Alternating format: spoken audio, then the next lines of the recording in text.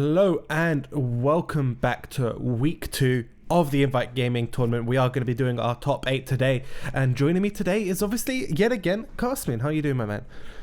I am doing pretty great as well. I am always prepared with pen and paper. You do need to take notes of some plays because we had some great plays last week and I cannot wait for the players today. Of course, we have already known names, people like Frost from Team Haze, we have Brechet Kata from TMM, we have Fresh Lobster, which is the current star of the German show, and we have some new players as well. We have, I think, Dark Soul, we have Stefano, we have people from all over the place, and I'm curious how it is going to develop.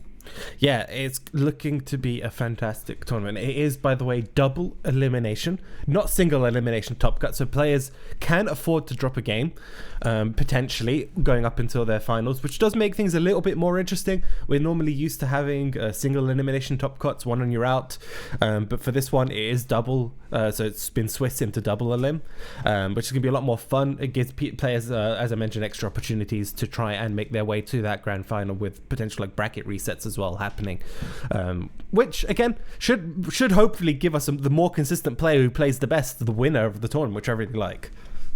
Yeah, and it's also nice because the seasonal is coming. This Top Cut had the twist of rules that if you won into the Swiss rounds in Top Cut, you can switch decks. So if you have decks to practice, it's not going to be single elim, it's double elim. You get to practice more your deck. If you drop once, you can still make your way through the lower bracket, or can still try your deck one more time. Yeah, for sure. Is there any, I know you mentioned all the player lists, is there any player you want to predict to make it to the grand final here, from considering performances in other tournaments that we've seen recently? It's so hard. I mean, obviously you have, as I mentioned, you have Brechet Kata, you have Fresh Lobster, which are known to do consistently good in games. We also have Fini from Team Sultans, which is going to be quite a pleasant surprise. We do need to mention Frost from Team Hazel. It's hard to choose. And it's hard for me to not be biased when Brechet Kata is playing. Yeah. And we do actually have our top 8 matches now actually set up for you guys to go. We've got Timmy versus Brechet Kata, Stefano versus Cartonog, Finny versus Fresh Lobster, and Dark Soul versus Frost.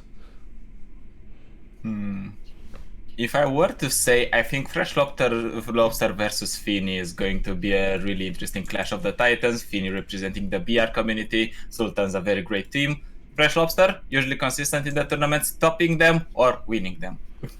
So is there any particular match there that you wish to watch out of all of this? Because I haven't actually set up a single predicted one, because the rounds actually just went live like 2 seconds ago. So hopefully we get to see that. I would go for Fresh Lobster versus Fini if it were me. You want to go Fresh Lobster versus Fini? Sure, we can do that.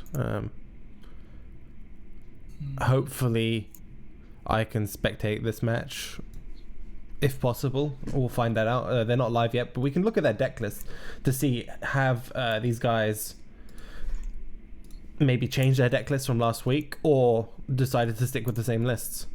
So I can grab up Fresh Lobsters. Just having a look through it right now, and he has brought a bunch of private decks.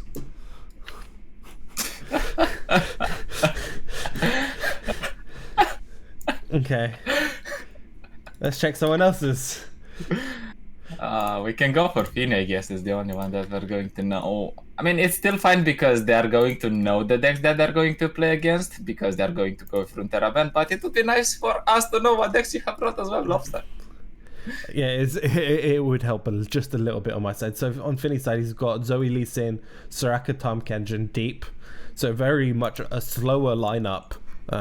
Maybe trying to target more aggressive lineups potentially with this list, especially with the Soraka Tom Kenshin there. It will probably force out a number of bans from the more aggressive lists.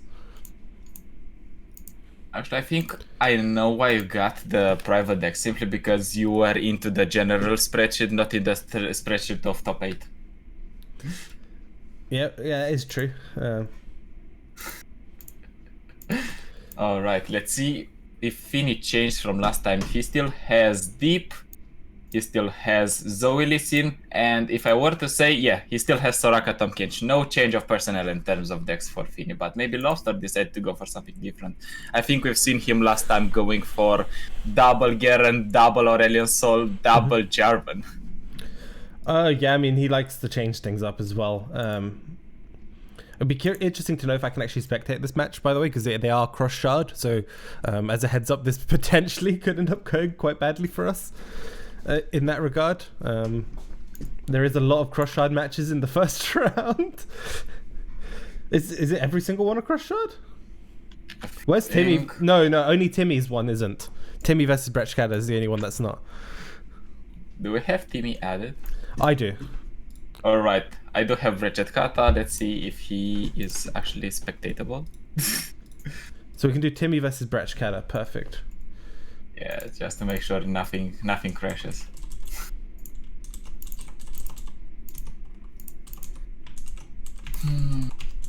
And theoretically, we should have more pairings in the next round with the same regions, hopefully. Because half of them should be knocked out. So it might help a little bit. Even if that happens, I think the issue is going to be, are we able to spectate cross-shard over other regions? Yeah, I have no idea. So we just have to hope all the EU guys win, right? So we're rooting for Lobster and Dark Soul and Kartanag so that we can spectate. Right, I'm looking at Bretchkada's list in the meantime, and he brought something that he was currently testing in other tournaments as well. He has Thresh Nasus, he has Shen, Jarvan, and Maokai Nautilus. And Jarvan is actually picking up interest in this Demacia Ionia decks. Why do you think this is happening? Is it because Fiora is not really looking that great anymore? Does Jarvan bring something special to the table? This is the thing. I think it's just the fact that Fiora is a lot weaker, right? That's it, literally, yeah. I feel like if Fiora was stronger, you'd just go back to Fiora, because Jarvan, I don't think, is a suitable replacement. He offers a completely different sort of condition to the deck to winning, becoming way more mid-range focused rather than having that secondary win kind of like the Fiora with the early game removal lets you stabilize a little bit more, as opposed to Jarvan comes online a lot later. Sometimes you don't even have a choice in him coming out. If you decide to attack, that 6 mana just gone, right? If you're floating 6 and you want to attack but not play Jarvan, maybe float some spells or something, you can't attack sometimes as well.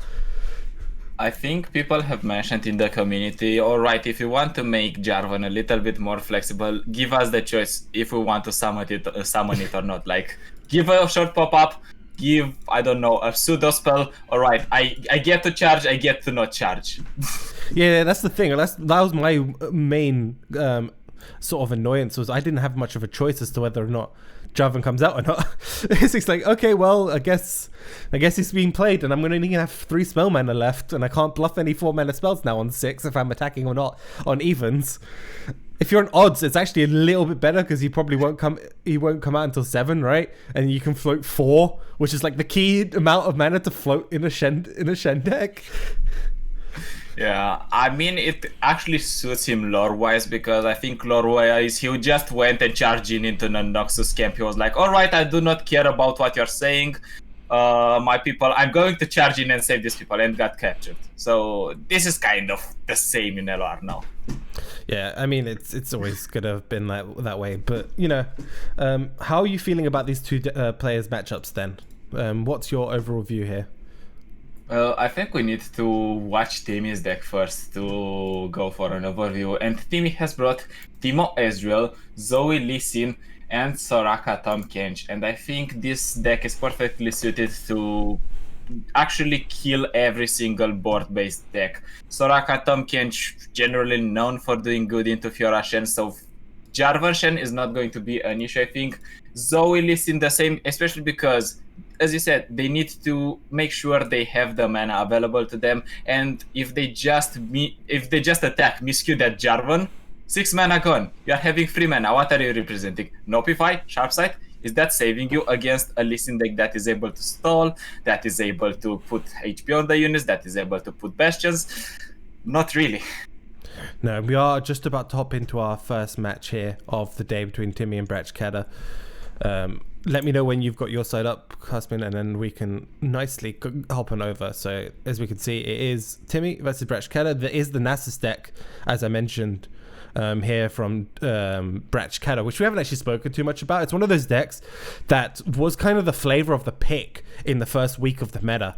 Different people trying out different variations and ended up settling on more of a Thresh and Ashes list, similar to like an Endure list, in the sense that the win con kind of works the same, where you play a big unit and then you kind of play Atrocity. However, never really saw this deck fully take off. What are your thoughts on this, bringing this to a tournament? If we're talking about the Thresh Nessus, I think it's good because it has that combo-ish type of thing. You do not really need to go aggressive, you know? It's simply you can just go curve out if you are given that curve, but if your units die, if you get good trades, your Nessus is growing and growing, and at some point they are going to not have a chance. Unless you're facing Targon, I think this list is a pretty good shot in the current meta. Aggro shouldn't be an issue for you because of the amount of pressure that you can put yourself or the amount of blockers that you can spit out from your own hand. That is true. Again, though, it's up against this Ezreal deck, so the amount of slay targets actually kind of low, right? So you can't actually remove... There's not much opponent's units to remove outside of Peddlers and Teemos, so you're very much reliant on self-removal. But again, if you try to go for any type of self-removal at sort of like glimpses and stuff, you could end up just into an annoying spot where your units just get Mystic Shot or quite easily removed if you try to risk going for one of those lines. And then we now see double Peddler, and I think we're going to be able to have the hand of Bratchkata shortly because fortunately he got Spectate open. We can watch him, and sure. I am watching him. I'll get that ready for you guys in just a moment. Alright, in the meantime, let's look a bit at these trades because they are not really looking great for Timmy, I think. And I think Bratchkata, this is what you want. You want to get the spells out of your opponents, and the faster you get them out of your hand, they're going to run out of resources. Exor Foundry is just going to be another nail into their coffin, and I think because they're giving you a lot of options, a lot of versatility, and looking at this hand, if we manage to get this Thresh on the board, it's going to get really hard for Timmy unless he just flows the mana for the Thermal Beam. Yeah, that is true. I mean, we also have Timmy. I think Timmy's in an okay spot. What Timmy really needs is like just the Mystic Shots right now. The Thermo's okay, but he's got triple Mystic Shot in the deck. That's Static Shot would also be fantastic. Cards like that to just remove this board quite comfortably from Bratchkata.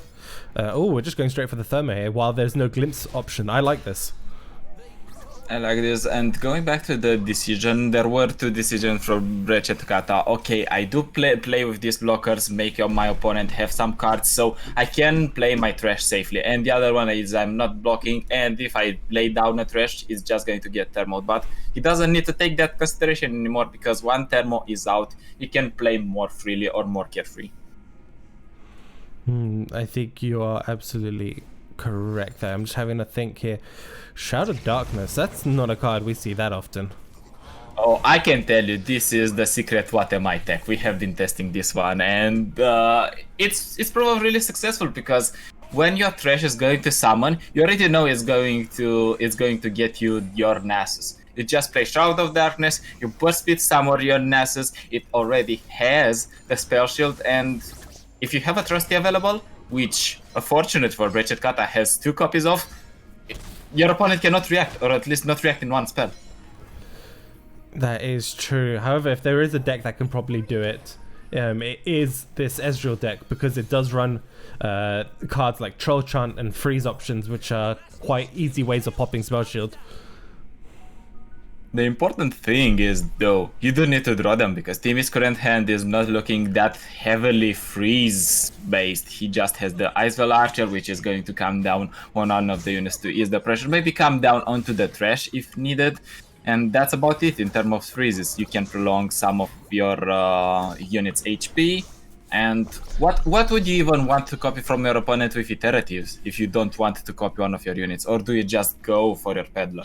I mean, this is a lot of mushrooms now going into the deck of Bratchkata. So, double Peddler on the board. We're going to see now that's going to be, 68 mushrooms that's going to go into the deck? Yeah, but while we do see this many mushrooms into his deck, Timmy didn't have the time to lay down this Hexcore Foundry, so the draw is not going to be able to kill Brechet Kata. Brechet Kata has already an established board. His opponent is on 8 HP. He might manage to get some Slay in order to level this Thresh, and that way get an Asus, get the things working out. That is true. I am now just thinking, what can Brechet Kata do? I mean, he's got a lot of self removal. Yeah, you can play. You can remove this Curse Keeper here with the Spirit Leech, generate a wide board. His hope basically is to not draw too many mushrooms right now. That is a lot of mushrooms.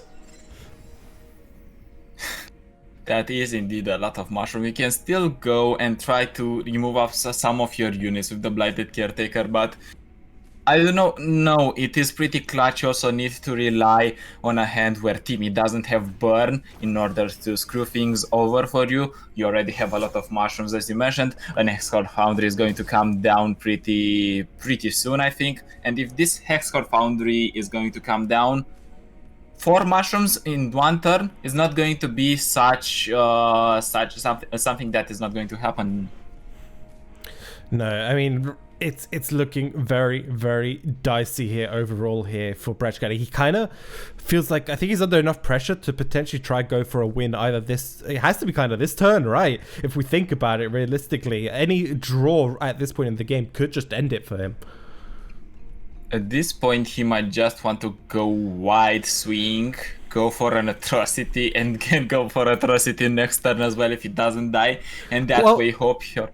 I'm thinking we iterative improvement Spirit Leech and just draw 2, maybe look for some cards, right? If you're Timmy, if we need to.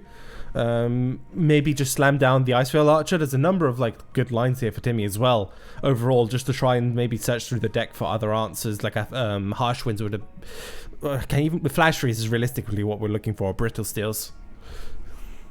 Yeah, and that line where we just copy the Spirit Leech might be better, simply because, as we highlighted, a lot of freezes in our deck. This is what our deck is about. Brechet Kata trying to go as wide as possible, trying to finish this game this turn. He doesn't have the time to play games anymore with so many shrooms. I think there should be now over 70 mushrooms in his deck.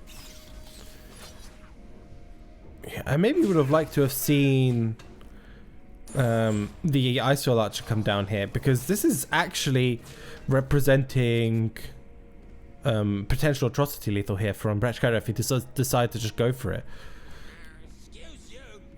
He doesn't have the mana currently, but next turn he just might be able to do it. Yeah. His opponent needs to play this Strong Chant here and is putting himself on 5.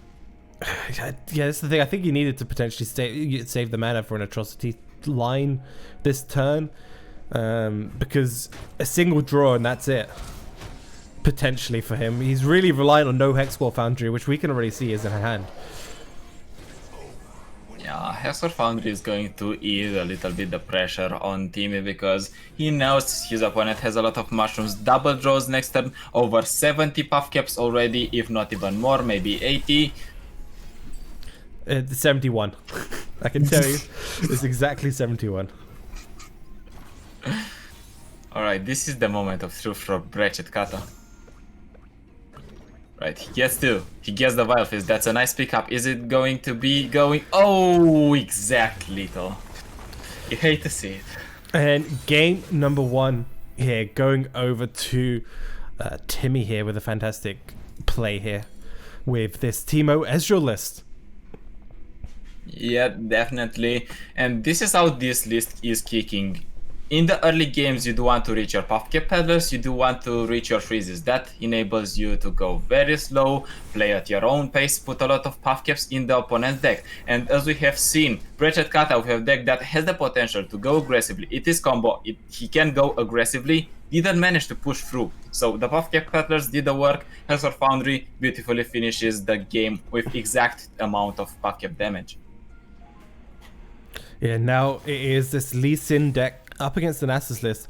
I feel like the Nasus list should be aggressive enough to put the Lee Sin under pressure. However, Timmy has a fantastic opening here with Mentor of the Stone, Sparklefly, and Lee Sin already all available for him. I think it's only Zoe that this hand is missing, and maybe a way to put Overwhelm our Lee Sin. Of course, we're talking about Zenith Blade. 3 mana, 1/2. It puts Overwhelm on your unit, and if you daybreak it, you get another one in hand. Yeah, the question now is, do we just go for the Mentor, or do we go for the Sparklefly? I don't mind Sparklefly here because you can block you don't even need to necessarily block much of this damage here. You can let most of it go through and just play Mentor and then rely on the lifesteal, because there isn't many removal options in the Thresh Nasus list to actually deal with the Sparklefly outside of like a Black Spear. But if nothing's dying, you can quite comfortably buff up that Sparklefly out of range. Yeah, unfortunately that's not going to be the case this turn. With so many attackers queued in, something is definitely going to die. We already have the 1/1 Ephemeral Sand Soldier, so Black Spear, it is something that can kill one of the two units. But what do you reckon is more important here, the Sparklefly or the Eye of the Dragon that is going to constantly give HP to our opponent? The Sparklefly, you can can't stop the attacks, whereas the two ones you have options like Glimpse and stuff from the Dragonlings. So it's a really tough decision to make. As you see, Kata really favoring the Eye of the Dragon instead over the Sparklefly, which is actually going to be a little bit of a problem now that we see this Mentor of the Stones come down. And he manages to get the Blighted Caretaker that in theory should be able to kill the Sparklefly, or it's going to still be able to kill the Sparklefly. If there's no Pale Cascade, that means both units are going to be alive, and you can even clear a bit of the pressure. Like clearing the 0/1, the 1/1 would be nice for you because you give your opponent less slay options or less value for Blighted Caretakers. Yeah, that is true. I mean, it is also very one of those things that you might not necessarily want to block if you're Bratchkata, right? By blocking this Mentor, you give a couple of gems over, which is also pretty crucial for if Lee Sin does come down on 5. Lee Sin can potentially come down on 5, and your deck does not run Vengeance, your deck doesn't run Ruination, it is Shadow-Eyes, but you are more oriented to tempoing your turns out and then clearing your opponent with a big Nasus. So only Atrocity in terms of, let's say, big removal if you have a big Nasus and you really want to clear a Lee Sin, and even then, denies are harsh. Yeah, I'm just looking through this Thresh Nest list. There's a single Route of Negation in the deck, so that's one of the key cards, I guess. If there's like a big stack that builds up later, trying to do some Atrocity lines or some type of Lee Sin kick line that you're trying to protect you from, that is a card that can be key in just trying to deny a whole stack worth of spells. But it is a one-off, so the odds of actually getting it are kind of low. Even if you're getting it, your opponent is playing double deny, if I remember correctly. Yes, it is double deny in the list that Timmy is bringing, so he should technically have the upper hand. Even if you play one deny, he should be even able to have double deny. Yeah, now this is a very tough position here for Bratchkata. As you can see, he's got double Nasus in hand, Bright Cat. Nothing really that stops the Lee Sin out of just glimpsing your own units. And at this point, you might just want to glimpse your own unit in order to find more draw, find more pressure. But this Lee Sin is going to be able to remove units on every turn consistently, because we can simply proc it with the gems, we can simply proc it with the Overwhelm, which we have plenty of spells. We're talking about Zenith Blade. And even this Sparklefly is so menacing because it is not going to be able to heal us at least for 5 every single turn, but it's also going to push 5 damage on ourselves every single turn. Okay, so Timmy, just playing it the slightly slower route, doesn't go for the Zenith Blade or even the gems on the Lee Sin, decides to, okay, I'm going to float for this deny. Although, realistically, I'm trying to figure out what are we denying here outside of glimpses and stuff like that. Black Spear is your unit's out of range of a Black Spear. It would have to be Black Spear plus something else, potentially. I think just the beauty of holding the mana up and saying, alright, I do have an answer if you ever decide to screw me over, play something really interesting, but that's not going to be the case because Bratchkata doesn't have any spells that can deal damage. The box is not going to be useful because it's going to only target units that are summoned in the specific turn. That turn, Lee Sin would most likely not going to be able to die. Yeah, also another interesting thing to know is by floating that mana from Timmy, he basically says to Bratchkata, look, you want to play this Nasus, or if you've got one, do you really want to risk it, essentially? Yeah, definitely. We do not have any of our copies of Hush. We are playing 2 copies of Hush if we're talking about Timmy. None is in the hand. It's not going to be really relevant, I think, because this Lee Sin, with the amount of spells that we already have in hand, should be able to finish the game, no problemo. We have another Lee Sin already, and we also have a Sonic Wave that is going to represent double spell. This is quite a lot of damage that this Lee Sin is going to be able to output next turn. Yeah, and I don't think there's literally any counter outside of glimpses in this Nasus deck. Timmy is in a very, very comfortable position, even if he does take this big attack here. Yeah, exactly. He just has the potential to finish the game, and that deny is going to be able to be queued into the Glimpse Beyond, because that is one way that you can remove the pressure on you, but at the same time, your opponent can just play another spell and have exact little anyways because of the overwhelm on the Lee Sin and because of the damage that your Sparkle Fly can already output. It's going to be little no matter what with the hand that Wretched Kata currently is holding. Yeah, there's just so much damage. It does even have enough to just to give Sparkle Fly nearly 12 yeah, this is most likely game over here for Wretched Kata, unfortunately.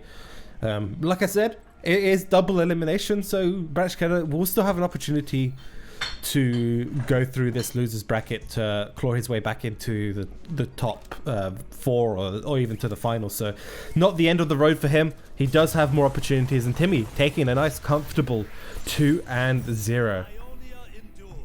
Definitely, and I think you prepare something special for this stream, and you can tell people about the replay mechanic, because I think it's actually pretty cool. I mean, they'll see it when they see it. Don't worry about it. They'll see it when they see it. I haven't had a good opportunity yet to utilize it, so people will see it whenever it's ready. Let's see if we can hop into another match. I'm not sure who is still playing. You'll have to give me a couple minutes, if possible, to sort this out. But I think something that you already noticed in this tournament is the pace that the games are going, because everything is happening really, really fast. I think we have seen games or even rounds that ended up 2-0 or 2-1 in 20 minutes or less. That is how fast the meta has become, or that is how skilled the players are, because they do know the optimal line, the best lines for their decks. They do not have that much thinking to undergo. Yeah, for sure. Let me see if I can spectate anyone else for you in the meantime. Nope. Cannot spectate. Cannot spectate. Okay. Let's see if I can grab anyone. It seems like no one is around. Let me try myself. I think they've got spectate disabled potentially. I can't see any of them. Which is the players that are currently playing, I think, cannot be. The players that are currently playing have finished, most likely. No, it just says cannot spectate. They're in game, but I can't see them. We actually have Fresh Lobster. Yeah, I can grab his stream. That's like. We can actually even spectate him. Yeah, I mean, I can just grab his stream because it's nicer that way. People can see Lobster and his brilliant mustache, which we don't get to see as often. I think, who was it? Saucy Mailman was doing a tier list in terms of bearded champions, and Lobster was said that there wasn't any Brom there. But for your knowledge, guys, Brom doesn't have a beard, he only has a mustache. There we go. And it is Fizz TF here, brought by Fresh Lobster. Fizz TF is making quite the appearance in the meta, and I think it is still good despite the TF nerf, because they can still manage to output that insane draw power. Of course, the Burble Fishes are not that big anymore, but you still have some crazy turns until you reach the Burble Fishes. I remember practicing TF Fizz into Zoe Lee with Broken Ball in this weekend, and we even get to play each other, but I just banned because TF Fizz is still strong. Yeah, and as we just saw there, we just tuned in to Fresh Lobster taking the win here quite comfortably, using the vulnerable effect from Trump of the Waters to just pull away the Abyssal Eye to allow for his Fizz to hit for the last 2 little bits of damage, making it a nice, comfortable win here. Because we already saw that was wait, that's only 1-0 here for Fresh Lobster. We might have a game on our hands. All right, we might have a game on our hands. We have been speaking about how fast the games are currently going, but it is Fresh Lobster. It is a player known that wants to think his turns, think thoroughly, think more times, act once, as they say. He's updating his emotes mid challenge just to update it. He's like, this is the true meta, right? I'm watching it right now. He's like, everyone talks about the emote tier list. This is what you really do. You update it based on your opponent, so you can full BM if you need to. I mean, I doubt he's doing that, but that's what you really need to do. Especially in tournaments. Knowing him, I think he wants to be more on the reactive side. Like he's thinking, all right, I might want to BM, but what if my opponent has the counter BM? So I wait for my opponent to BM him, and then I snap Q the counter emote.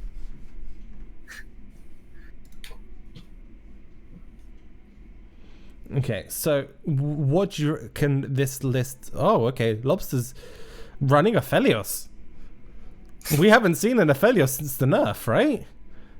I think it's only Ketasis that I have seen playing Aphelios in Aphelios Demacia, and he actually managed to go XO in last week's OLS in the Swiss rounds. Okay, that's very interesting to know about. Ketasis, though, has a habit of playing decks that should have been dead a long time ago and playing them again, right? And he also has a habit of performing with said decks, so yeah, that is maybe also he's true. not the best example to give to people. Like, he's playing Ezreal Karma and he's having fun with it and winning games, so yeah, it's not a bad example. Yeah, that's what I meant. That's literally the tech that I meant. He's still playing against Karma quite comfortably. Deep, though, seeing a little bit of a resurgence here this week. We didn't see it too much last week. Even throughout a lot of these players. So what made you think why do you think a lot of these players might have switched to bringing Deep? I think the main thing that makes people switch to Deep is they do have the second win con. Like before, when we didn't have 6 scare up, it was very hard to reach the Maokai win condition while pushing for the big board win condition. Now, with the addition of 3 scare up, you can go deep even faster. I think I've seen Brechet Kata go even deep on 4, but usually go on 5, 6, I think you are available to go deep. So you still have the Maokai condition, win condition available, added to the big boys sea monsters.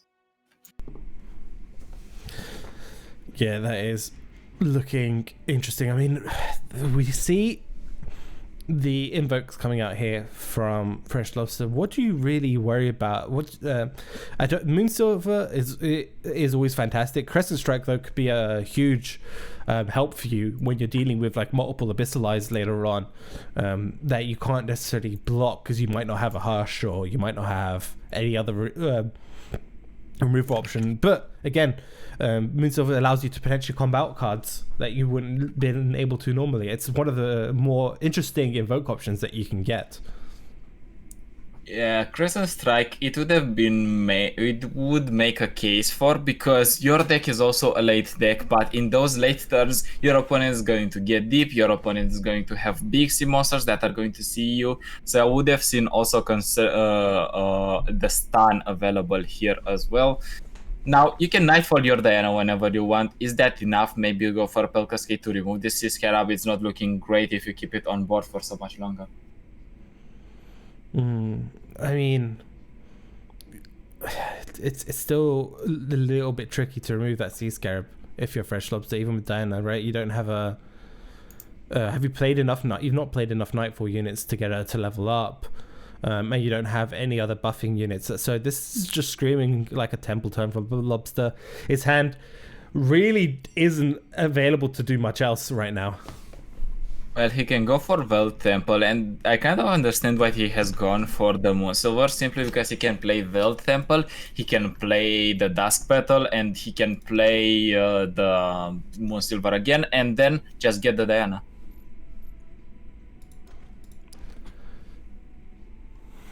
So what do you reckon is... Do you think this is a favorable matchup for Deep?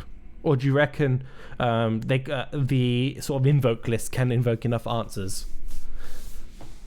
I think it is very, very, very draw dependent, because if you manage to get deep fast, you are going to hit your opponent with constant pressure. The invokes are not going to be able to give you enough breathing room. You need to first cheese some of your stuns in order to stop the pressure, and it's even harder because you are playing Aphelios, you are not playing Zoe. So getting the super cool star charge from Zoe to hit some of the stuns is going to be even harder. Now, I would say deep is favored here.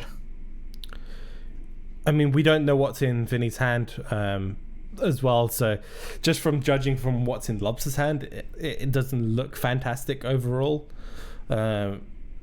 This Diana's going to have to put in a lot of work and be able to grow big enough with Temple if we can get it later on. Maybe we even commit like Pales and stuff later on to get the buffs, but still, we've got that 3-1 just sitting on the board. That's actually going to be a bit of a problem.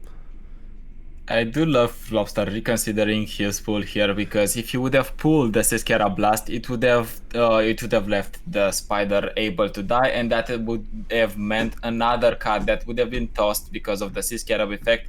When he sees allies that die, he is going to toss one. When he dies, he's going to toss one, minimizing the toss for the opponent. Good heads up play from Lobster.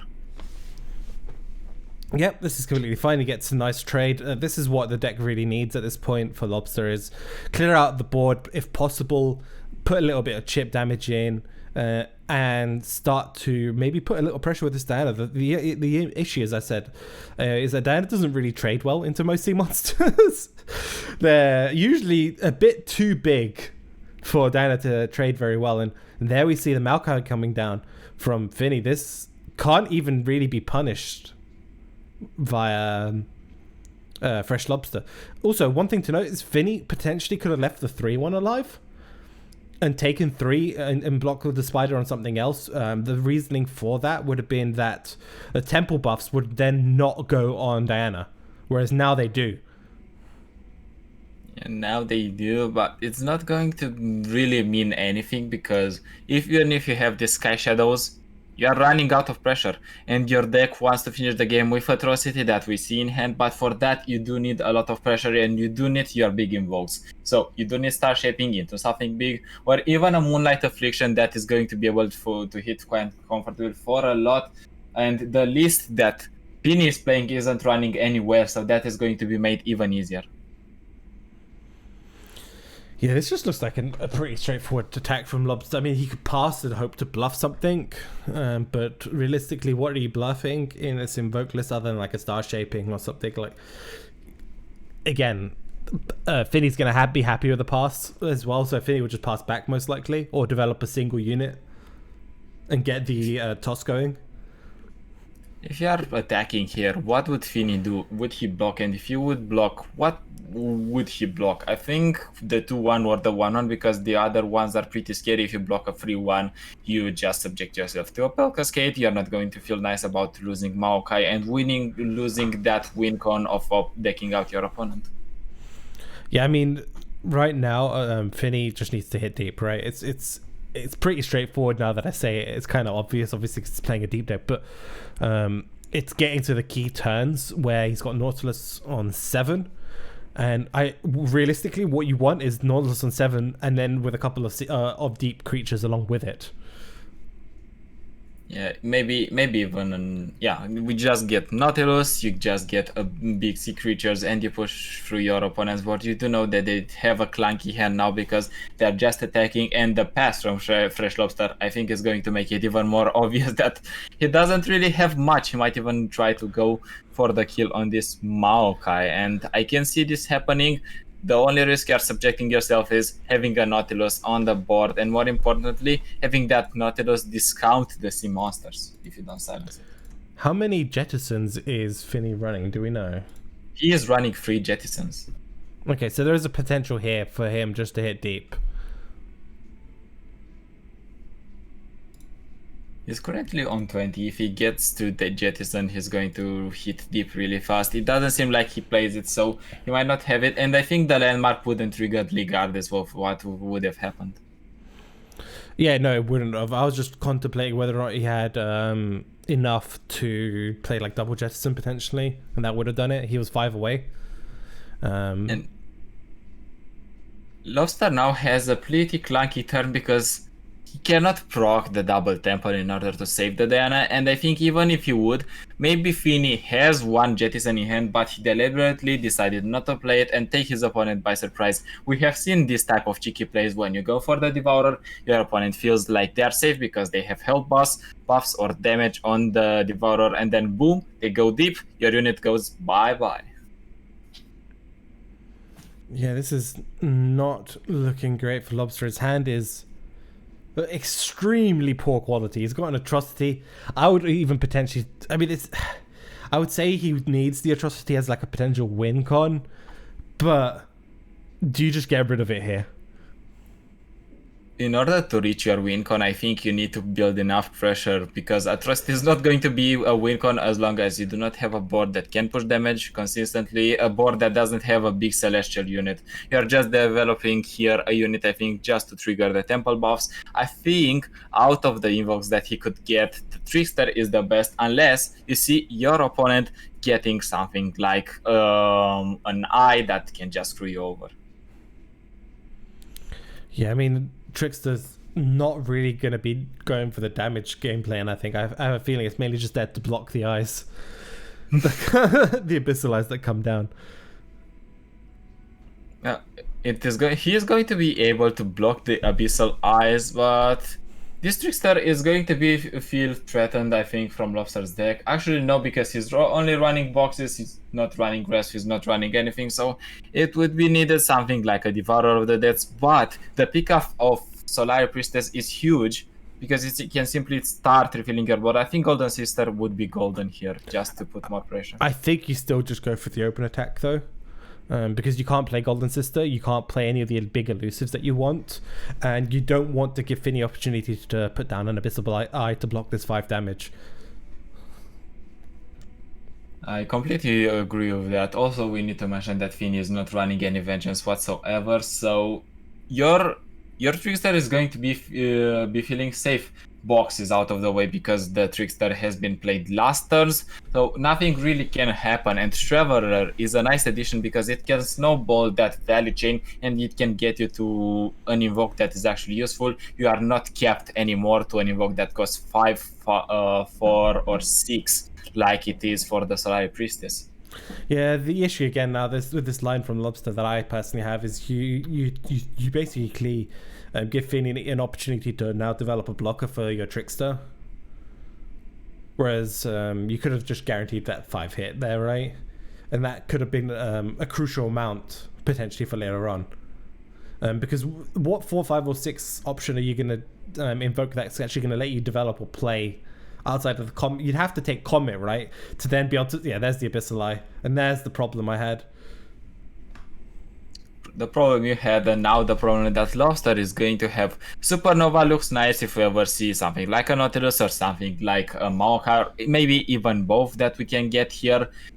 Written in the Stars is quite good because we can get to our champions and try winning that way, but Diana is not going to be able to trade favorably into anything because she's quite relatively small compared to the big sea monsters that Finn is going to have. Aphelios is not going to be able to be procced to begin with, because you do not have quite many cards in your hand to proc the Nightfall. No, you just don't play Written in the Stars this turn, right? You just play it next turn and you've triggered Nightfall, right? Yeah, I think that is the consideration that Lobster is going for here. He wants that trades, or at least get some value out of the Aphelios, because I think you pick here Stun if you are given the option. That is if you get Aphelios, right? There's still potential. You just get another Diana, which you then can use to pull the Abyssal Eye, but that's still not going to be enough to hit through. It is the moment of truth, though. Let's see what Lobster manages to get from his treasure trove. It is going to be a Diana. We have seen quite a few, and it is a Diana. And you can see from the reaction of Lobster, he is not happy at all to see this one. No, not at all. He can remove the Dead Bloom Wanderer, though, which I guess is like the consolation prize for him. He's like, yeah, you didn't get the cards you wanted. However, you can remove this nice little 3-2 here. is the nice little 3-2 the only issue that the Lobster is dealing with? I think he has bigger and bigger problems, and those problems are named Devour of the Deaths and Abyssal Eye, which are going to be able to hit, and you need to block. You're not going to feel comfortable about it, but this is life sometimes. Yeah, that is true. Luckily, Diana is obviously leveled up, which means we can trigger that effect every turn to give her the extra attack. If only Lobs had another Nightfall card in the hand, he could remove the Abyssal Eye, but doesn't have that, unfortunately. Do we still attack with the Trickster here while there's no other like weird combat tricks potentially? On 3 mana, there is no combat trick that is going to be able to save Fini from blocking with this 6/6. It's only Jettison, Vile Fist that are in the range of spells that can be played here, and none of them are doing much. So I think you just block comfortably with the Abyssal Eye, and that's about it. You might want, if you're Lobster, to preserve this 7/3 for an Atrocity Little, because your opponent is not going to be able to play boxes anymore, and that's it. How many atrocities do we even still have left in this deck? If you're talking about Lobster, it's only one. He discarded on one already. He's playing 2 overall in the deck. Yeah, that's what I was worried about. And also, by the way, that by removing the 7/3 for yourself, Diana now gets the buffs from the temple, which will allow you to get the nice quick attack trades potentially in the future. And there's a second Devour of the Depths coming out of the landmark. Ooh, wow. That is fantastic. Lobster gets probably one of the better cards he could have asked for there in Star Shaping. The question is, will he have enough mana to play anything after he's invoked? And the answer is most likely no, because he needs another card to trigger those 2 temples. Yeah, he needs another card to trigger those 2 temples, but I think you still go for your Star Shaping this turn, or you go for it after your opponent attacks. They must recognize that they are the pressure deck now. If we're talking about Fini, they do need to attack, and that gives Lobster also the consolation prize of healing out of this Star Shaping after the attack is going to be done with. Are we actually just going to take 13? Yeah, I was about to say, are we just taking 13 here? I think Lobster needs to keep Diana alive. That's kind of like, right now, Diana's, outside of anything being invoked, Diana's kind of his only hope. And you also need to hit a good invoke, because I think I have seen Jason Floran this morning playing, and he actually, it was Charman that got only removals here in his hand in terms of invokes from the Star Shaping, and you obviously want to reach something like an Immortal Fire, something like a Great Beyond, something that can bypass your opponent, because they're not going to have infinite Abyssal Eyes. No, they're not. However, they can have plenty of them, right? Because they have Joel Hunters in the deck that could generate it, for all we know. Other landmarks, we've seen one of them tossed, though. That could have potentially generated more. It's kind of like the fun part about Deep is that you could just keep making more Deep units that aren't in your deck, because you have so many other units, a number of other cards that just generate more of them. Yes, definitely. Currently, Lobster has bigger issues in terms of what is going to come next, because right now there is 8 damage that is coming to his face after he has been blocking. He decides to keep the Diana alive because this temple might be able to grow her enough in order to try and remove some of the units on the board. We need something like a Nightfall card though for that to happen.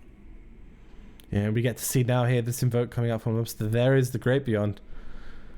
That is the card everyone loathes and loves at the same time. It's just an 8/8 elusive. How many invokes have we got? Was that 4? Yeah, it is 4. So currently we have enough damage. Even if there is a Vile Fist in Fini's deck, I think we have seen one being played already. So even if there is another one in his hand, this Great Beyond is going to be able to seal the deal. Unless there is Vile Fist plus Atrocity that is going to be able to clear the Great Beyond. That is going to be another different story. Yeah, I think Lobster is in a pretty much single-focused game plan right now. Wait a second. Does he have to? No, that's not enough mana. It was so close. Even if he had enough mana, I don't think it would matter, right? If there's an Abyssal Eye, yeah, it would matter, right? Not anymore.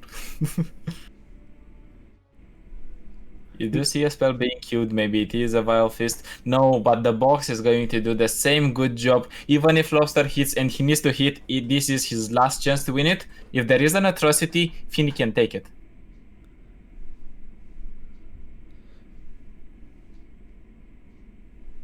Oh, Nautilus's Riptide. That also achieves the same thing here. Throws it in back into the deck for Fresh Lobster, which again is a huge tempo loss for him. The Nautilus being shuffled in for Finn is completely fine, and that should just spell the end of this match here for Fresh Lobster, unless he can realistically find some other invoke that allows him to survive this next attack, which is very unlikely.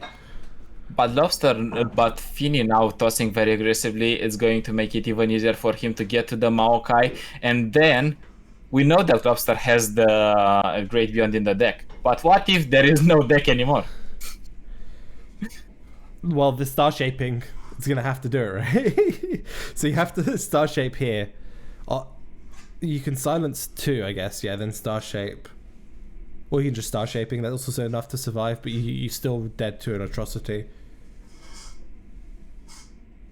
So if we're going for the star shaping, we are going to still be able to be alive. If we go for the silence, it's not going to do much because this Nautilus is big. It's not going to matter if other units are going to get decreased in terms of attack.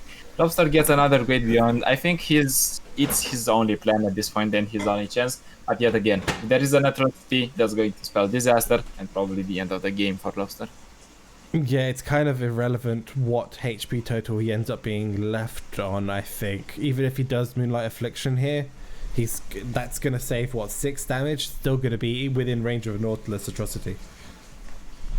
So the answer here is you do not simply play around the Atrocity.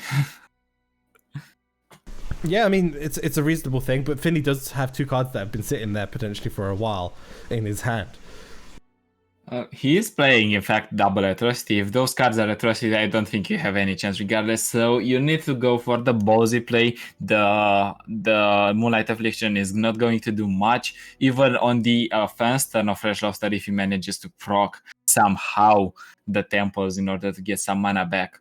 Because he simply has too many blockers, so that might be it. Yeah, I think as long as Finny has Atrocity, as you mentioned, it's going to seal the deal here. Lobster just thinking about all his other potential options, but he again, as we mentioned, he just can't play around Atrocity. At this point, he's just, well, if they have Atrocity, they have it. There's nothing I can realistically draw in Lobster's deck really either, if you look through it, that can actually stop an Atrocity either. Yeah, we are going for the usual game plan. If they have it, they have it. It's not the nicest, but it is what Lobster is currently presented with. It's also known as the NA game plan. Yeah, the NA game plan is strong with this one, but it's not going to be enough. And Finny manages to tie it down 1-1, and we are still going to have one more game in the first round on our hands. Yeah, for sure. It's looking pretty good overall here for Finny now. Taking that win against this Invoke list. Also, one mention before going into the next round on Lobster's side, because he is only being left with this Atrocity Invoke deck, has been banned none other than Zoe Vi, which is an interesting list. I think Rubin Zoo made this list popular. I've seen it around, but I've seen the list, but I've not actually seen how it plays out in matches and what its matchup spread is like. Definitely. And now only Soraka Tom Kench is going to be able to stand in the way of this Atrocity Invoke list. It is Targon versus Targon, but do you think that the SI Invoke should have the upper hand? I think they have the superior late game and they get to those stages comfortably. They do not really need to play much in the early game. No, they don't. And Finny here, obviously playing, that's the Soraka Tom, I believe, if I remember correctly. Yeah, it is Soraka Tom Ken. So Lobster should theoretically be favored in this matchup. If you just keep invoking essentially obliterate cards, you're in a fantastic spot. And he is also being given the opportunity to invoke those because he has double Solari Priestess, and even more important, he might be able to do with this Soraka. I think you might want to queue in this Sunburst here because your opponent doesn't have enough mana to play their only Bastion, if they have a Bastion to begin with, but it's going to be interesting. Maybe he is keeping it for a Tahm Kench because we do know Tahm Kench avenges with a body, and it's pretty annoying to deal with it. Yeah, I'm just having a look through at some of the other results that have been coming through. Stefano did beat Cottonarg to make himself into round 2 here in the top 8. So it'll be Stefano versus Timmy. Frost beat Dark Soul. The last match here of the top 8 here is this one, basically. The engine is ongoing now because we do see the Tahm Kench, we do see the Soraka. Tahm Kench is not going to stay here along. He is not welcome to eat this meal. Yeah, and this is like the problem. Things like this Starburst, there's so much, the comets, so many very useful tools here for Fresh Lobster to just remove all the annoyance of Soraka Tahm, which is why I feel like it should be heavily favored for him here. Yeah, and his opponent doesn't even have the Star Spring, which is one of the crucial cards in this game. He had 2 of the 3 cards that resemble the Holy Trinity of Soraka Tahm Kench, that is Star Spring, Tahm Kench, and Soraka, of course. Yeah, and if any of those really get removed, if Star Spring gets removed, again, this deck from Vinny doesn't have the damage output to really put an Invoke deck under pressure, really, against decks that have cards like Star Shaping, other Fangs, loads of lifesteal options. You're not going to put Fresh Lobster under like a life pressure, really, at any point. So you're kind of hoping Star Spring sits on the board and wins, but again, that doesn't work either because comets and stuff just remove it, so you don't win by a Star Spring. So it makes it a very, very tough matchup overall for Soraka Tahm Kench. And it shows that Fresh Lobster recognized this on the banning phase and just like, yeah, worst case, I've got the Soraka Tahm Kench I can prey on. Yeah, definitely. What we do need to mention, because you said that Lobster is not going to feel threatened, is that Soraka Tahm Kench, if they do not get the Star Spring, they can actually go really wide and start outputting the pressure on your opponent. But in this case, when there is a lot of healing options for Fresh Lobster, a lot of lifesteal units as well, it's not going to feel that uncomfortable for him to deal with everything that we're seeing here. And we even go for the Cosmic Inspirations. How do you feel about that over like the Equinox and the Silence? I think he's simply wanting to say to his opponent, all right, you do want to get some jump blockers, you do want to then heal them back, but what if Pioneers cannot be killed, or your units are going to get killed if you are going to kill them? Yeah, there is an option here for Pale Cascade to be able to play the Inspirations on the next turn. Potentially, if we wanted to go for that, the skipping block also achieves kind of the same thing because you float 2. So I don't mind either line from Lobster. What you really need is just to start removing units. The problem is obviously with things like Comet is you really want a Temple on board, because Comet is just a high mana spell along with all the other obliterates in the invokes. They're very costly spells to play. There is either 9 mana or 6 mana.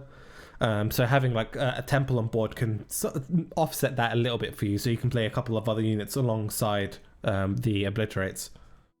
Well, that is still not available to Fresh Lobster. I think he's doing a great job just waiting for the Star Spring to pop up. And even if Star Spring is going to be on the board, you do not really need to queue up the Comet right at that instant, because then they are going to be able to play another one and it's going to get finicky. But if you kill the Star Spring just when the time is right and just when it's about to level, that's another different story.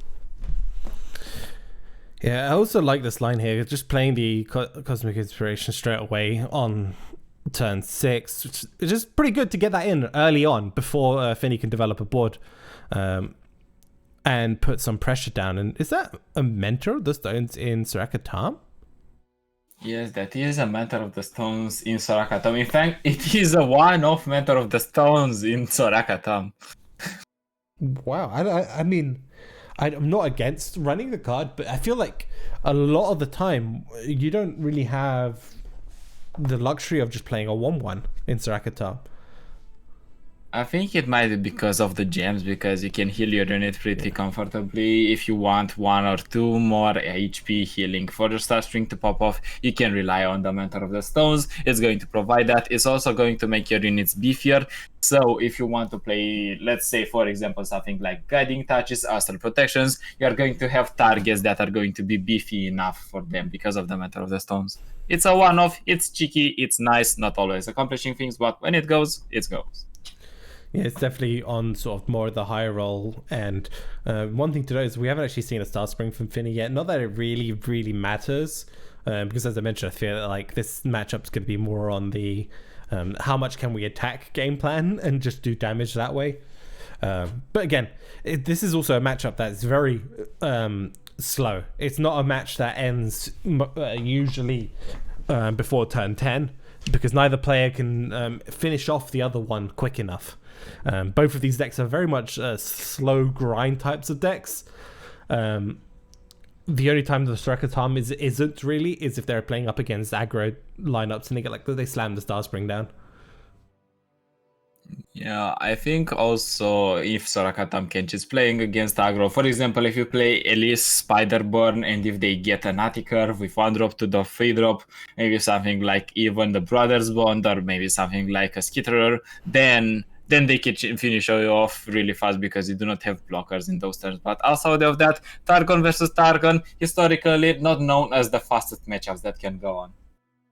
Yeah, I mean, it's some of the slowest in Runeterra, which also leads itself to the sort of the more interesting turns as well, where players have to really navigate each turn as effectively as possible, because they have Targon is one of those regions that in general provides you with lots of options throughout the entire game, whether it invokes, whether you're card playing, whether you're playing Temple in terms of ordering your cards and what buffs you want to see or what menu you want to get the mana resources back. There's a lot of thinking and turn ordering that can actually impact the outcome of games potentially.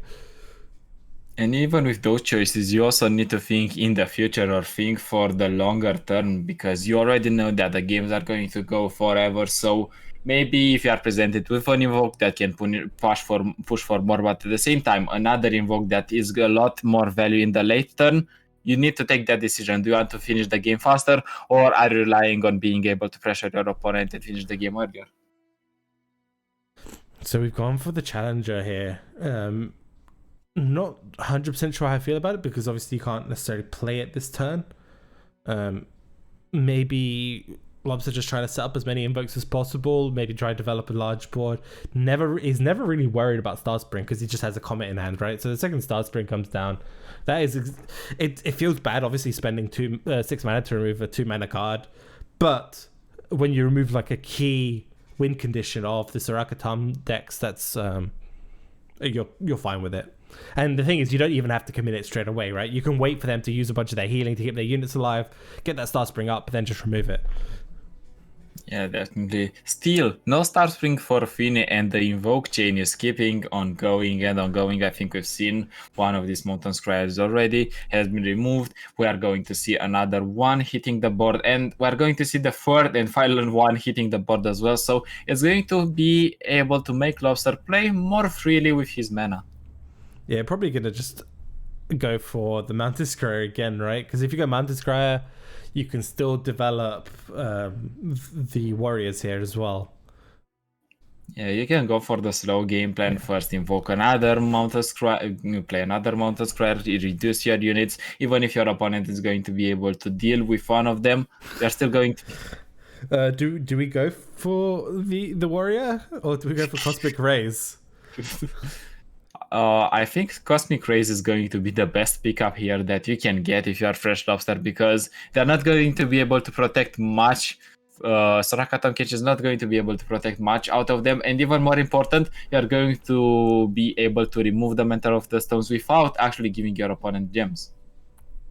Yeah, I mean, right now Lobster doesn't necessarily need to even commit to the board. as you mentioned, because we got the Cosmic Rays, we can pass. We've also got the Comet, which only costs 4 for you this turn, so we can keep passing. And you're also not dying to the open attack. The only downside is that we throw away a Hush. If that Hush would have been able to stick in our hand, we actually could have been able to remove this Soraka, because we would have gone Hush, then we would have gone for the Cosmic Rays, and that way, no board whatsoever for Finny. Maybe he could have decided to play this Dusk Petal in his hand just to not be able to overdraw. Was a potential, but obviously I think Fresh Lobster really wanted just to be able to have 4 mana. In the end, even though we did throw away the Hush, I don't think it is going to matter too much here.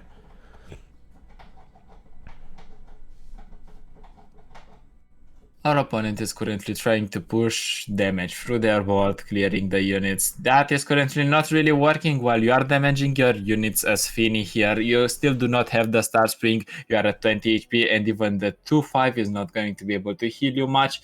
So there is no current game plan for him outside than hit, and hope that that pressure is enough. But against Invoke, that are usually running the game really late, that's not going to be an issue, because if they're running the game late, they have the tools to do so. Yeah, Lobster honestly could just hit pass here, play Cosmic Rays, and sit quite comfortably, to be fair. His mountain squares are not dying anyways, just one of them is dying. If you are not acting here, you have the potential to keep one of them alive. If, however, you are acting here, and let's say, for example, you are putting the Pel Cascade on one, you might see Hush and Pel Cascade from your opponent's side, and then you don't lose only one mountain square, you lose both. I mean, that could also be fine, right? To just get Finny to maybe commit a little bit more from his hand before you play Cosmic Rays. But again, we don't even need to play Cosmic Rays just yet. We can just play double Challenger here, and double Warrior here, and be completely fine. They're 7/7s. They have to be answered somehow, and the only real ways is Hushes and Astral Protections. Yeah, and Hushes and Astral Protections that are not taking place while Star Spring is on the board are not really meaningful. Speaking of the devil, Star Spring is hitting the board, and you might want to remove it now rather than later. We have been speaking about maybe Lobster wants to keep it on the board and just kill it whenever it is about to level up, but he can just go for the Cosmic Rays and just render the Star Spring not being able to heal that many units. Yeah, I think he's just saying, okay, I'm going to play the Lunari Dustbringer, just hopefully see if Finny develops a little bit more. Obviously not going to see that. The only, how many Bastions are in Finny's deck? There is only one Bastion in Finny's deck. Okay, the Bastion could protect 2 units, right? Technically, it can. So the Bastion buffs it up +1/+1 and survives as well. So Pale Cascade plus Bastions could be used in conjunction with each other to save multiple units from Finny from Cosmic Rays. That's like the only concern here, I think, for Lobster. Yeah, but even in that scenario, you might want to go for the Cosmic Rays this turn, because you're clearing your opponent's board, and they do need to play units if they want to be able to stay alive. Because otherwise, you're just letting their units grow and grow through the Star Spring. They can pick up their blocks. You're not going to feel great about that. Or we just slide down double Warriors, which is also fantastic. I mean, it's completely fine here for Lobster, right? He gets to slam these down, gets to just take control in the attack here, and that will force out cards like Astral Protection, as I mentioned. And that discard on the Hush might not be that big for Lobster, because he can now play mind games with his opponent's mind, simply because he's not running only 2 Hushes as usual Targon list run, but 3. So he might say to his opponent, all right, I'm fine with discarding anything because I might just have a Hush. His opponent doesn't know, of course, his hand, so he needs to take that into consideration. I mean, you could also start off the turn here with Cosmic Rays, which will remove most of the board.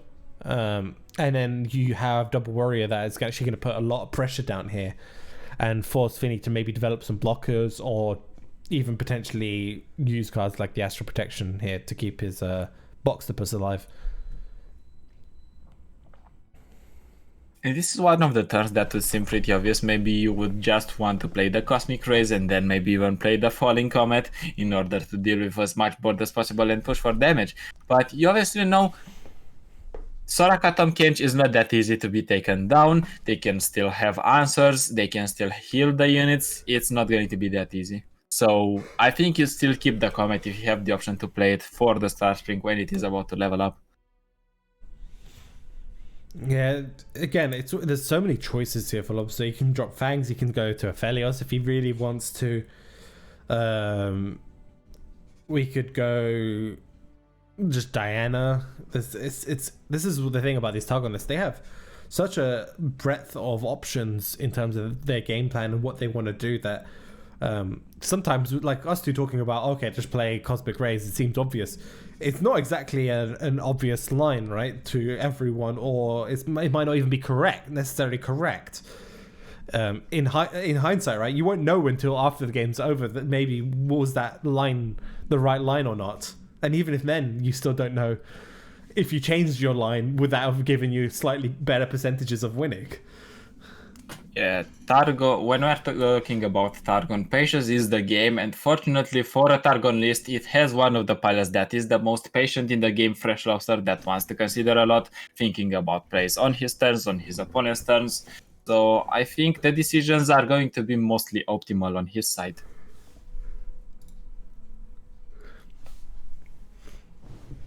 Now, we're going for the Gravitum here. What I like as well about the Gravitum line is obviously Cosmic Rays will not remove the Boxtopus. If we're still on that line here from Lobster, we can play now Cosmic Rays and then try and go for a massive swing, which is I really like this line. Yeah, Cosmic Rays now is going to be able to swing for a lot, and you might even think if you are Finny here that your opponent has Atrocity and is trying to push for as much as possible. Then again, you might just take this Cosmic Rays and Finny can do something really cheeky, for example, hushing his own unit that has been stunned and blocking if he needs to and he feels threatened. I mean, that's completely fine though for Lobster. Lobster would be happy to see that.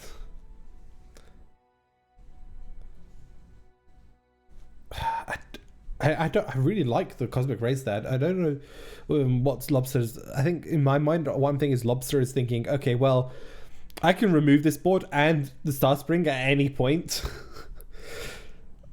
I can make them just burn cards or play stuff that because Lobster's not under any pressure, right, with his current hand. Yes, it doesn't end the game as quickly, and he's probably just fine with that. Saying, yep, it's fine. I'm going to slow roll this. I'm not under any pressure, and I'm going to be completely fine. One thing that we need to tell people is that Soraka Tom Kench has been picking some interest, I think, in the tournament scene, and that is because we see a lot of decks that are board-based, and Soraka Tom Kench plays on the decks that are board-based. You have decent blockers into them, you have healing in order to keep your blockers alive, and you have Star Spring to finish the opponent off. So their pressure is actually your strong suit. Yeah, the concern I had, obviously, what was Lobster? I mean, I feel like Lobster's, like I said, just in such a super comfortable position. He does whatever line he takes, he's most likely going to be fine. What I really like, the reason I was thinking maybe we'll go Cosmic Rays on the prior turn is you set up such a huge attack that Finny can only really block with 1 or 2 units potentially, and maybe develop another unit or 2, and then you're fine, right? But now Finn is going to be allowed to heal his Boxtopus through the Soraka, and it's not going to look really great because he's putting some more damage on his units. Star Spring growing slowly but safely, and Lobster needs that big swing turn in order to be able to close the game, I think. Yeah, Star Spring is what, 11? If Star Spring is 11, is not going to be long before it can manage 2 levels. So you said that Lobster is comfortable, but for how long? He needs to find a way to finish the game. Well, he's still got invokes in hand, right? He's still got 2 invokes that can help him out. Maybe generate even more removal. I mean, this is This is by the way, this is our last match out of the top 8. All the other players are still playing through. And maybe see if we even have a potential finalist, because that's how long this match. Yeah, we already have our winners finals match set up. By the way, is it winners final? Yeah, it's winners final, not grand final. So we have a winners final set up already. Stefano's beaten Timmy, sitting in the winners final. Imagine if we're spectating this game into going into something like the winners final or the losers final. I think we cannot go actually into we cannot go into either of them, because one opponent needs to advance, one opponent needs to degrade into the lower bracket. So while we do have one that's already up there, we still need to wait for this to finish. Yeah, and this is exactly when the comet comes down. Lobster timing it just correctly, waited basically for Finny to sink a lot of healing into the Star Spring, and now Lobster can just try and invoke a couple units, maybe just find some more removal and slowly clean up this board. If you are Lobster, you can even go for the Invoke on the Lunari Priestess, I think, and triggering her with the Darts Battle, maybe find some unit that can put some pressure on the board. Per se, there is not such a unit. If you get the Destroyer, it's not going to push a lot of damage through this Soraka, I think. So what you're looking for essentially is just a big elusive that can manage to finish the game. Yeah, basic Great Beyond is what you want to say. Yeah. I want to say big elusive just to diversify, because maybe there is an Immortal Fire, but Great Beyond is the well-known finisher that simply cannot be answered that easily. And seems like Lobster goes for the Invoke chain. Let's see what he is going to get. He doesn't get the Great Beyond, but we get another warrior. I mean, these warriors, Lobster keeps invoking them, but he's not done anything with them. They've kind of just sat there as 7/7s. You can use them this turn to start cleaning up these like crusty codgers a little bit, because I don't think if you're Finny, you really want to ever play like an Astral Protection on one of these crusty codgers. Definitely do not, but the Traveler is also a good option, because it does essentially what the Lunari Priestess does, but on repeat. You still have a bigger, better body, and you still have the chances to invoke something like a Great Beyond. Try to finally finish this game, because while these games can take forever, you eventually need to reach an end. Eventually. Luckily, with only top 8 people, there's usually no time limits for you guys, so it's nice and comfortable. You can just chill and watch as these matches just keep going. But yeah, how are you feeling about this current match right now? We're just sitting in limbo, seeing things in a stalemate, because I do not think there is a way for Lobster to win from this point. He has the advantage on the board. He can pick on whatever unit he wants, especially with these warriors. The crusty codgers are not going to be able to be healed enough even with Astral Protections. Actually, they're going to be able to be healed enough with Astral Protections and live at 1 HP. But still, your opponent already wasted the Star Spring, and it took so long for them to play it. So you might even say that they do not have anything. Lobster is basically waiting for that big swing. Well, Another warrior. Just another Traveler is also good. But my view is, even if they play, like, do you want to save a crusty codger, right? You don't, right? The Astral Protection is much better used than something else, is my line of thinking, so you just try and remove them. One main point we do need to mention, though, is that there is no Tom Kench as well that can be able to threaten some of these units. And even if it was... Oh, speaking of the Sea Devil, Tom Kench makes an appearance, and he might be able to eat something. Like, besides these warriors, other units can be killed here with the Acquired Taste that Tom Kench is going to be able to play next turn. Yeah, I think if you're Lobster, you don't risk trying to remove Tom just yet. You, like I say, just start chipping down the rest of the board, I think. You got because Fortune Tom Croak already has a hard time eating already. You already have some buffs. You have the likes of Pelkascade that are going to be able to put up a fight and damage the Tom even more. I think you can even afford removing this Tom, or at least try to do it, because you are putting your opponent on the game plan of, alright, you do need to have something, but next turn you also need to have something to heal your Tom, to eat one of my lesser units. It's not going to feel great for you, so how are you going to proceed? I also do like this line here, because Lobster's recognizing, look, you cannot remove both of these warriors. So this Boxtopus or Tom is going to survive, right? It's very unlikely both survive.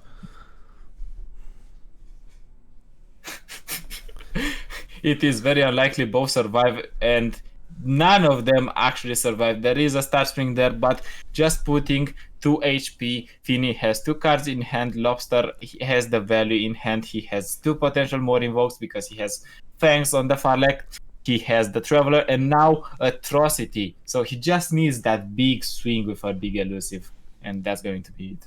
I mean, right now, Lobster could just honestly keep passing. Doesn't even need to invoke. Because Finny needs to attack or self-damage his units somehow. But because of the Cosmic Inspirations, that is very, very difficult to keep his own units alive. Now, we do need to mention that this Traveler has hit like a Spacey Sketcher and has hit like a Fangs, because there is nothing above 3 mana. Yeah, I think you just go Moonsilver if you're Lobster. I mean, Charger doesn't really achieve anything. Moonglow could protect you from like a Hush if you need to, on like an Immortal Fire or something if you get one instead of a Great Beyond. We're getting pretty late in the game now. The decks are really trimmed down from both players, but Lobster really doesn't manage to find the win con, and while this matchup is slowly grinding, it might be winnable for Finny simply because Lobster might not be able to output enough pressure. He, of course, has the warriors that can clear units out, but for how long can he do that? Pretty long. Lobster can go on for quite a long time, I think. I think this match has already been, what, like 30 minutes? Just this one? A match long as the whole tournament. That is what you can expect whenever you're seeing Targon versus Targon. I mean, it's very much a change up to what we saw last week, right? Where we had a huge amount of aggressive lineups being brought. And it's again, this is how the meta I've noticed in Runeterra goes. Is usually what happens is the first like couple weeks of like a meta change, even in tournaments, there's a lot more aggressive lineups, and then the next week everyone goes back to playing loads of Targon. Yeah, since Targon has been released, that has been the case. I think Trickster might be able to push some of the damage, and in 4 turns, I guess, if we manage to attack with Trickster, our opponent should be over with. Still, your opponent can have the likes of Guiding Touches to keep himself alive. They are still praying Broadback Protector, so it's not going to be that easy as it seems. Honestly, I think at some point Lobster's just going to be like, okay, well, I need to just start attacking. Obviously, he can't do that until he has an answer to the next Star String, because that is a big concern. So I wouldn't be surprised if he's still just going to keep hitting pass for the foreseeable future. Right now, he can manage to pass because all the units are healed at full HP. So unless Finny develops something that self-damages his board, I think Lobster is quite comfortable just passing. Yeah, and this is one of the good options of having Moonsilver in your hand, is that if you get to the 10 card mount, you can just reduce 1, throw that away. You're happy. You are happy but not quiet. I guess what another plan that we can go for is just Nightfall, and manage to level the Diana, grow her big, and then push through with Atrocity game plan as well, because if we have enough Nightfall targets, we're going to be able to grow the Diana on her own and use her as an Atrocity target. Yeah, he's still worried about Hush though, right? So that I don't know if I would agree with fully committing just yet to that game plan, since Finny has only, I believe, played 1 Hush so far. I think Finny only has 2 Hushes, and the game has been grinding for a long time, so you could say that another Hush might be in his hand. Well, I think it's honestly a very big potential possibility that Finny might deck out as well. We do need to know how many cards are in both opponents' hands, to be fair. I mean, this is genuinely, I've casted a lot of matches. This is by far one of the slowest sort of limbo type games I think I've ever seen, where Lobster has had pretty much full control over the outcome for the last like 10 turns or so, but hasn't found a line in which he wins quickly, right? Which is fine. He doesn't have to win quickly. He just needs to win. That's because that is the name of the game, really. this is just the aggro playing in me coming through. It's like, come on, end this already. you have some, but again, I think the lines he's taking are completely correct because it's completely shut down Finny's game plan. Finny has just not been able to achieve anything the striker Tom Kedge wants to do. Yeah, and now he can even swing big or even swing with just the warriors. As you said before, you are not really happy if you're playing a natural protection on something like a Crusty Codger. And you can even go for the overwhelm on your units. We have seen Lobster that he has picked up the Inferno that can award the unit with +2/+1 and overwhelm. Maybe, excuse me, that might be one of the game plans. Just finish him with overwhelm on a big unit. Lobster's okay, he's just gone, okay, I give up now on the Star Spring game. He's like thinking, do I just go for these big attacks? He seems like he is going for the big attacks, he's going for the overwhelm. He wants to get this done and dusted, and I think he just wants enough damage so he can go for an atrocity and not be fizzled by anything, not render the opponent able to just heal themselves with something like a guiding touch, maybe something like a broadback protector. He wants to output as much damage as possible and finally finish the game. Finally, I'm hoping this finishes sometime soon. I mean, I like now that Lobster's gone, okay, we're just going to change our game plan up and now force Finny to play the rest of the cards in his hand. I think we might want to tell Lobster that if he is playing in the OR, he might want to finish this game until the other tournament starts. I mean, it is double limbs, so Lobster has to go through winners or losers side depending on the outcome here. So even if he does lose later on, doesn't mean it's necessarily over for him. Yes, definitely. So he has a long way ahead of him. I'm curious if we're going to see this Targon versus Targon matchups, because the first game we have seen, there has been no Targon. The matches have gone quite quick. This is the first Targon versus Targon game we're witnessing in this tournament. Hopefully not many in the future. Well, it depends. I haven't actually had a look at through the other lineups, but outside of Soraka Tom, I haven't seen and Lee Sin, right? Lee Sin has at least like an inevitability with the deck, with the Lee Sin win condition. So the matches aren't as long as normal, even in a Targon mirror, even though he is Targon. We do see a full block here, and an Atrocity Wincon might not be that far off from firing here for Fresh Lobster. If we are looking at the spells that Finny is currently playing, we see the spell protection that you mentioned. You are not happy to do it, but you eventually need to. Going back to the other point, Finny doesn't really have that much healing. He only has triple guiding touches, and that's about it. If we're talking about other forms of healing, only broadback protectors are away. Yeah, this is though gonna allow Finny to get a reasonable amount of healing actually ongoing into the Star Spring, and Lobster currently doesn't have an answer to it. A lot of his invokes have not been any obliterate options, now that I recall correctly, and he's got a lot of travelers.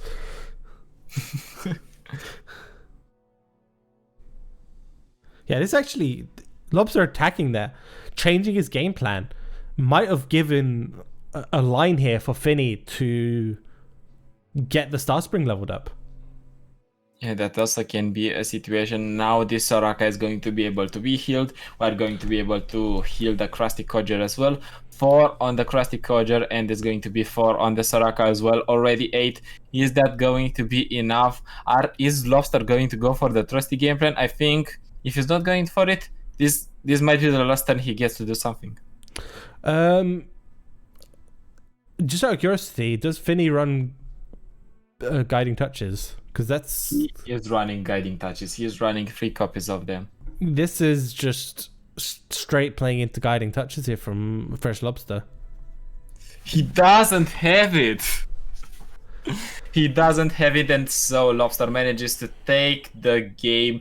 We have been mentioning that the last turn he was really committed on this game plan that I want to output as much damage as possible, play into my Atrocity, and he's following through with Atrocity, no guiding touch whatsoever or no healing on that turn for his opponent, and he manages to take this after a grueling Targon versus Targon match 2-1 in the first round for him.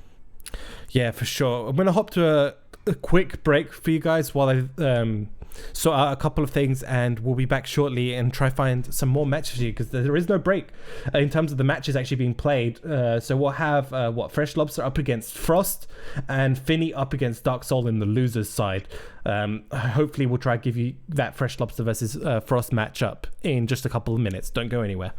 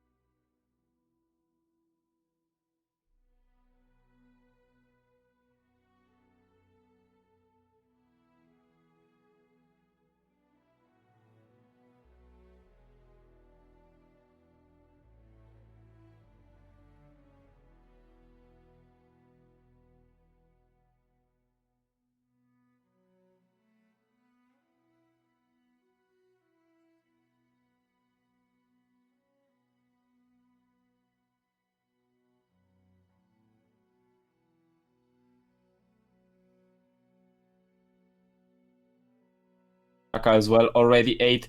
Is that going to be enough? Is Lobster going to go for the trusty game plan? I think if he's not going for it, this might be the last turn he gets to do something. Just out of curiosity, does Finny run guiding touches? Because he is running guiding touches. He is running 3 copies of them. This is just straight playing into guiding touches here from Fresh Lobster. He doesn't have it. He doesn't have it, and so Lobster manages to take the game. We have been mentioning that the last turn he was really out actually giving your opponent gems. Yeah, I mean, right now Lobster doesn't necessarily need to even commit to the board. As you mentioned, because we've got the Cosmic Rays, we can pass. We've also got the Comet, which only costs 4 for you this turn, so we can keep passing. And you're also not dying to the open attack. The only downside is that we throw away a Hush. If that hash would have been able to stick in our hand, we actually could have been able to remove this Soraka, because we would have gone hash, then we would have gone for the Cosmic Rays, and that way, no board what with the hand that Wretched Kata currently is holding. Yeah, there's just so much damage. It does even have enough to give Sparklefly nearly 12. Yeah, this is most likely game over here for Bratchcutter, unfortunately. Like I said, it is double elimination, so Bratchcutter will still have an opportunity to go through this losers bracket to claw his way back into the top 4 or even to the final. So not the end of the road for him. He does have more opportunities, and Timmy taking a nice comfortable 2-0. Definitely. Which we can already see is in her hand. Yeah, Hexor Foundry is going to ease a little bit the pressure on Timmy, because he knows his opponent has a lot of mushrooms. Double draws next turn, over 70 puff caps already, if not even more, maybe 80. 71. I can tell you, it's exactly 71. Alright, this is the moment of truth for Wretched Kata. Right, he gets two. He gets the Wild Fist. That's a nice pickup. Is it going to be going? Oh, exactly, though. You hate to see it. And game number 1.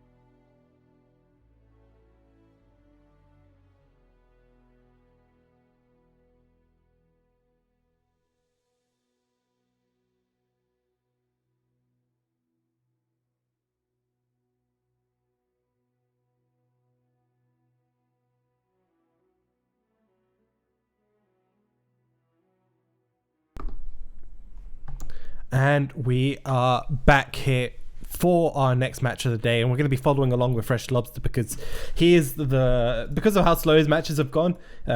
He's the one we kind of have to track now, because all the other matches are kind of waiting essentially for the rest of the results of the current matches we're going to be showing you guys on stream. And it is going to be Fresh Lobster versus Frost. And also in the losers we have Dark Soul versus Finny as the last losers match waiting to be played. So have you had a look at their quick look at their list? How are you feeling about the current matchup here for Fresh Lobster?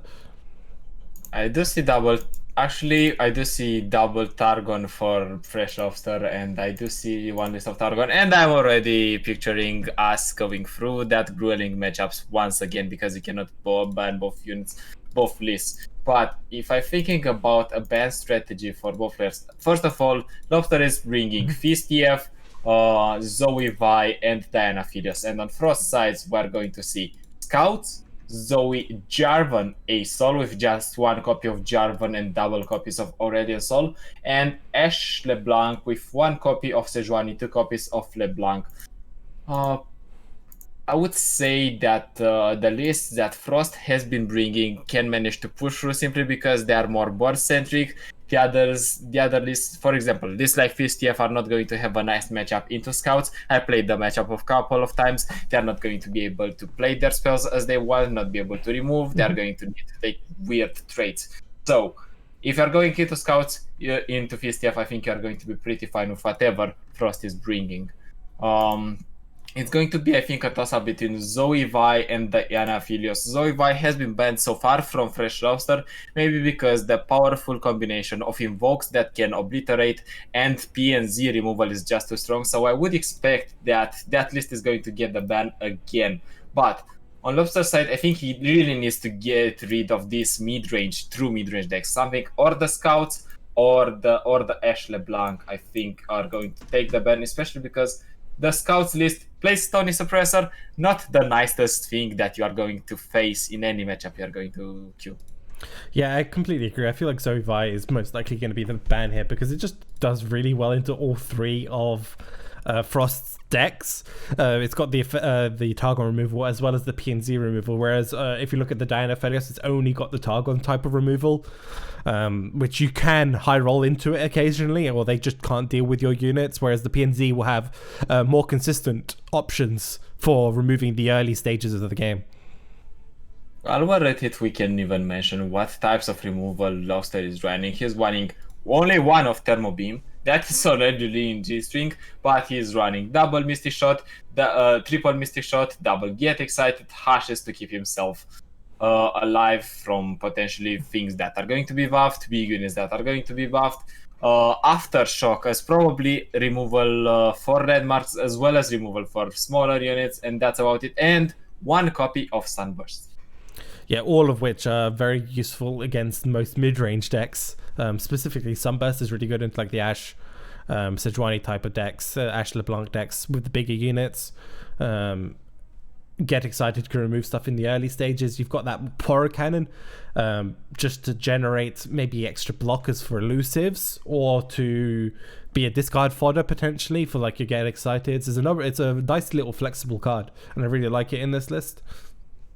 Yeah, I'm really thinking what are the discard targets for the Poro Cannon or for the Get Excited, because I'm currently looking at Lobster list. He only has Mountain Goat as tokens that he can generate to get discarded. Maybe only one copy of Lunari Duskbringer. And he is playing Submersible. This is an interesting addition to the deck. We haven't seen it so far, but if you manage to play enough cards and with the Targon list that you play a card, you invoke another one, yada yada, you have more chances to get the Submersible to 10 different cards that you are going to play, and you're not just playing it as a 1/5 elusive, you're playing it as a 5/5. Yeah, for sure. Lunari Duskbringer gives you another card. Ballistic Bot gives you another card. Mountain Goat gives you a gem. There's a lot of like ways of getting cheap one-cost cards to stack up the Submersibles in this list. Are you excited about any list besides Scouts, which I know you're already excited to see? I have a feeling Scouts could have been the ban potentially, or the Aurelian Soul lists. Right? It's one of the two. I don't think Ash Sejuani LeBlanc gets the ban overall. I think it's Scouts simply because Lobster has a more value-based type of lineup. You do not want to clank your hands, even FISTF is playing very low mana spells. You do not want to clank your turns, and the invoke decks, you're most likely going to clank your turns or even play 2 mana ignitions, which is not looking great as a prospect. Or gems. Yeah, for sure. And we are hopping over to our first match here in the top 4 for you guys. Or is it top? It's round 2 in the top 8 because it's double the limit, slightly different. And it is Frost versus Fresh Lobster. And this is the Aurelian Soul list that's been left up. So I'm inclined to believe that Scouts has been banned out. Yeah, and on Fresh Lobster side, if this Zovi has been left, maybe the FISTF has been banned. Maybe people recognize that this list is pretty much really strong, really working. So why not just get the ban on that, get it away, not leave them the potential to draw a bunch and kill them that way? Yes, it could also been the Diana Felios list that got removed. We don't know. I'm not honestly surprised if it could be either way. I think that the choice from Frost might have been between Diana Felios and this current Zoe Vi.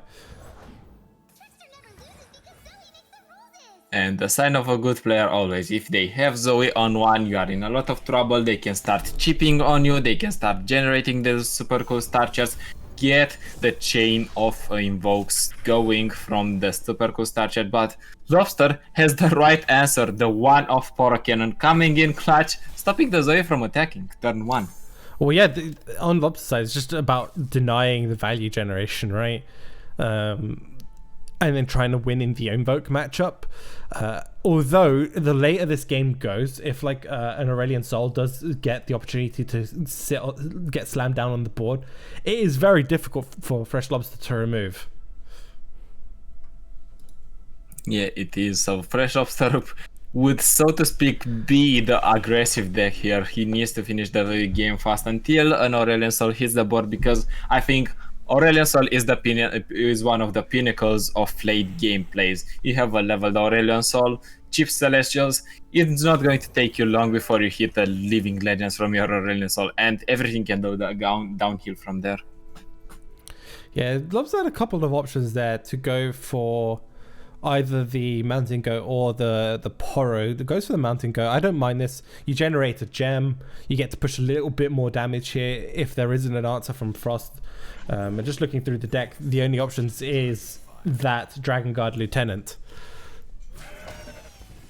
It is the only option, but the only option presented here, he blocks with the Dragon Guard Lieutenant. That trade might have taken place anyways, but if you block with Dragon Guard Lieutenant, you might just have another one sitting in your hand. I think you want to get this 1-1 out of the way so you can actually drag the elusive and you can attack with your Zoe. Let's see if Lobster doesn't go for the elusive or doesn't leave it open. It might be that situation, but he still leaves 1 mana up.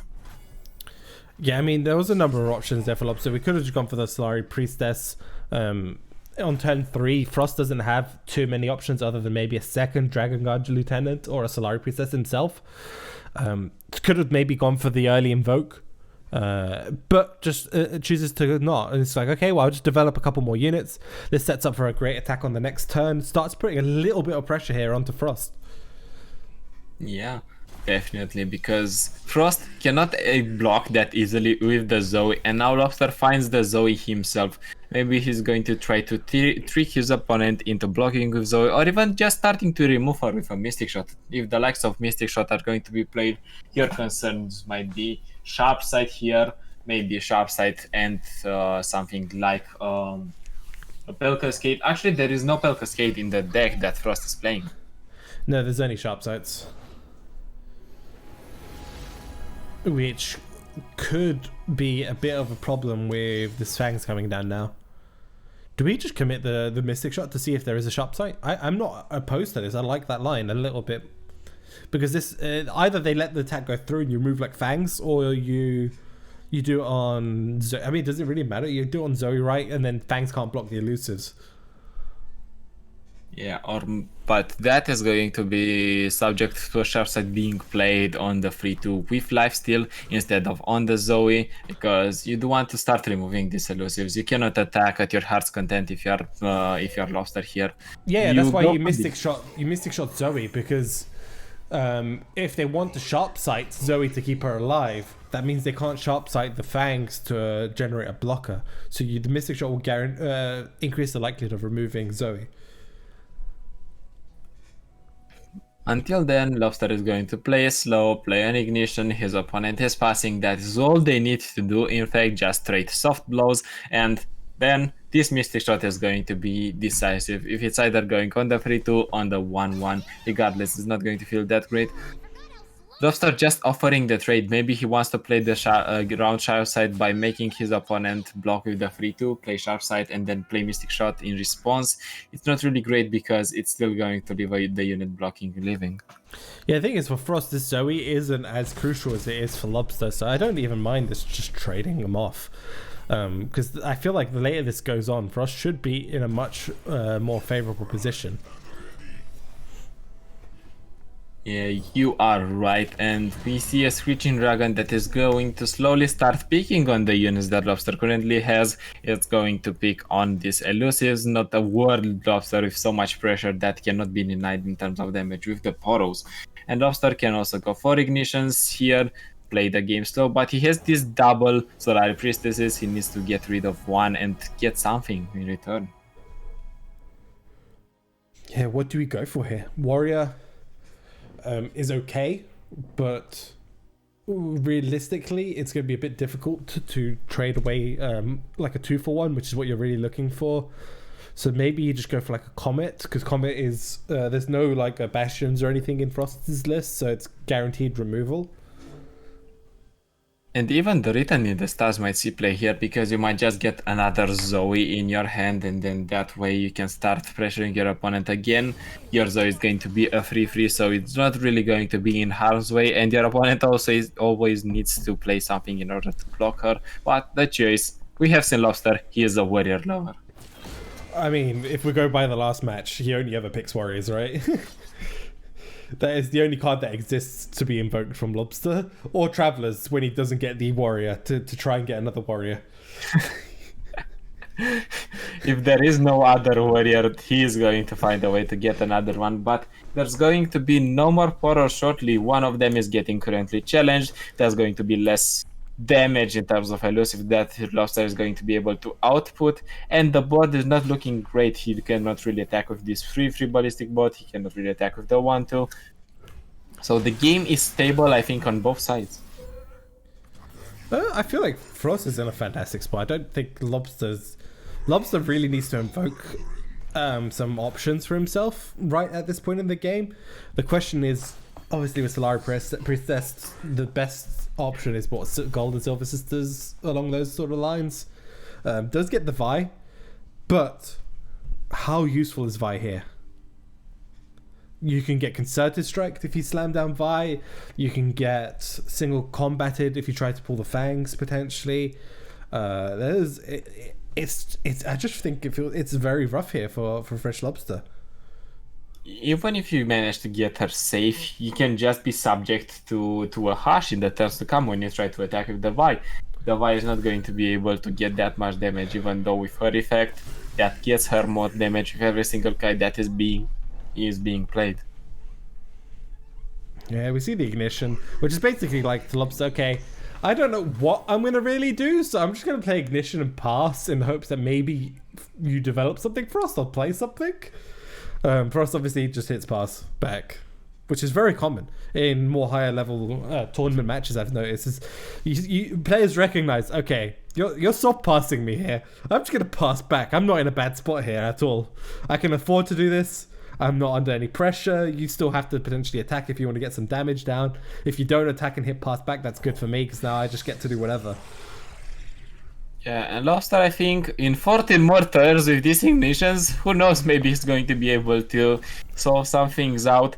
We do see the Concerted Strike. It's not going to really matter because the Misty Shot comes down on the 3/2, denies the healing, but this 5/5 Dragon is going to be able to clear the Warrior. I mean, if there's a sharp sight now, that's going to be... there it is. That was my big concern. I mean, single combat would have also been fine because you could just single combat into the ballistic bot. But you're just recuperating your HP. You made Lobster play something. As you said, you are playing Ignition. All right, you want to soft past me? You have the action. You need to do something. The later the game goes, I'm more comfortable. Or that is the thinking of Frost. And he gets rewarded because Lobster needs to put down the pressure, develops the Warrior, gets punished by the Concerted and Sharps. Yeah, which is completely fine again for Frost. He gets to keep a pretty decent health board alive here with that Screeching Dragon sitting down at a 5/5, and Fangs again just gonna offer enough healing. Lobster, I mean, this feels like a desperation really attack, right? It's like, okay, well, I'm gonna just gem this 1/1 to attack because now the Fangs, if you want the heal, has to trade, or you just if you're Frost, you probably just let the 2 damage go through, right? Yeah, also we need to mention that because there has been a sharp side being played on that Fangs, you can now block elusives for the turns to come. I have seen this as a common mistake for people. They play sharp side, but they forget when big elusives come their way to just block, because that unit can block elusives. Yeah, I mean, this way also, I guess, maximizes the heal, although it wouldn't really matter. You could have just blocked last turn with this Fangs. This would lead me to believe maybe there's a second Sharp Sight in hand for Frost if we do see the elusive block come down here from Fresh Lobster. Does it even matter at this point? You get rid of the elusive, you get rid of one of the few tools that are managing to pressure you from Lobster's side. You sit on a quite comfortable hand. You do have the Screeching Dragon that can remove things consistently because Lobster doesn't really have a developed board. And even this Solari Priestess might become a liability because you just grab, your opponent just grabs her with the Screeching Dragon. Yeah, this is... Lobster as well, also, is not fantastic. The Sunburst here, yes, it silences and removes. However, it's a huge mana committal to remove Frost's current board, which isn't that... It's not necessarily that threatening yet. It's very much a death by 1,000 cuts game plan Frost is going for. He's not overcommitting. He's just taking small little trades here and there, basically forcing Lobster to have to develop or overcommit onto this board. And he's executing beautifully. We've seen last turn where he forced Lobster into commitment. He got to punish him with Concerted Strike and even have the punishment with the Sharp Sight for the Mystic Shot that Lobster was relying on just to deny the opponent healing. And now this Fangs has been sitting here quite comfortably for at least 2 rounds. Yeah, I mean, if we see now Lobster maybe go for the removal on the Screeching Dragon, we could just see the Eclipse Dragon potentially come down from Frost, right? It is that turn. We're on 7. We can see Eclipse Dragon into Aurelion Sol. Is definitely a big possibility here from Frost. Have you been able to spectate Frost by any chance? No, I haven't been. It seems like we are still not able to spectate Cross Shard. Right, please fix that. But back to the game, if the Eclipse Dragon is going to come down, it's not going to be any issue for Frost to keep it on the board because there is only one card that can punish him, and that is one copy of Thermo Beam. Lobster doesn't currently have it. Lobster has the Sunburst, but that's not going to be able to deal with the 7/7 Eclipse Dragon. Next turn then might be just an Aurelion Sultan very easily. Yeah, this is looking pretty grim here for Fresh Lobster. Again, as usual, Fresh Lobster utilizing that turn time to basically think of all his options and his potential outs in this match, and is basically decided the Screeching Dragon does warrant this removal here, which again, for us, we don't know what's in hand. If he has like an Eclipse Dragon, you're actually kind of fine. You just hit okay here, just slam down the Eclipse Dragon. You know Fresh Lobster's not really developing much else this turn. Yeah, what are the other outs for this Screeching Dragon leave and develop the Eclipse Dragon? Seems like there are none, but there is the Eclipse Dragon procced on Daybreak, so it means if there is an Aurelion Sol in Frost's hand, it's going to be able to cost 8 mana, being played next turn, and it's not going to take long until Frost might be able to have enough pressure level the Aurelion Sol. Yeah, and this might have been the consideration Frost was thinking when keeping the Zoe Violist up, is that your Aurelion Sol list is going to be pretty good into it because of your units are just big, right? You just play big units. You play Screeching Dragon, Eclipse Dragons, stuff like that, which trades into multiple options of whatever Fresh Lobster wants to play.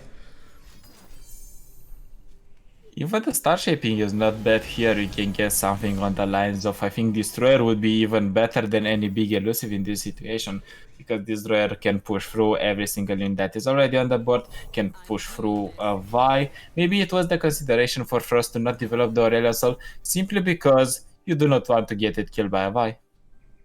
Oh yeah, I mean, I completely agree there. I mean, didn't have to commit Aurelion Sol just yet. You might want to save a Hush or Hush Pale or something along those lines. There's no Pales, is there? Hush, like Sharp Sight would do it here to remove the Vi as a potential option, even just like a single combat. Or another Concerted. We've already seen one, there could be the second one.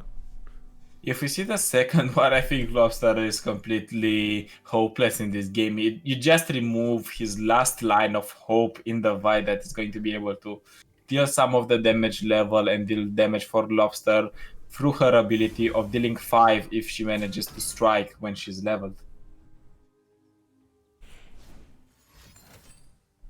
Yeah, there's the Hush. That's also just good enough. Hush plus Sharp Sight. Imagine if that would have been available to Frost here. Yeah, that's what I was worried about. I was like, Hush Sharp Sight would be the worst outcome. But Lobster, again, it's one of those sort of calculated risks he has to take in this point in the game, because his hand is very, very low quality in terms of the cards he has available and the options he had available to him up until he drew Sharp Star Shaping, I guess. So he needed to try and get some tempo, try to develop some units, and maybe try and achieve something, right? He's at that point, he's like, well, I need to try something because this is just going to go out of hand for me. And this Great Beyond, I think, is the smallest I've ever seen. There has been no Invoke card that has been played for Frost here. This Great Beyond is a vanilla 8/8 with Fury, with Spell Shield, and with Elusive. Yeah, you do have a blocker at least for it in your little elusive Poros just sitting there. Well, technically you have the means to remove it because you do have at your disposal the Aftershock, and you can pick the Falling Comet. You just remove the Spell Shield with the Aftershock and then Falling Comet, but that is a lot of commitment from Fresh Lobster. I'm not sure he wants to go for that. Maybe just wants to take the block with the elusive Poro and then try to remove the Great Beyond with a buy. Yeah, I prefer that way more, as opposed to trying to Comet it. Purely because obviously Comet is just a big commitment. Can play it this turn, the Comet, on maybe like the Eclipse Dragon if you wanted just to get some flat removal. The other option is to go for Traveler to try and invoke into more cards and just keep trying to build the board for Lobster. It's a very, very difficult decision here. What did the doctor order? The doctor ordered that we do need to invoke more and to find better value in none of the other invokes. Traveler is good in that sense. We still have the blocker in terms of the elusive 2/1 Poro, and we're going to get away with it this turn. There is the potential option to just let the 8 go through as well. The Aurelian Solace, it's not like it has Atrocity. So they win they win via invokes, but they win usually quite fairly in the fact that they just have to attack to actually win. Maybe there was even a consideration to attack with the 8/7 simply because the block would have been on the Vi, and that way your Great Beyond might have been able to survive for a few more turns. Or if the 8/7 would have hit, maybe we would have seen the 8/7 hitting through, but the block from the elusive Poro. I would put my bets on there being an Aurelian Soul potentially, and they want to keep units alive so that they can trigger the Aurelian Soul level up.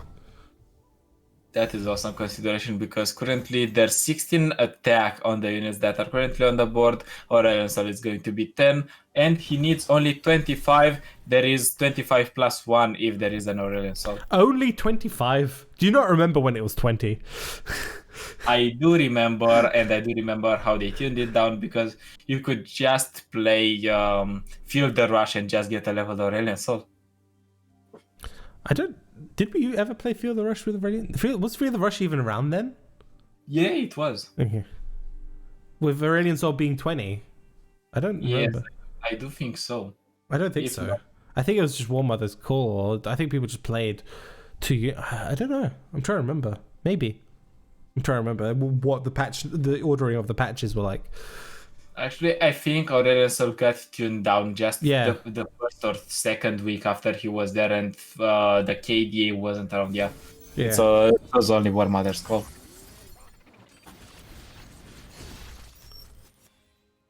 And Fresh Lobster opens the box. What do we get? A bunch of nothings. If we need to put it objectively, I mean, if we're talking about what he's got, the Destroyer can be able to push some of the damage. He can still go for the stun, I think, on the Great Beyond and the Eclipse Dragon, and that is going to be able to remove the spell shield. And if we ever find a Hush, if we ever find another Comet, it's going to be there for us to remove it. I mean, we could just honestly get excited the Great Beyond to remove the spell shield. And then Crescent Strike, right? Yes, that is also an option. In that way, we're going to be able to have a huge attack that Frost currently doesn't have a way to deal with. Even the Vi. The Vi alone is going to be able to strike for 15.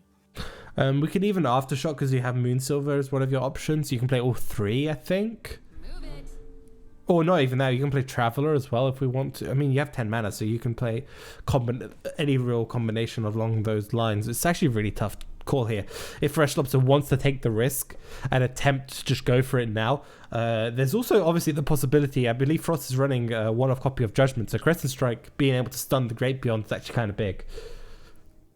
Yeah, definitely, because there's going to be no more targets that are going to Judgment, or there's going to be an Aurelion Soul that is going to be able to Judgment, but not as of this turn. You might need to play the Aurelion Soul defensively. Frost just hitting pass. At this point, you understand that Lobster just wants to cheese you, and you're like, nope, this thing doesn't work with me. Maybe it works on ladder, but in this setup, you just want to cheese me. Yeah, not impressed. I mean, Lobster's probably just playing the minimal actions, not because he wants the soft pass, but because he wants the maximum amount of time to think.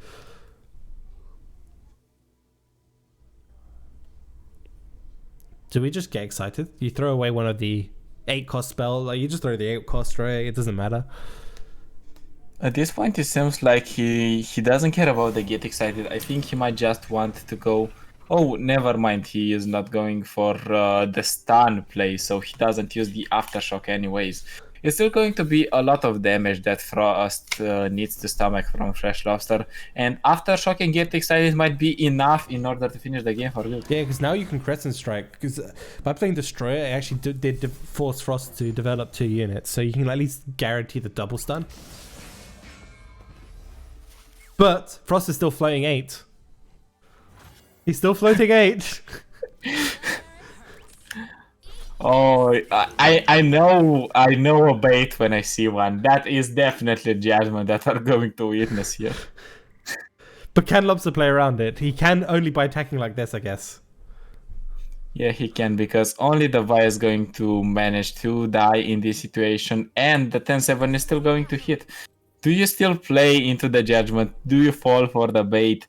Do you not? It is very hard for him, especially when your opponent is floating the exact mana for it. I mean, if they play Judgment, you have still enough lethal damage in hand to do damage over the top. This forces a really bad decision here. I mean, this plays better into like concerted single or that sort of options. Yeah, Judgment doesn't achieve too much here now. And I like it a lot from Lobster, because it basically makes this Judgment super, super low value.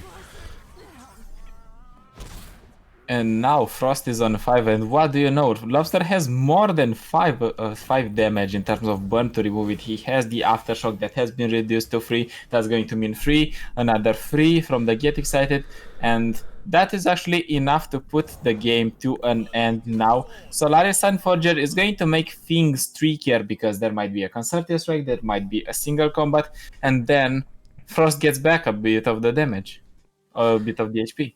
Yeah, I mean, we don't know obviously what's in Frost's hand, so this is... Lobster has a couple of crucial decisions here, whether or not he wants to play around like a single combat, or even just another star shaping, right? Would be enough. Everything is available currently. It seems like we are going for it. We cannot afford to wait for it anymore. If Frost manages to survive this turn, I think it's going to be a swing for little in 1, maximum 2 turns. Great Beyond is going to be able to hit, because the Screeching Dragon can pick up the 3-1 elusive quite comfortably. The other units are not shy of dealing damage anyways. You might even need to block with the Destroyer for an 8-7 Eclipse. It's looking rough. Well, this is the moment of truth. Does Frost have an answer to this? He doesn't! And Lobster takes it by going for the more risky line there, just playing it out. Wow, that is.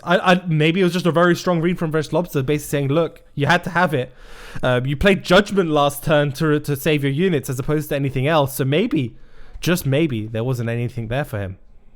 And there wasn't in that situation. Lobster takes it beautifully. I think we're seeing a side of Lobster that we haven't seen before. He's usually very calculated, but when he needs to go for it, he goes for it. We have seen it in this tournament twice with the atrocity play in the first round, and now with this Get Excited and Aftershock that managed to take the game 1-0, and he has the potential to get it 2-0 in the next game, and Frost has the potential to retaliate, get it 1-1.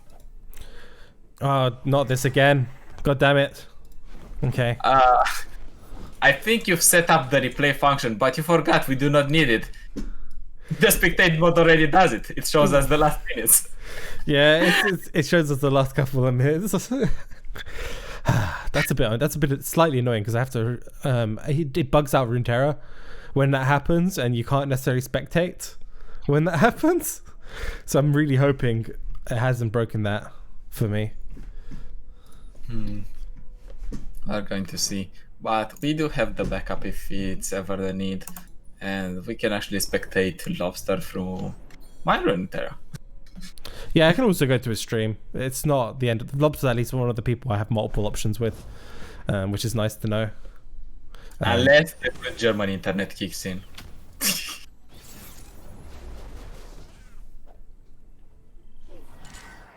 And as we could see, it was not the Targon list that were banned here. Victory requires a sharp blade. It was FistTF. We kind of got the read that FistTF is slightly annoying because it might still be a powerhouse in the meta. Maybe Frost has also been able to see the last games that Lobster has been playing so far. So he's like, alright, FistTF is still working. Let's just don't.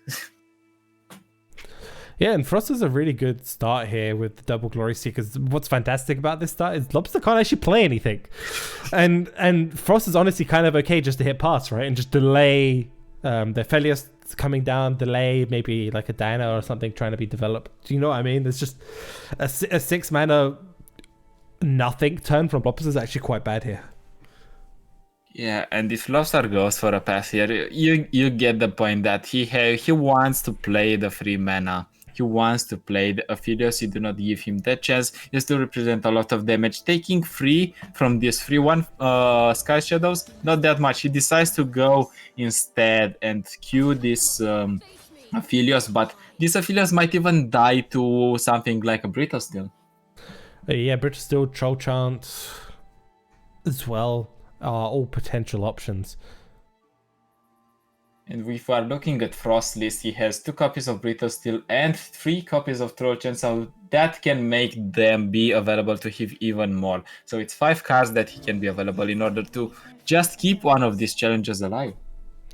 Yeah, the question is, will Lobster commit this Pale Cascade?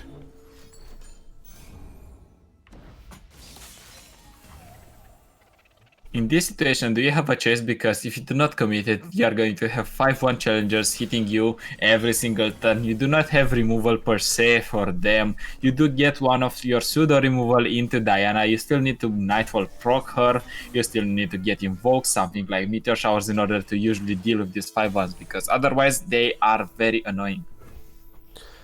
Yeah, the only thing from Frost is every time I see this deck, if they don't have Trapper on 3, it always feels quite bad, right? It's like, okay, no Trapper. Guess I'm not cheating out massive units.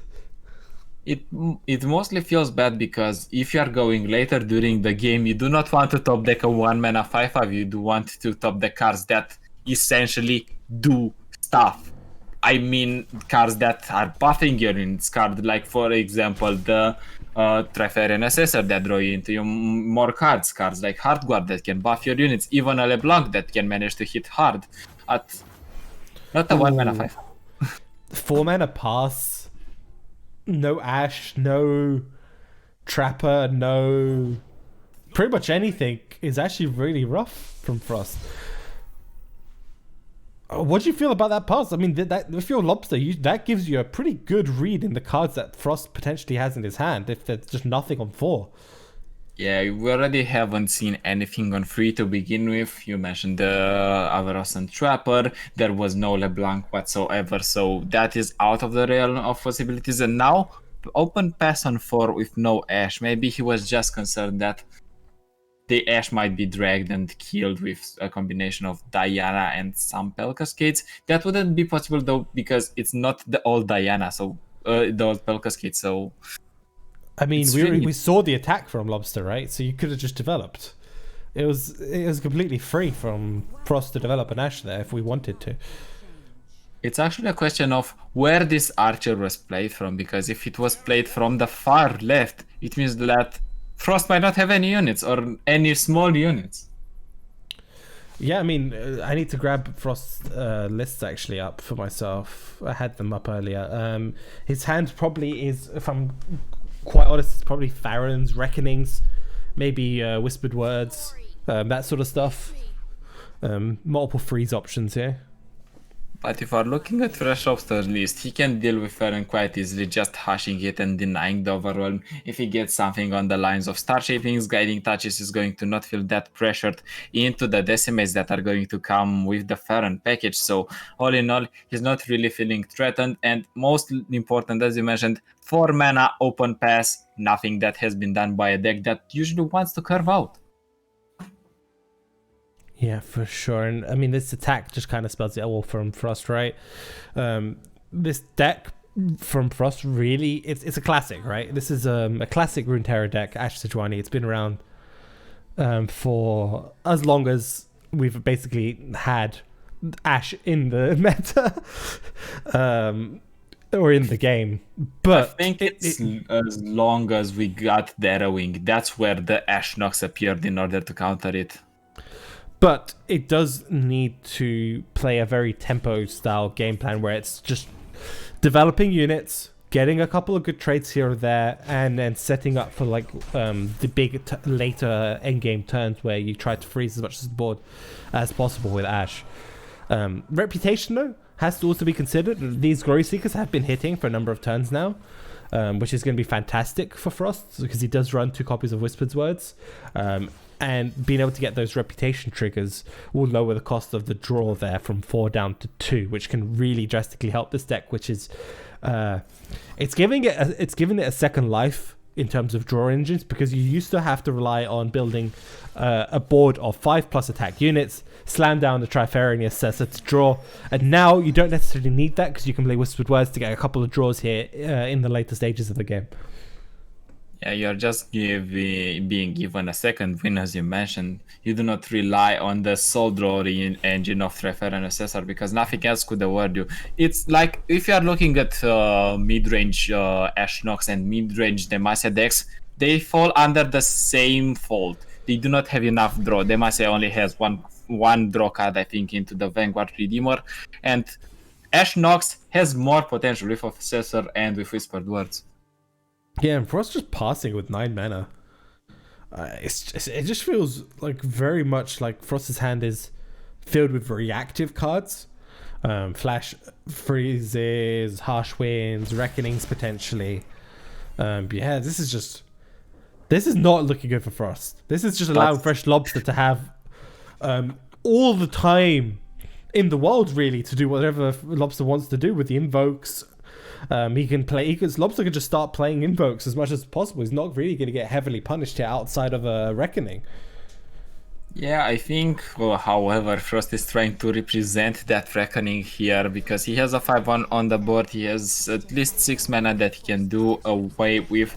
This Aphelios is not going to fall down to the reckoning because he is on 5 attack. However, if we see Brita still reckoning, that might slightly change, but you do see your opponent is passing and still passing. You might just queue in this Calibrum and deal with the only one unit that is threatening you.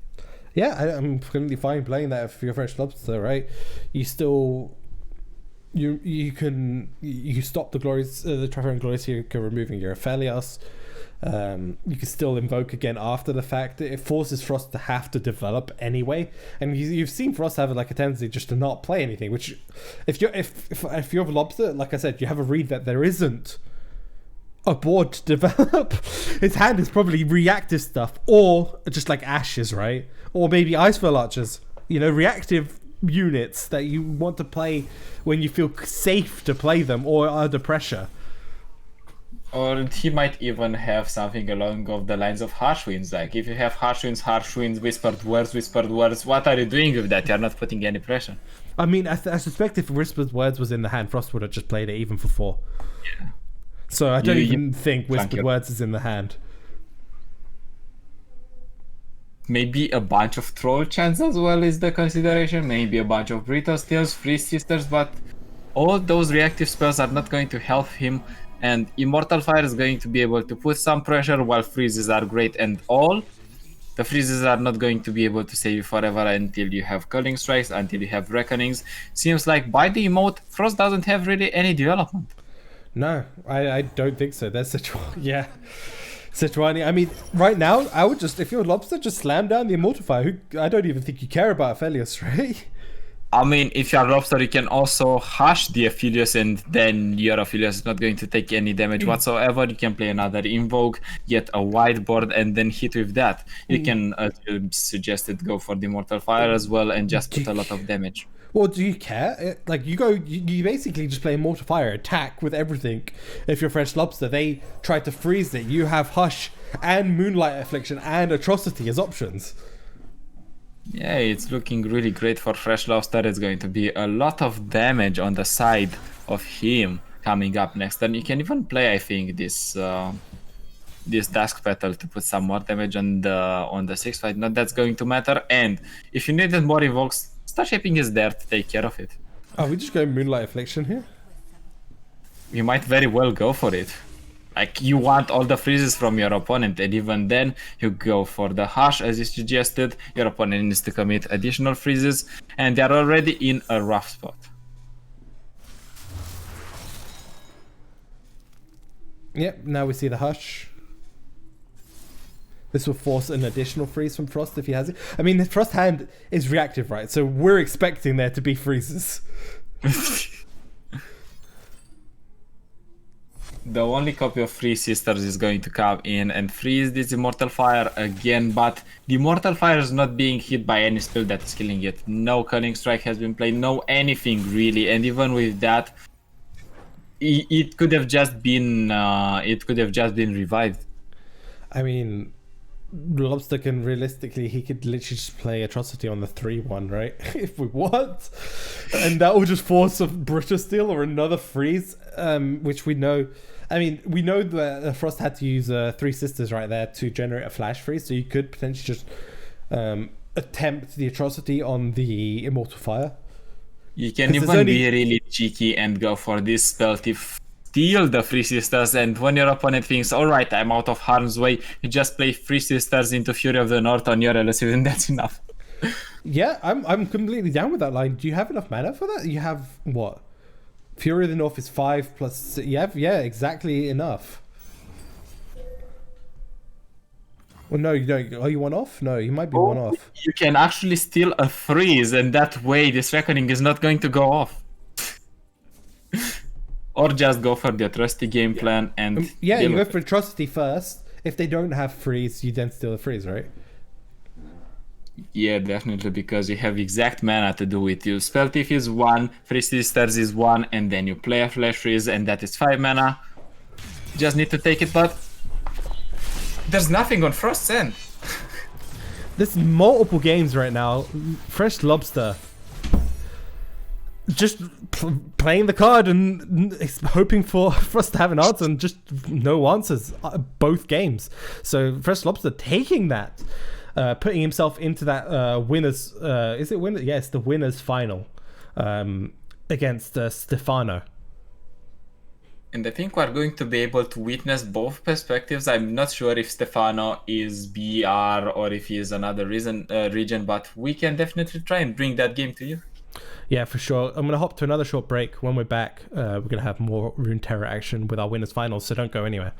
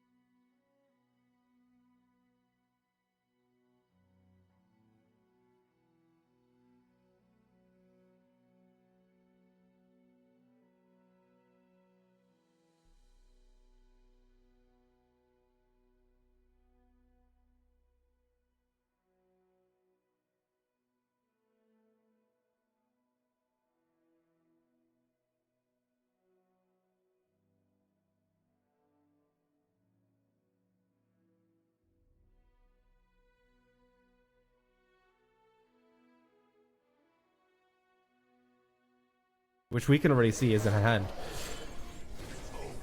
Yeah, Hector Foundry is going to ease a little bit the pressure on Timmy because he knows his opponent has a lot of mushrooms. Double draws next turn, over 70 puff caps already, if not even more, maybe 80. 71. I can tell you, it's exactly 71. Alright, this is the moment of truth for Brechet Kata. Right, he gets two. He gets the Wild Fist. That's a nice pickup. Is it going to be going? Oh, exactly, though. You hate to see it. And game number 1. What with the hand that Brechet Kata currently is holding? Yeah, there's just so much damage. It does even have enough to give Sparklefly nearly 12. Yeah, this is most likely game over here for Brechet Kata, unfortunately. Like I said, it is double elimination, so Brechet Kata will still have an opportunity to go through this losers bracket to claw his way back into the top 4 or even to the final. So not the end of the road for him. He does have more opportunities, and Timmy taking a nice comfortable 2-0. Definitely. Without actually giving your opponent gems. Yeah, I mean, right now Lobster doesn't necessarily need to even commit to the board. As you mentioned, because we've got the Cosmic Rays, we can pass. We've also got the Comet, which only costs 4 for you this turn, so we can keep passing.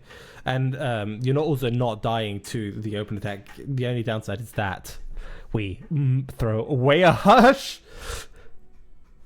If that Hush would have been able to stick in our hand, we actually could have been able to remove this Soraka, because we would have gone Hush, then we would have gone for the Cosmic Rays, and that way, no board. Wataka as well, already 8.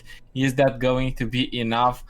Is Lobster going to go for the trusty game plan? I think if he's not going for it, this might be the last time he gets to do something. Just out of curiosity, does Finny run Guiding Touches? Because He is running Guiding Touches. He is running 3 copies of them. this is just straight playing into Guiding Touches here from Fresh Lobster. He doesn't have it. He doesn't have it, and so Lobster manages to take the game. We have been mentioning that the last turn he was really caught the 3-1 quite elusive quite comfortably. The other units are not shy of dealing damage anyways. You might even need to block with the Destroyer for an 8-7 Eclipse. It's looking rough. Well, this is the moment of truth. Does Frost have an answer to this? He doesn't! And Lobster takes it by going for the more risky line there, just playing it out. Wow, that is... maybe it was just a very strong read from Fresh Lobster, basically saying, look, you had to have it. You played Judgment last turn to save your units as opposed to anything else, so maybe... Yeah, exactly enough.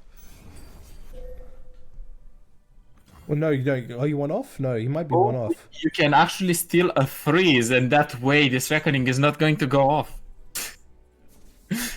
Or just go for the trusty game plan and... Yeah, you go for atrocity first. If they don't have freeze, you then steal a freeze, right?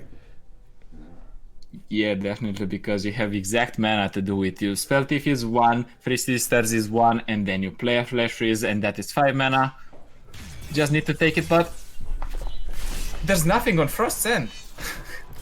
There's multiple games right now.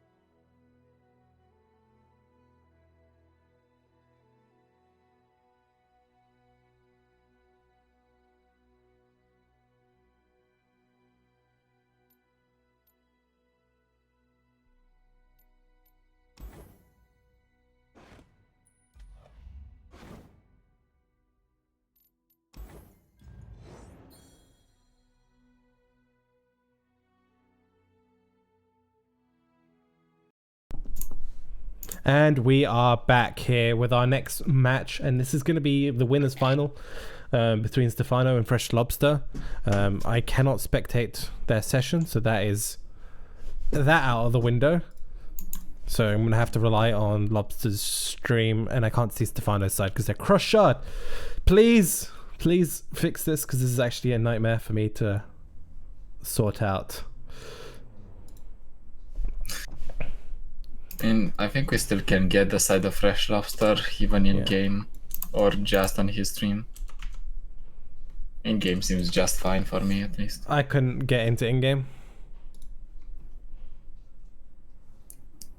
I think you can get my side of the... It's fine. I've got Lobsters all up and running, and we are hopping into our first match of the day, and it is a much more aggressive lineup, I should mention, from Stefano LOR. So hopefully we should be going quite smoothly and quite quickly this time around. And it really makes sense to leave FistF open for an aggressive lineup to begin with, and I think one of the Targon lists has to have been banned in this situation. Stefano is playing on PNZ Noxus, Draven Jinx, you know it already, it is discard aggro. This deck is the superior aggro deck because it can not only win really fast, but it is also winning other aggro matchups. Yeah, and it's also interesting to note that a lot of people have just not brought Trundle Lissandra. So that's kind of one of the key deck matchups that Discard is actually kind of bad into. Whereas you would rather run like a Scouts potentially in your lineup or something along those lines. Scout Spider, something that has more HP on the units, or that can be protected. For example, Scouts can protect their units with the cards like Sharp Sight, with cards like Repost. Even Rangers Resolve, you can play one more copy just to make sure that you do not get completely screwed by an avalanche. Yeah, for sure. And Lobster, as you can see, just throwing away the Sewer because he recognizes this matchup is very much dependent on surviving for the FistF list. As long as they survive to the point where they can play Twisted Fate and then get him leveled up if possible, this deck is nearly always going to be on the back foot until that point in the game. I think it's not as much as about survival as choosing if you want to either 1, survive, or 2, race your opponent. But with the hand Lobster currently has, there is no way he is able to race. No, I'm not even going to be surprised if we just Mystic Shot here, the Arena Battlecaster, just to remove a little bit of damage. And with the Mystic Shot out of the way, Stefano can now just hit. And I think if you're Lobster, you are just blocking the 2-1. With your Poro, you do not want to take even more damage. You do not want the 2-1 to be able to hit a lot of times.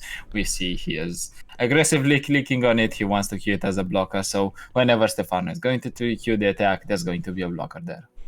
Yeah, it's all well and good right now for Lobster. The fact that, I mean, even this pass is 5 for Lobster, but this pass does, however, imply that Stefano is trying to build a board presence of some sort, which usually means there's a crowd favorite. Draven is very good as well, but Draven can be answered by a 4-4, and it makes you spend an X. Usually you have targets for X, but even the 4-4 doesn't need to block, because now Lobster gets in the top deck the suit up, so he manages to be back on the burn plan. He can hit for a few times, and if he draws a couple more burn cards, he might just win because of sheer pressure with elusives.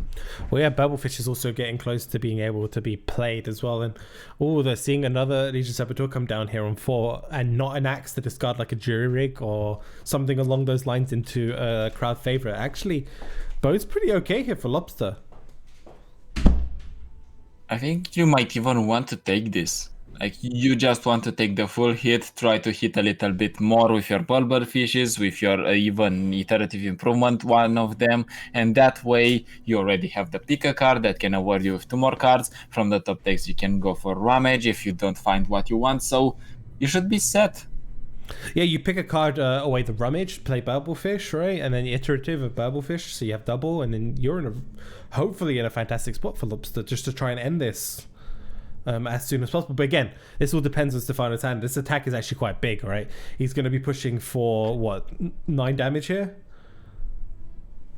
Exactly 9 damage is going to be able to push, but you're still out of Get Excited healing range. Get Excited is going to be invested if we're ever going to see one on units, even on 1-1s or on 2-2s, to be fair, or 3-2s if we're going to see Burblefish and the copied Burblefish. But outside of that, it's going to feel pretty rough. We are taking the block on the 2-1, and it doesn't feel that bad because he has the 4-4 that can push damage. In a few turns, it might be over.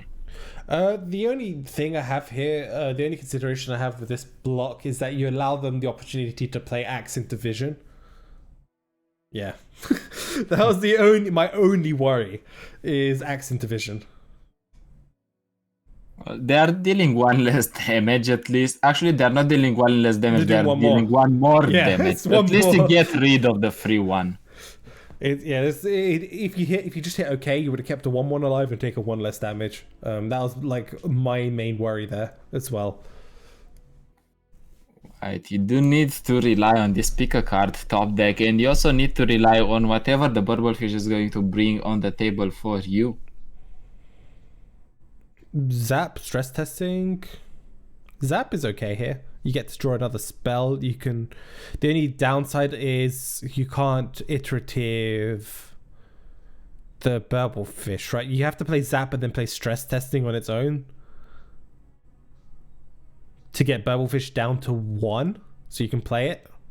You can also get your Get Excited, I think, in from the Zap, and that way, can you actually play the Burblefish? It's also a possibility. Yeah, Because the Burblefish will be on 1. Yes, that would also work. So I think if you're a lobster, you go for Zap. Worst case, you just play stress testing for 1. You don't even need to play the stress testing really, because it's going to give you a card regardless at the end of the turn, because that's how the interaction works. It's so you can play Bubblefish and iterative. Never mind, we get the Mystic Shot. We're all good. Because if you play stress testing now, you'll have 2 mana left over. Bubblefish for 1. You iterative, you get Bubblefish for 0. I could see something along the lines happening, but I could also see the Mystic Shot being played here and hoping for more burn from the fleeting stress testing already, because it's awarding you for another card. Well, how much you want to push an extra 5 more damage, right? You've got 6 here, plus an extra 5 with the double Burblefish, right? So that's 11 plus Mystic Shot. You're really dangerously close to just trying to end this game, which is why I'm thinking you do potentially go for that line, because you're staring down a Jinx that you can't actually remove right now. If you're getting dangerously close though, but you cannot finish this game, Blobster might just go for the Mystic Shot and just hope and just rely on the card that he's going to get from the stress testing, because you're not finishing the game really.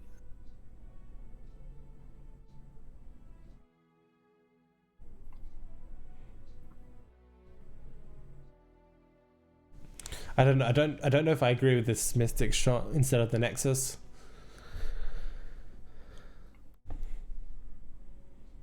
Because now you can't play iterative. Let's see what he gets from I guess you could still no, you can't iterative now, yeah. Yes, Jettison.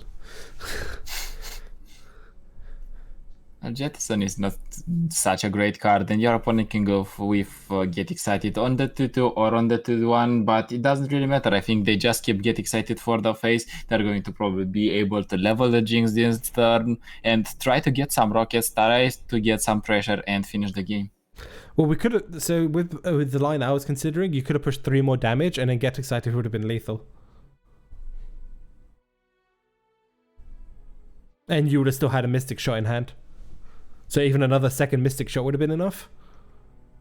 The only consideration is, would your opponent not have enough burn, or at least any burn, to kill one of your units? Because if the answer was yes, this line might be slightly better.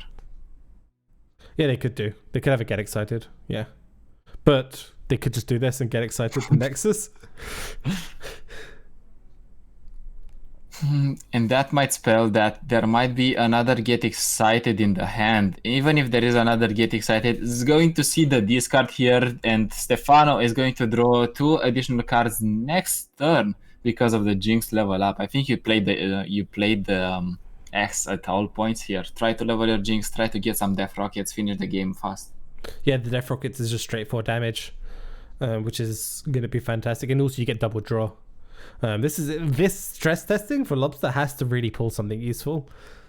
And if we're just like get excited away damage wise, because you have to also consider it this way: had Lobster gone for the higher damage route, that get excited might not have gone to the Nexus, and you would have been maybe happy to actually have it used on one of your units instead, because that would have saved you some damage over the top. But at this point, I think he just wanted to commit to the race game plan, just output as much damage as possible. But if he would have committed for the race game plan, the Mystic Shot would have gone for face, right? Yeah, the Mystic Shot could have gone face.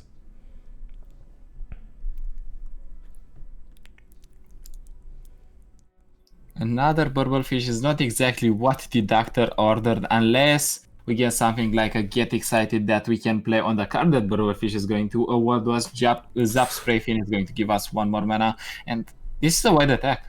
Yeah, House Spider is actually a little bit scary here, which isn't normally the case, but in this exact spot, pushing an extra 3 damage is a key cut-off point for the Jinx Rocket.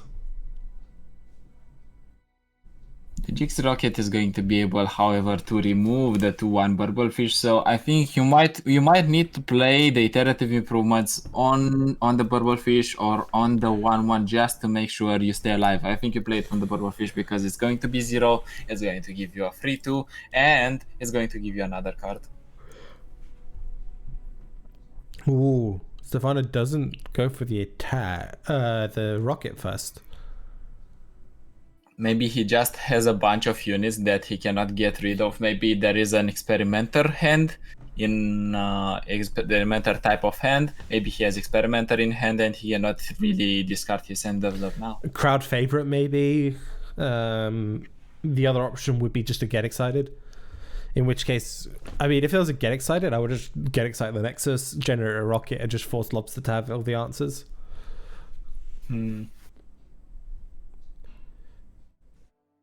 Maybe there's nothing on the lines. I don't want to jinx it, but maybe it's just double experimenter and you cannot do anything. I mean, the odds are quite low, right? It could be another Draven or another... Yeah, it could just be another Draven as well, potentially. But again, Stefano has to be the one committing stuff here. Because Lobster is putting enough damage for lethal on the next attack. Another Jettison. Really? I think we're just going deep. Ooh, Rummage. As long as one of these is a get excited, that should just be game. Yeah, and we're drawing 2 more additional cards next turn. If those 2 are not get excited, you might even get another Rummage if possible. There is 3 copies of Rummage. You've already seen 2 being played by Stefano. The odds are very high for both players, I think, here to finish the game. It's only a matter of draws for Stefano here. Yeah, we've seen... So what Stefano's played, what, 1 get excited so far? Yeah, he's already played just 1. But he has Jinx on the board, so another Jinx will also be a get excited. Yeah, he has extremely high odds of just getting a get excited from the top of the deck and just finish the game that way. Was that counterfeit copies onto get excited by Lobster? It was. Yeah, just to increase the odds of getting a second one so you can play it on the stack if you needed to in response to Stefano. I mean, this is the moment of truth, right, for these 2 guys. Does Stefano get excited? Or was that a complete whiff? He gets it from the top of the deck, and there is nothing that Lobster can do here. He got double Jettison. Maybe if we would have got another copy of Rummage, maybe we would have gotten a copy of Stress Testing, something might have happened with this Get Excited going along, but that's about it. He has no chance to come back here. Yeah, he's just trying to think, what were was there any other line that could have increased his odds of putting the damage? And there are, if we look back, there were a few crucial turns where we could have gone a different, Lobster could have gone a different line. Maybe that Get Excited would have been on one of his units instead, potentially, instead of onto the Nexus. Yeah, he doesn't have time though to test that hypothesis because currently Stefano goes 1 up on him and he has the chance to retaliate. Stefano has the chance to take the series here, win the next game. I mean, Stefano is playing a very aggressive lineup, so the possibilities are there. I'm curious to see what the ban was. I suspect, because the discard was left up, that it was the Nightfall that was banned, potentially. I'm not sure how you feel about that.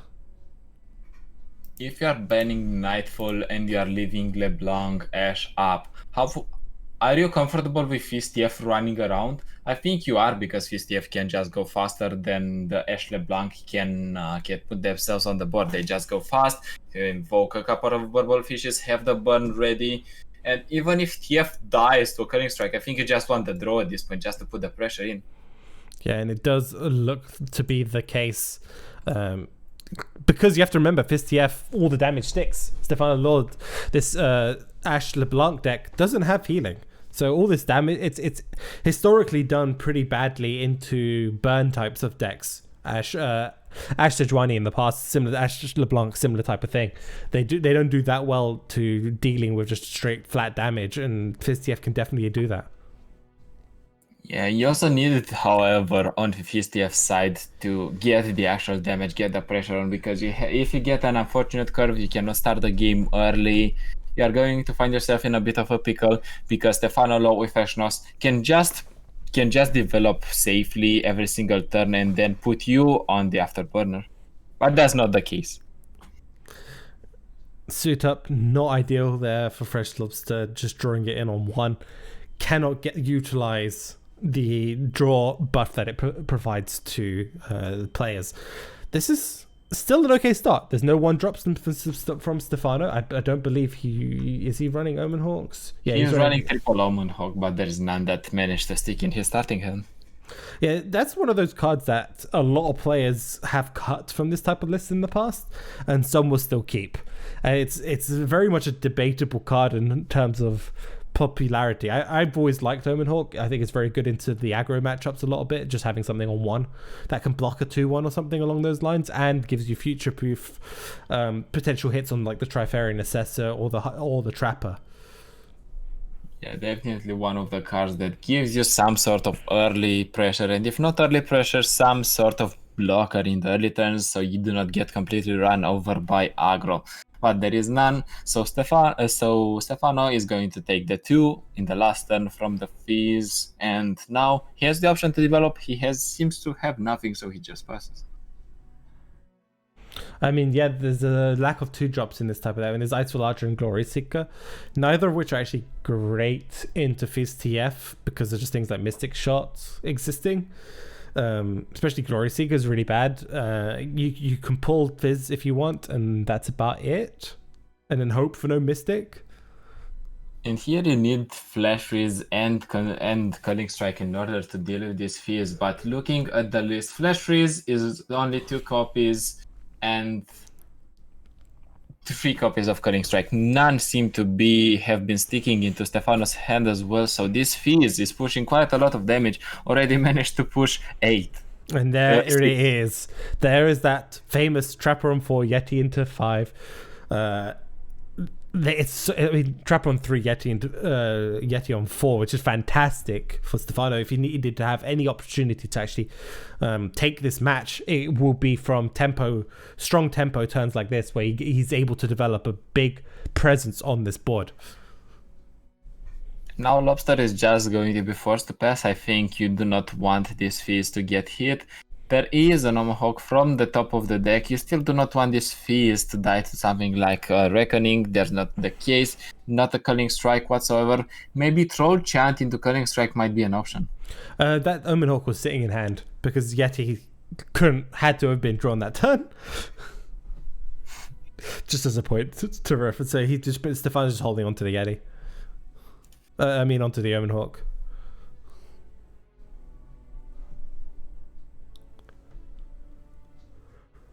This situation, you just take the damage if you're Fresh Lobster. I think there's nothing much that you can do. You still have 2 mana. You can represent another suit up if they go for Troll Chant into Culling Strike. They seem to not have that because they would have gone for it as early as possible. So you just take the damage and resume the race next turn with both Fizz probably and the 2 to Zap Strafing.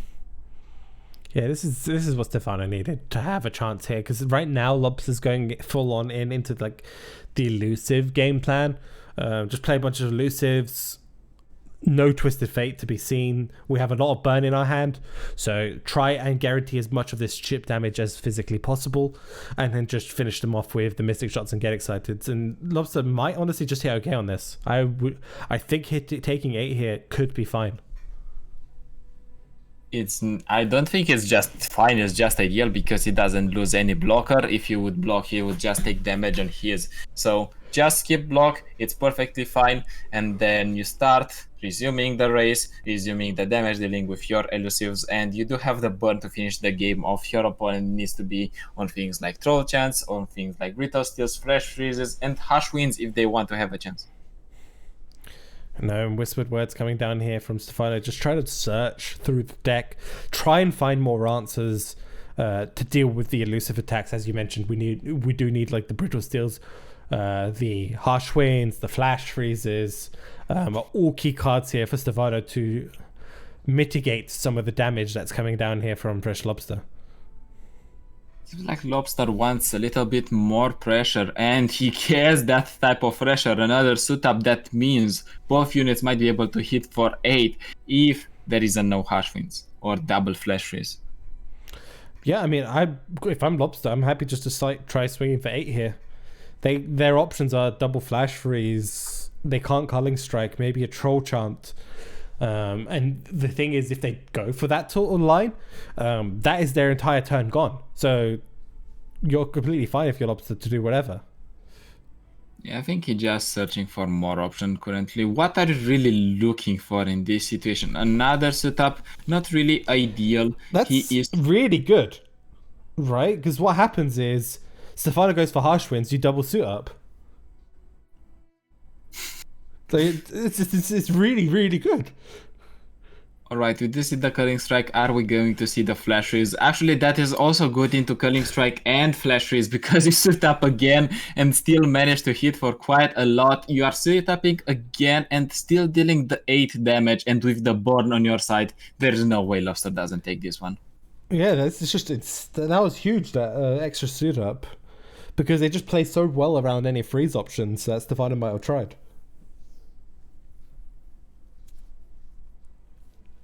And now it's a 6-4. Oh, this is... Yeah, how does Stefano win from here? Because Stefano has to actually pressure either removal of this board or some type of lethal, right? Those are his options. But there is no chance for lethal here, I think, because Lobster can just safely block everything that is coming his way, go for Get Excited, Mystic Shot, and that's the end of it. There is no healing in Stefano's deck, so even the sheer board pressure is not going to be enough to save him. You are completely right. I'm trying to think, is there a line here for Stefano where we start putting enough damage in? A line where Stefano manages to put enough damage in, I think, doesn't exist, but there is a line where Lobster's German internet kicks in and he disconnects. And we do not want that. I mean, he's streaming and it's not dropping frames, so I think he's kind of okay for now. Well, in that regard, I think Stefano doesn't have a chance here. I don't know how I feel about pick a card, right? You just hit pass, right, and then play Get Excited on stress testing. I don't think you play it yet, just in case, but there's nothing you're really worried about. Yeah, you're not really worried about anything. You get a Ramage. It's not really crucial for you. You just have Mystic Shots, one this turn, one next turn, and nothing can be done, as we said, about this burn plan that Lobster is going for. Stefano is really hopeless in this situation. Yeah, and by going for that Get Excited there, it levels up the Fizz, so at least he gets a trade on the Yeti. Not that it's really going to matter. You were talking about the line where Stefano gets the most damage. Maybe one of those lines was hitting with LeBlanc first, last at least. You know that your opponent is sitting on top. That is too much to stomach. Just play them all, play all 3 of them. It's not like there's no answer to it in the deck. You can do it one by one, but like there's literally no answer. They don't even. There's no shumpos or anything to really even worry about either, and even that is not going to be enough. But Lobster, why are you slow rolling this poor man? Just play your mystic shots. You can see the deck list. There's literally nothing they can do. The mustached monster hits once again, and Lobster manages to tie it down 1-1. And let's see what he was left of. The Fistief is out of the way. It's only Zoe and the Anaphilios. Which do you reckon is going to be left up? The Diana Phelios maybe, because the Zoe one's kind of annoying. Yeah, the Zoe one has a lot of removal on the PNZ side, so you just might want to leave the Anaphilios open because they need to cheese the removal from Solari Priestesses, from Invokes, so you should generally have a better chance against it. Yeah, and a lot of the early game units as well can fall into problems with things like Reckoning. But on Lobster's side, I think the only problem is he's not attacking on 2. Otherwise, this hand looks just fantastic. He has the Lunar Duskbringer. He can get the Dusk Petal for the Diana. He even has the Mountain Square, and he has obviously the Temple that is going to be able to cheat mana out every single turn as long as he manages to play 2 cards. Yeah, that is looking pretty. I mean, Stefano again equally good. He's got Home and Hawk on 1. If we see like Glory Seeker here on 2, still fine, right? What we really care about is what Stefano has on 3. That is the key card, right? Yeah, that is definitely the key card. And one of the things that Lobster has in hand is pressure because he can develop another Lunari Duskbringer. He doesn't need to develop the Diana coming this turn. He is given the option of just taking this and just developing the Lunari Duskbringer and see next turn maybe we'll witness even an open attack. Can you even play Diana into a Trapper unless you draw another like Pale Cascade? If you're Lobster, that's the problem. This Diana is actually kind of weak to Culling Strikes as well. There's a number of options in Stefano's deck that just deal with it because they just do so well against units. It just board to board like fights happening because they're just high health units most of the time. Even Trapper is just at 3 HP, which is just out of range for Diana. Yeti's at 5, and then from there on out, everything's just pretty difficult to remove with just straight up Diana attacking in. Maybe LeBlanc and Ash are going to be units that can be easily removed. Of course, LeBlanc, because she has 2 HP, you can try to pick her up with the Diana, but when we're talking about the Ash, you still need to invest another card if you want, or at least level your Diana. Yeah, and even after all of that happens, there's just a possibility of a Trolltron or a Brittle still. It's very, very difficult. It is difficult, but it might not be just impossible because Lobster currently has quite the aggressive hand. He can manage to go with a 2-1 Lunar Duskbringer. He can manage to summon. He can manage to just go with the Spaces Catcher, summon another card. Ideally, I think it's going to be the 4-1 Charger, but I don't think he's going to cry if he gets a 2-1 0 mana Serpent as well.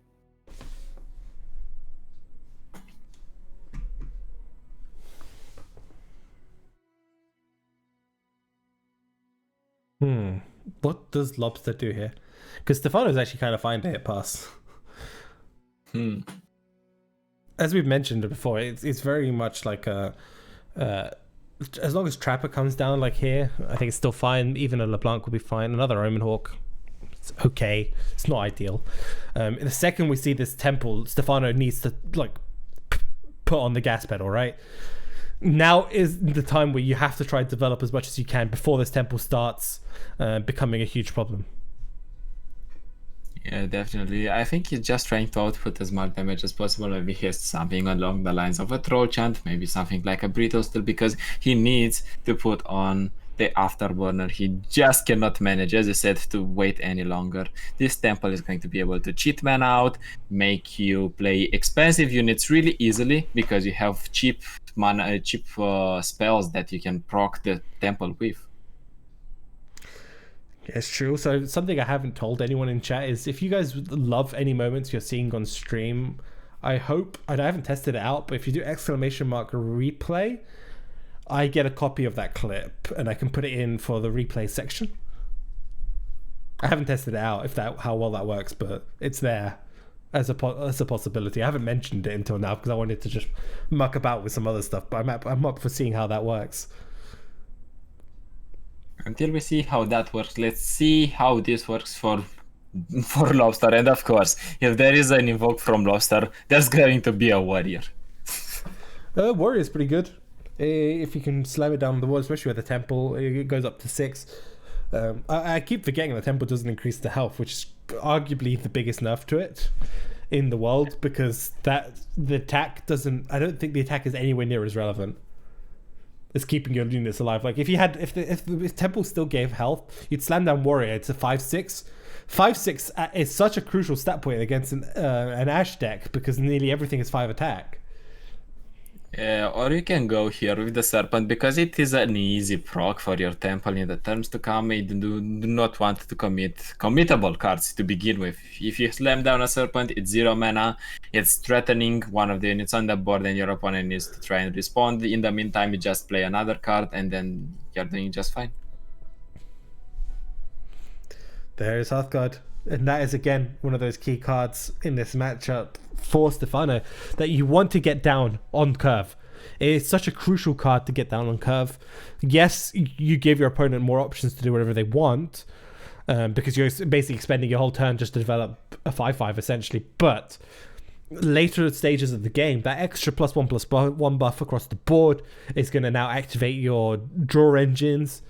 So your Avarosans can now start drawing and everything along those lines, and it's huge. It's just such a good card. Yeah, definitely. It's such a good card. If you manage to hit another one, you can make your Avarosans even proc for your reputation. You already can proc reputation because of the way the deck is built. But if you proc it even faster, get draws for 2 mana, it's not really that bad for Stefano.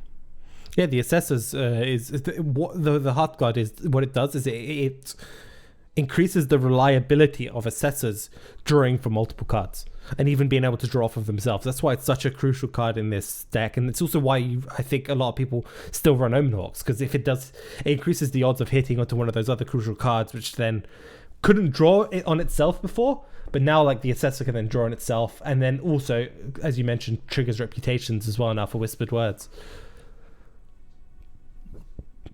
Such a great card, and Lobster doesn't find himself in a very good situation because while he can remove this Omen Hawk with the Diana, that's all he can do. The other units are just going to fall to this 6/6 whenever it attacks. You might even just block 1/1 with the 1/1s, with the 2/1s for a few more turns, but you need a plan.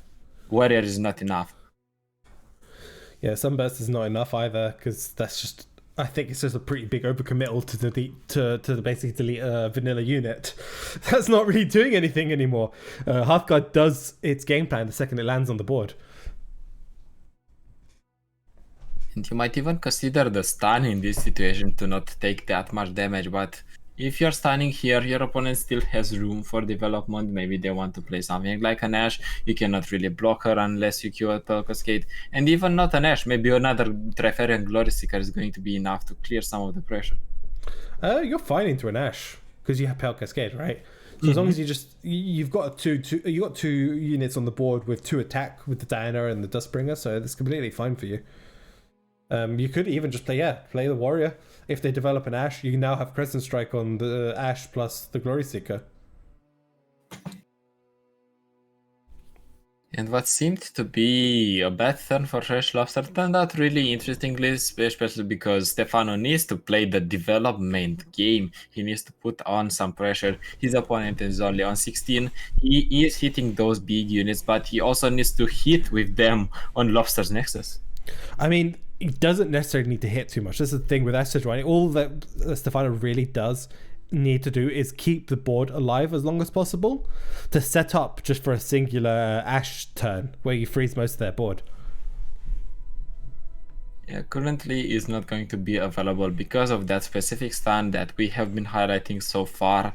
not going to enable any trade because of the 5-1 being stunned as well. If Lobster goes for that decision, all in all, it doesn't look that bad for Lobster. Yeah, I'm not too sure as to what Stefano will be able to achieve here if Lobster goes for this Crescent Strike. There is the option Lobster just doesn't even go for the Crescent Strike.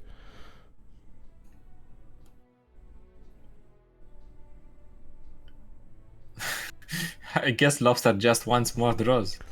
He just wants to remove the Ash. It's like, okay, my main worry here is Ash.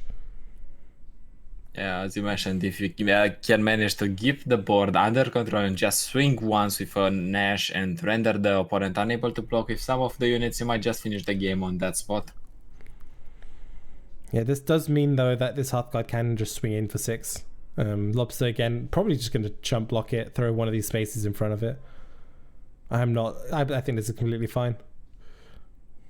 Yes, there is a trade on the warrior, but the Swayze and the 2-1 are going to be able to chump block this Hearthguard at their heart's content. We are going to see, however, probably some draw on Lobster's side with the Whispered Words. Never mind, he's going to go for the Solari Priestess probably and find some value in this. I mean, Another warrior. the warrior is playable this turn, if we have to put that into our consideration. Because of the buff to the cost with the allegiance unit on the board. Yeah, Mountain Square is going to render the warrior being able to be played this turn, but he decides against it. He goes for the Traveler. Well, Traveler is good because it's going to give us another unit or another more potential for better invokes. It still falls to Reckonings, and this whole board is weak on Lobster side to Reckoning. Yeah, that is a huge problem. The thing is, though, I'm looking through the list right now here from Stefano, and it's only a one-off Reckoning. So there's just a possibility Stefano doesn't have it, and Lobster don't think he can even afford to necessarily play around it. Does go for the Cosmic Inspirations, because that is one way to actually try and play around it. Yeah, but sometimes all you need is just hit that one-off once. That's why you play one-offs, to draw them when you need them, right? Yeah, right now, though, Lobster does need another unit to potentially behold if this Traveler does get removed. But they cannot remove the Traveler. That is the issue. Culling and even Strike. if they remove the Traveler, they have Crescent Strike, so it's going to be fine. Oh yeah, Crescent Strike will be fine, yeah. I completely forgot about Crescent. So no matter what, you can trigger Cosmic Inspiration. The question is, does Stefano have, going into the next turn, the Reckoning? And it has to be Reckoning right now. Because if he plays a unit or passes, Lobster gets to play Cosmic Inspiration. And that is not a Reckoning, that is an Ash. While it can put some pressure and lower the attack on some of the units, you can still play Cosmic Inspiration, have good blockers, and finally start actually not just champing these Avaros and Hearthguards, you can actually threaten their HP. Yeah, which is what I was thinking. Stefano might need to go more on the freeze plan. What's also bad here for Stefano is now Brittle Steel is, quite frankly, just a useless card. And even more to add on that, Atrocity is going to be even a more reliable way to finish the game because you now have units that are even bulkier. So you just need to hit a few times, and if you are putting Stefano in the range, make him use the freezes, it's all good. How close is Diana to leveling up? Because I'm thinking, what would Double Pale Cascade do if there's a freeze on the Diana here? I think we could put her at least on 1. I don't remember seeing many Nightfall cards, if none.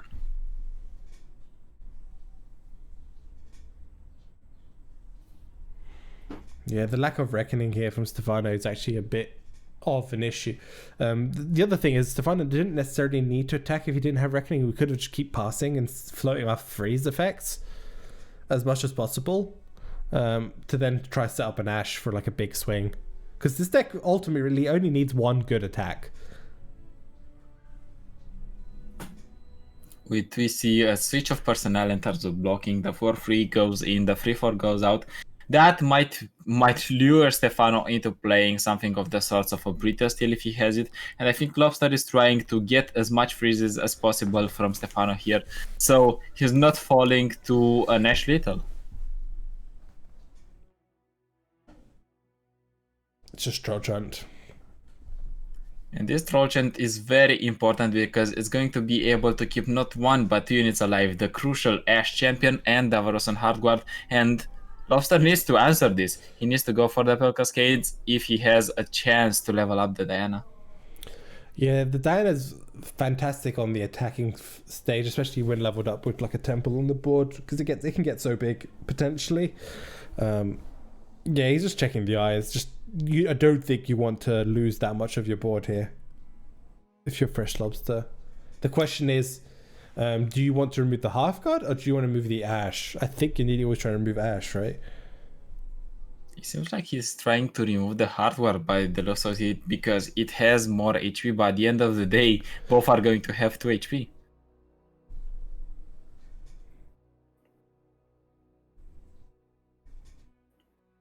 And Hash is actually a crucial card because now, if you go for the Hash and the Pearl Cascade, you can still try and clear the Ash quite comfortably.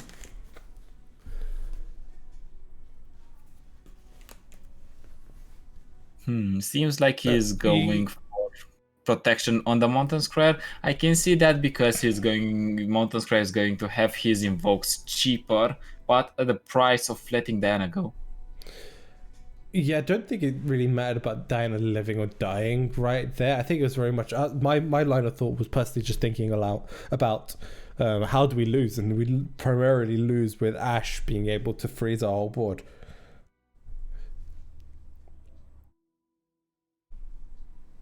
But at this rate, we might be even able to proc reputation on this 4 mana draw too. It doesn't really matter now. We're just playing it because we are searching for options, and everything that Lobster can play now, as we said, it's outside of Reckoning range. Maybe a bunch of Brittle steals into Reckoning can still do some work. Outside of that, not much. Well, most of it's at 4, so most of it technically is still within range. But it does mean things like Pale Cascades and other options can quite easily save units now. Definitely. This Mountain Square is getting buffed even more on the attack, not as much as on the HP because Temple has been nerfed. Whispered Words, this time being played on 2 mana and leaving more mana open for Stefano. And there's the final Omen Hawk. Is that still the turn 1 Omen Hawk alive on Stefano's side? We're on turn 8 and it's still just sitting there. I mean, it is a pretty buffed Omen Hawk right there. It's free. How many Omen Hawks? He got the buffs from all his brothers and the buffs from Davaros and Hardguard. That is commitment. Yeah, it's pretty good. I mean, this is a tense match right now. This is super tense because Lobster has, again, when you're playing this type of invoke list, you have a number of lines. We can go Sky Shadows, you've got another invoke, you've got Moonlight Affliction if you really want to. You've got the Comet. So there's just so many really crucial decisions to be played here. Lobster might really want to go for this Moonlight Affliction in order to try to input some damage and make use of his Atrocity, because even if some of the units get frozen, some of the units are going to go through and going to make the Atrocity game plan even more reliable. As the more freezes Stefano plays, the better for this Atrocity game plan to kick off. I mean, this is such a close match between these two guys because it is the difference of a potential single turn. One thing to note though is Lobster can you save these freezes, save these silences to remove any freeze effects from his own units should Ash become a problem on the attack.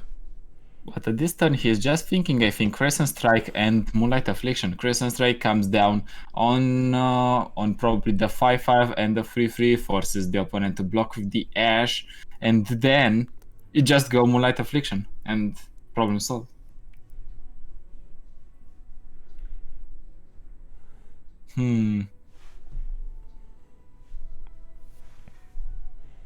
And if you're Stefano, you just take 5, right?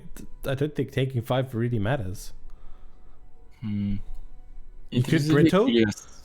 You could just brittle, yeah. Oh, harsh winds. That's a big commitment.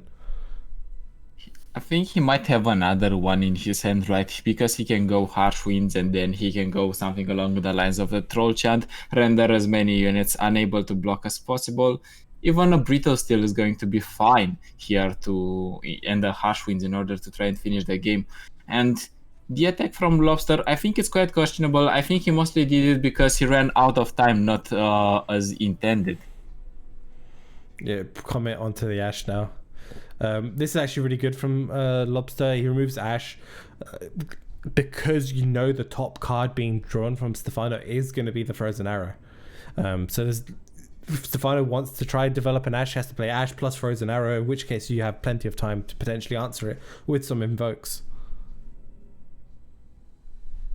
There is no Ash, but that is a beefy LeBlanc that is coming on Stefano's side, and I think there is still the prospect of having an Ash in hand and playing the Frozen Arrow. You still need to be quite careful.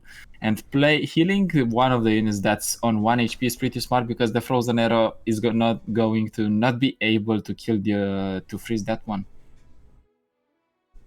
Yeah, it stops the triple freeze essentially for free.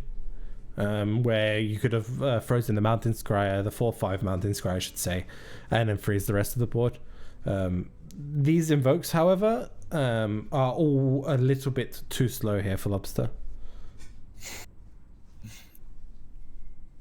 We say they are too slow, but the opponent might just be able to play the Immortal Fire here. And for Lobster to play the Immortal Fire here, even after the fact, it only matters if he wants to buff one of the units with the burst spells that he has in hand and have 2 blockers, not just one, because he has that option. He can go for something like a Dusk Petal and not buff this 8/7. 13/7 now. Yeah, with Crescent Strike in hand, Lobster is quite safe here just to develop. Because even if an Ash comes down, you just play a Crescent Strike. Oh, Reckoning though. This will have to force a Crescent Strike, I believe. Or not. You could take some of this damage. You can take some of this damage, and what's more important, you can hash the LeBlanc and just take the trade. You can actually full trade here if you're Lobster and just swing next turn, and your opponent needs to have freezes, otherwise the game is lost for them. Yeah, Mortifier, elusive, just being a little bit too tricky to deal with. Do we just go Trickster for the full damage, or do we go Comet to play it safe? I don't think I don't think Messenger with your current hand is necessarily needed.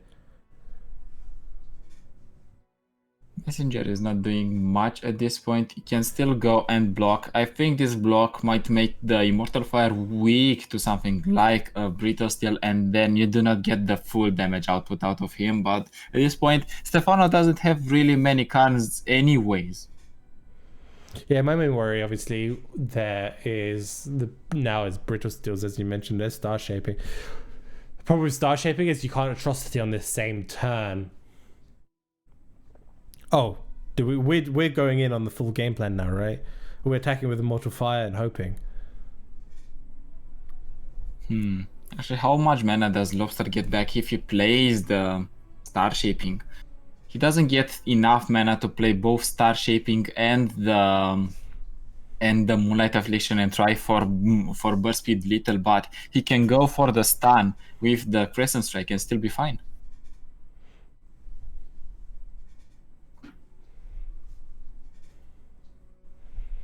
The question is that going to be enough? It might be just enough because you also have the Aphelios and you can go for the stun with the Aphelios spell. You can just go on Graviton. Graviton will stop Captain Farron attacking on the next turn. However, there's 2 decimates that still need to be dealt with. Luckily, you have... I feel like this should just be Lobster's match, right? I mean, just considering the number of resources, it's all going to be dependent on the choice of the ordering from Lobster and how each decision. I think it's just going to be dependent on if the Lobster has the time to go for his game plan.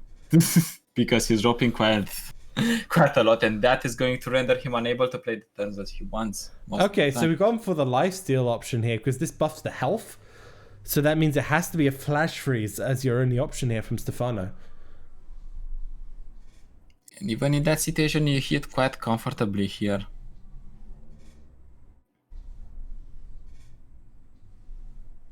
You heal for 15. I mean, Crescent Strike was also a potential option for Lobster. That gives you an extra 9 damage. Yeah, well, I still want to understand what is the consideration of not playing the Crescent Strike, because you're forcing the answers out of your opponent anyways. Maybe if we play for the Crescent Strike, we force some blocker or some preemptive spell being played. Yeah, I would have liked maybe a Hush there as well. Because you then set up Atrocity Lethal if you're Lobster.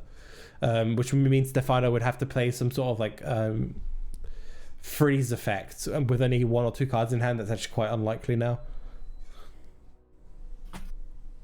If only 2 cards, those need to be specifically freezes if he wants to leave. He already used 1 Harsh Winds, he has only 1 available. Maybe 1 Harsh Winds is going to be crucial, and if we manage to find something like an Ash, it might be game over, but it's not the case. We do see this Moonlight Affliction coming down. We can safely block with a few units here. And can Stefano really do anything at this point? More freezes. That's about it. Like a Harsh Winds.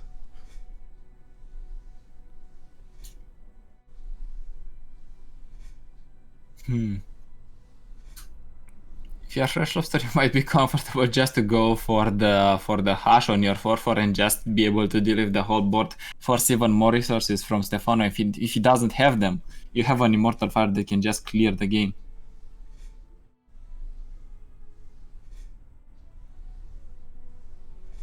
Yeah, I mean, right now there's no answer to this Immortal Fire at all from Stefano. Lobster should be in a very, very comfortable spot here on the next open attack. Stefano's only got Double Decimate and a mystery card. Although there was also the possibility of just Lobster having everything if you win on this time with Atrocity. But again, not going to matter. Fresh Lobster is going to be our first player to make it into the grand finals on the winner's bracket side, nonetheless. And that was a gruesome series, and I did not expect for the series to take so much time and have so many intricacies, especially in the last game. You'd usually expect the Ashnox to just go for that game plan of putting the pressure on the board and then finish the game as fast as possible. Wasn't the case against a list that is invoked, that manages to stall. We have seen a big invoke, and that was the end of it. Yeah, I'm going to try to see if I can quickly find our losers round 3 as quickly as possible for you guys, because that will be Timmy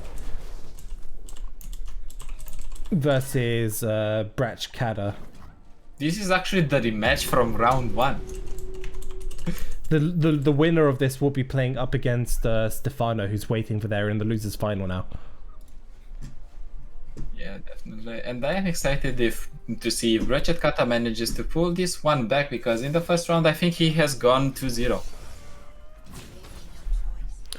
Yeah, so I've got Timmy's side, so hopefully we can see this quite comfortably.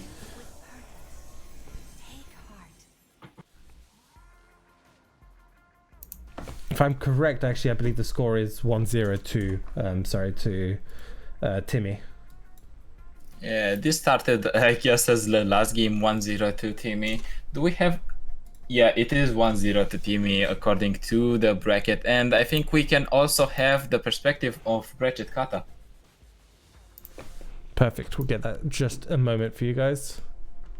Alright, in the meantime, let's see what does the doctor order and what do we actually have here, because on Timmy's side we do have Soraka Tomkench being left open, and on Ratchet Kata's side we have Deep, and I do not think Deep can be able to win here simply because you can put so much HP on your units with your spells that they cannot obliterate, they cannot attack quite comfortably. It is really rough.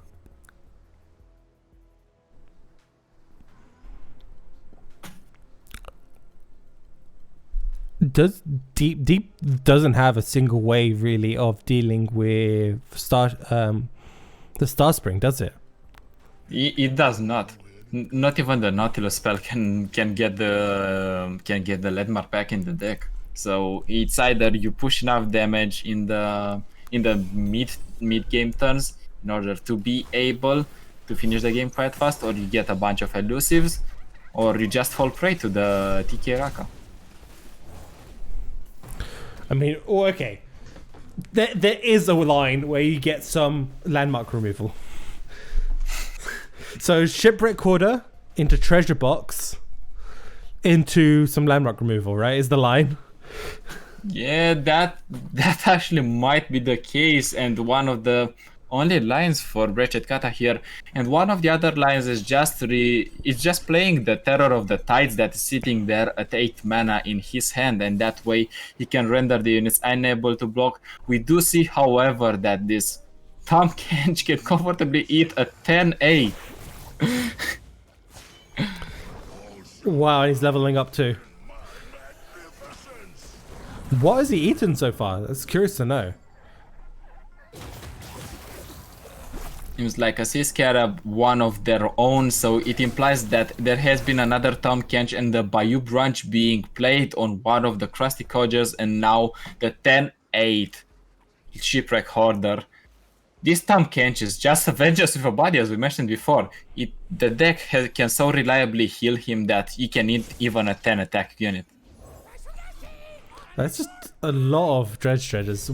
Breshkat has really tried to hit as far into the deck as possible. Maybe try to find the Maokai.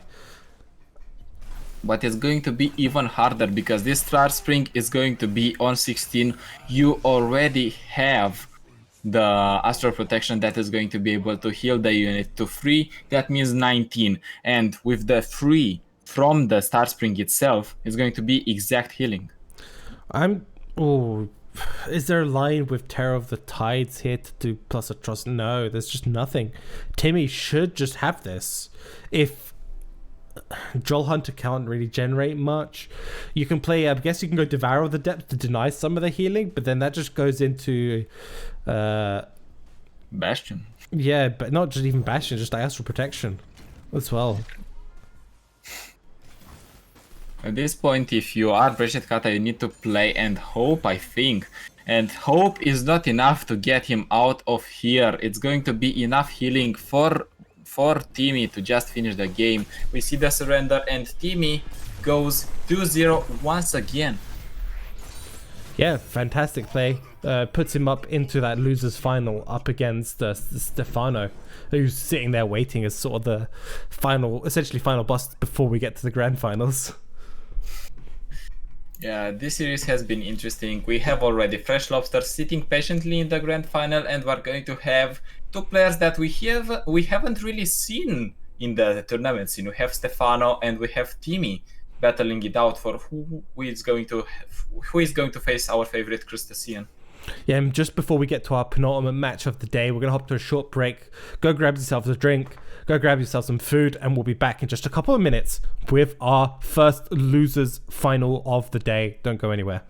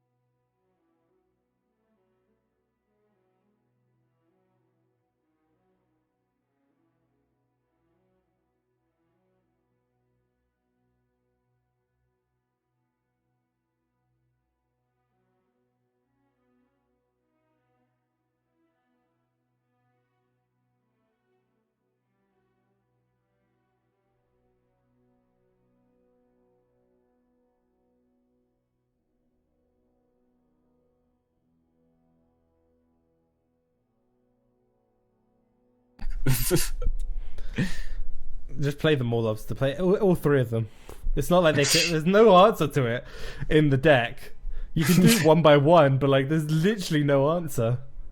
There's no Shumpos or anything to really even worry about either, and even that is not going to be enough. But Lobster, why are you slow rolling this poor man? Just play your Mystic Shots. You can see the deck list. There's literally nothing they can do. The mustached monster hits once again, and Lobster manages to tie. Which we can already see is in her hand. Yeah, Hexor Foundry is going to ease a little bit the pressure on Timmy because he knows his opponent has a lot of mushrooms. Double draws next turn, over 70 puff caps already, if not even more, maybe 80. 71.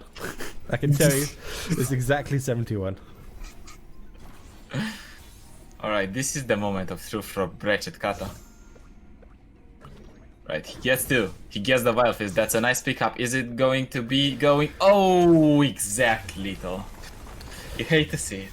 And game number 1. As well, already 8. Is that going to be enough? Is Lobster going to go for the trusty game plan? I think if he's not going for it, this might be the last time he gets to do something. Just out of curiosity, does Finny run guiding touches? Because that's... He is running guiding touches. He is running 3 copies of them. This is just straight playing into guiding touches here from Fresh Lobster. He doesn't have it. He doesn't have it, and so Lobster manages to take the game. We have been mentioning that the last turn he was really...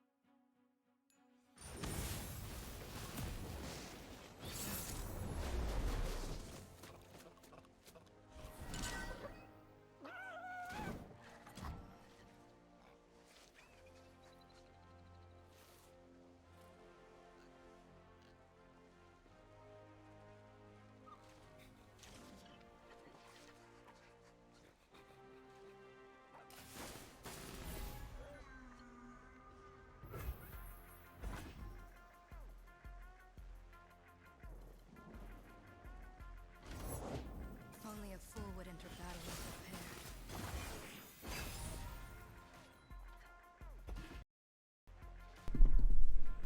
And we are directly going into our lower bracket winners, lower bracket finals here, which is our penultimate match here. The winner of Timit versus Stefano will be up against Fresh Lobster, who's sitting there waiting as the final boss. And man, do I just love this music on this Earth board. I think is the best music in the world. I mean, everyone is mentioning this, but they do want the board to be clickable. That is true. I wish it was clickable. That it would put it straight up into like SS tier if it had this music plus the clickability. Yeah, they might be able to add it in the future. But for now, we're going to deal with it, and we're going to face yet another Targon versus Targon game. This time we are going to face Nightfall Aggro against TK Raka, and I think Nightfall Aggro might be able to bypass enough damage, especially if they do have available the Atrocity title. Never mind, there is no Atrocity being played by Stefano, so that is going to make things even easier for Timmy. But one of the spiciest cards Stefano is playing is 1 copy of Cygnus the Moonstalker.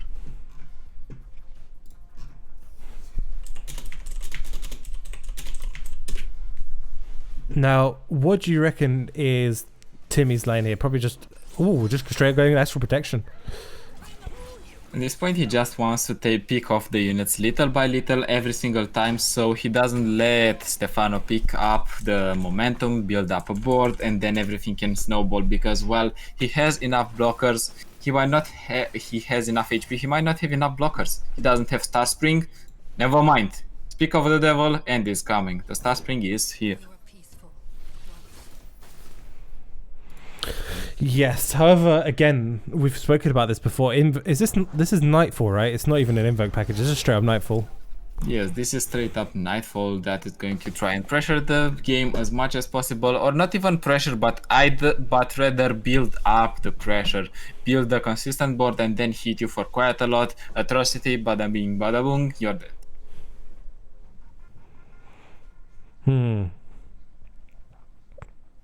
Is there? I mean, do we just play the broadback protectors here? If you're Timmy? Or just self-damage your units even more. You do not even need to hit, or you do not even rather to block here. You can even play the guiding touch here in order to challenge the 5-3. We're going for the safe plan, and we are developing the Star Spring. It's going to put some HP on our units, and from now onwards it's going to be even more difficult for Stefano to bypass some damage.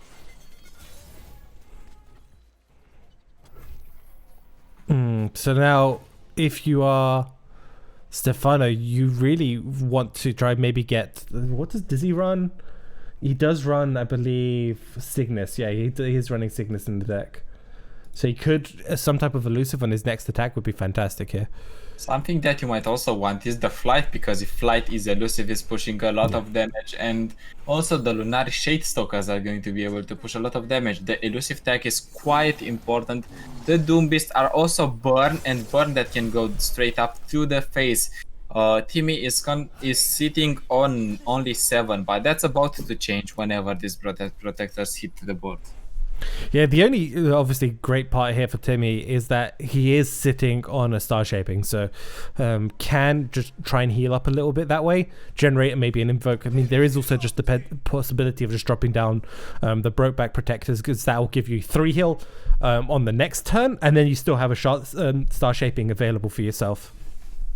You might even try to just hit this Doom Beast. If your opponent doesn't have anything, you can even play the Star Shaping on this Boxtopus. And even if you are not playing it after the fact, you can play it in combat just to give it more HP. None to Dust coming down here from Stefano. That's just basically trying to signal, I'm going to try to push as much damage with this Doom Beast as I can, set up my next turn, and try and set up for a potential lethal here as well. Alright, he already has 4. There is a Star Shaping, so that means that Theme is going to be at 10, and +3 actually from the Broadback Protectors. He's going to sit at 14, and that is no way Stefano can threaten that much damage. Not easily. Cygnus would have been one of the main cards to do that. Or, let's hope this last card is a Nocturne. Or not.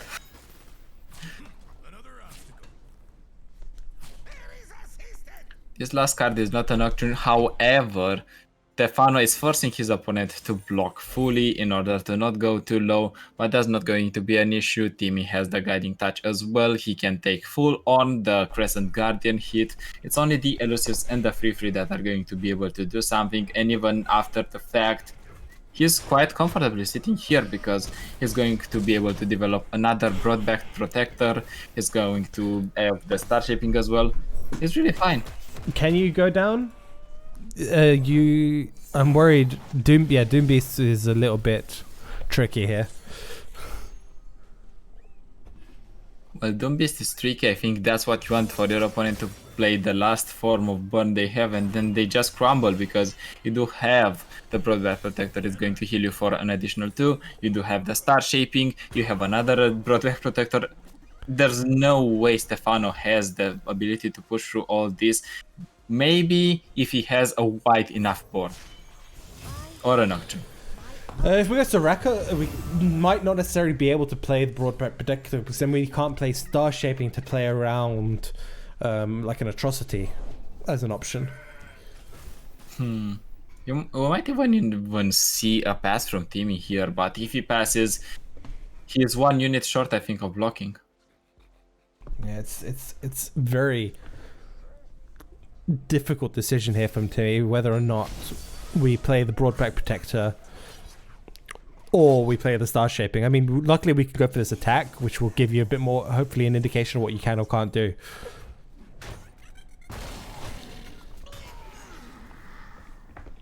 4 HP here. We see another Doom Beast. Stefano managed to draw all the Doom Beasts from him. I don't know if I agree with Broadback. Oh, there's no cards in hand, so you're kind of okay. But I was thinking Unto Dusk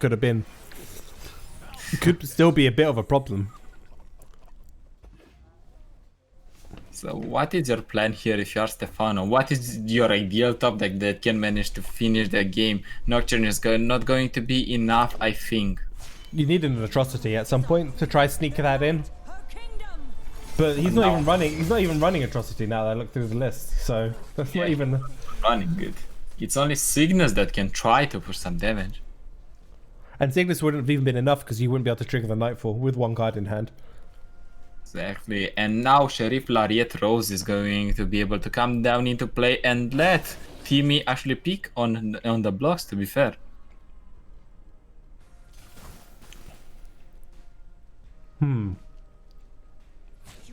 If you are Stefano, what are your other options here?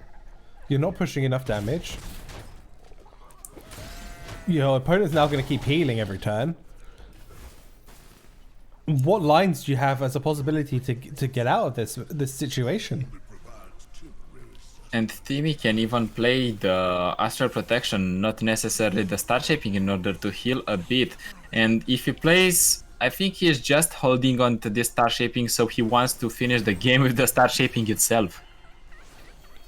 But it's not going to be necessary because he can play it on the HP he has on the Nexus and still be fine. Because Soraka is going to provide enough heal for this Star Shaping to pop off and kill the opponent.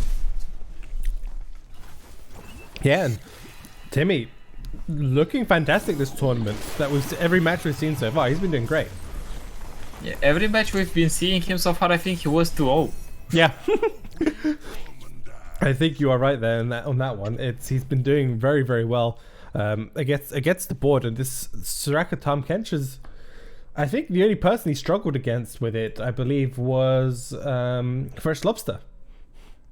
Yeah, Fresh Lobster, and outside of that, all the competitors crumbled against this TK Raka. We might be able to ask the player after for an interview and actually know if it is a comfort deck or if it is just a good meta prediction. Oh, for sure. I mean, I'm really, really hoping for Timmy to make it into our grand final so we can show you both hands. It's a bit of a bias in production bias, I guess I would call it. Because with Stefano, I haven't been able to spectate him all day. And this way I can... I got the bug again. Bear with me. I have to relaunch my game and hope. I love every single cast. We have this special dedicated portion to the please give us the in-game tournament mode so we can make things easier and fix spectator. It's a tradition. I mean, it's always been the case, right? And just hoping the spectate. I do appreciate having it as an option, but it does need to be a lot nicer than what we currently have. I mean, it's like having a Lamborghini. It's nice and all, but you do need the gas in order to fire it up. Well, it's more the fact that it's like trying to drive a Lamborghini in London, right? Yes, you have a Lamborghini, but the most you can go is like 30 miles an hour.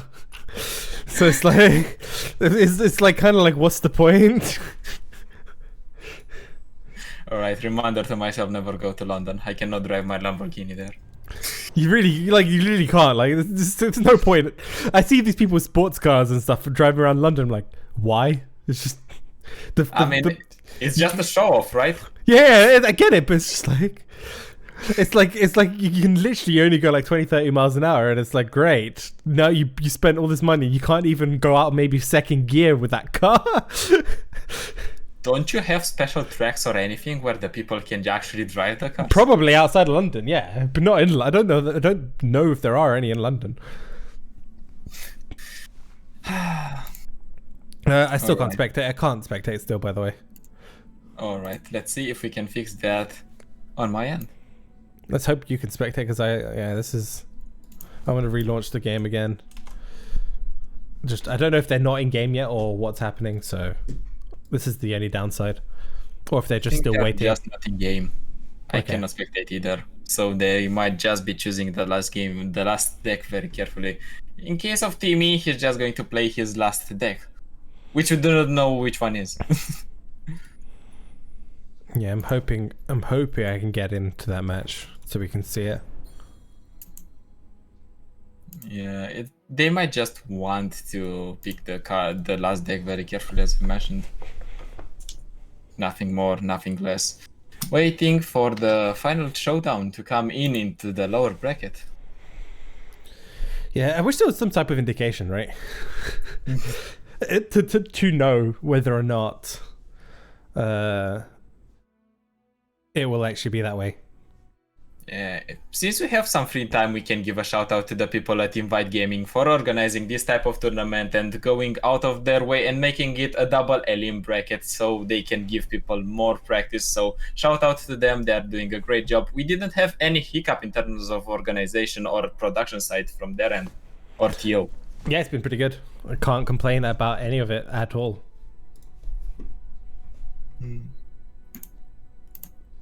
But we do have a hiccup now because the players need to choose their decks. I mean, they could be in game and it could just be the spectate bug, which is my worry. But you sometimes can't spectate. It doesn't work on both ends, right? Yeah. Come on, Runeterra. You can do it. You can definitely do it. Yeah, I don't know what's happening, and it's really... Is there any way to, like, check? I don't know. It would have to rely on one of us messaging Timmy and hoping. Hey, Timmy. Mind getting in the game? We were sitting here for you. Yeah, I wish I knew, because none of these guys stream, so that I know of. Let's check. I can check if they're streaming, but I don't believe they are.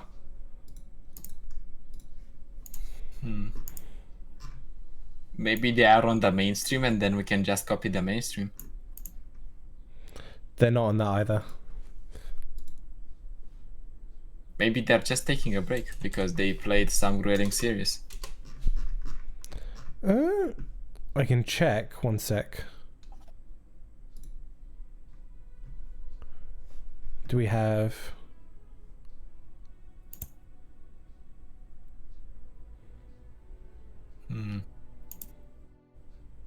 I'm just trying to load it up for myself now, and I'm just dealing with ads, so bear with me. Seems like they're not hopping into any game, so I guess we can hop ourselves into a short break until the match kicks in. Yep, sure thing. We'll be back in just a couple of minutes, guys. Don't go anywhere. Trying to sort this out for you guys.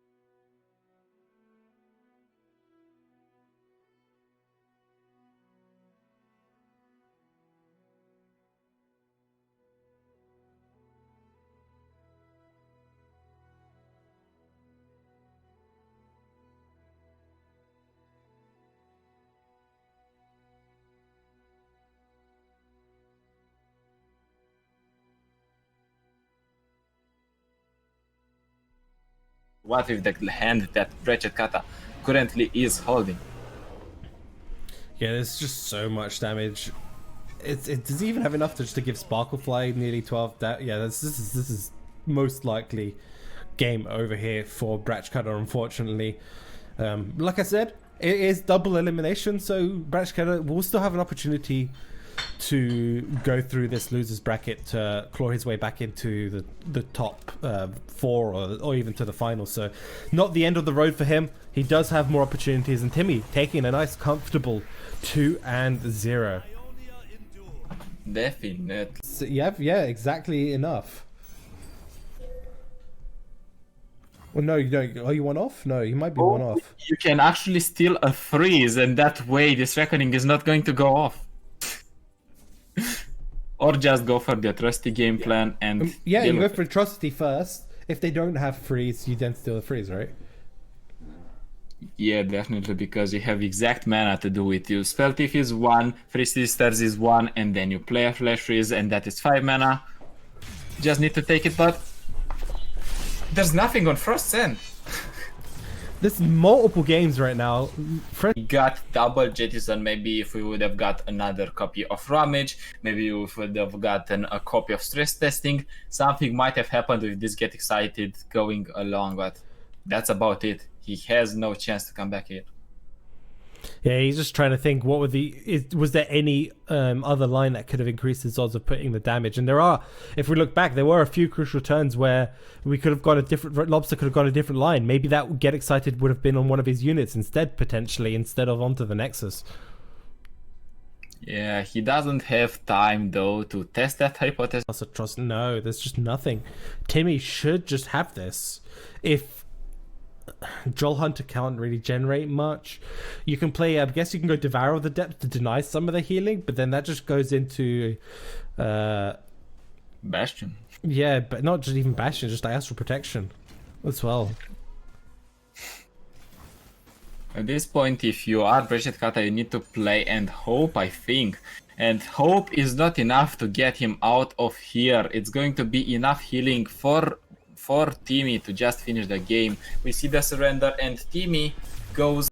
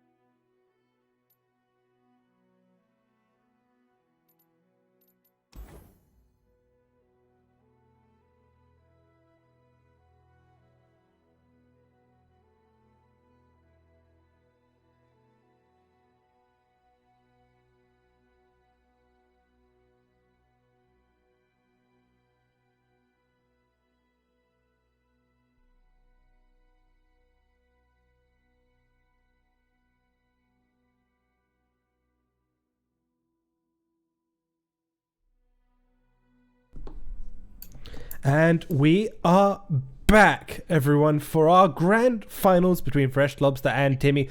Apologies for not being able to show the last of Timmy's match. Spectator client can cause some issues, especially when they're players playing across different regions. Sometimes you just can't spectate them.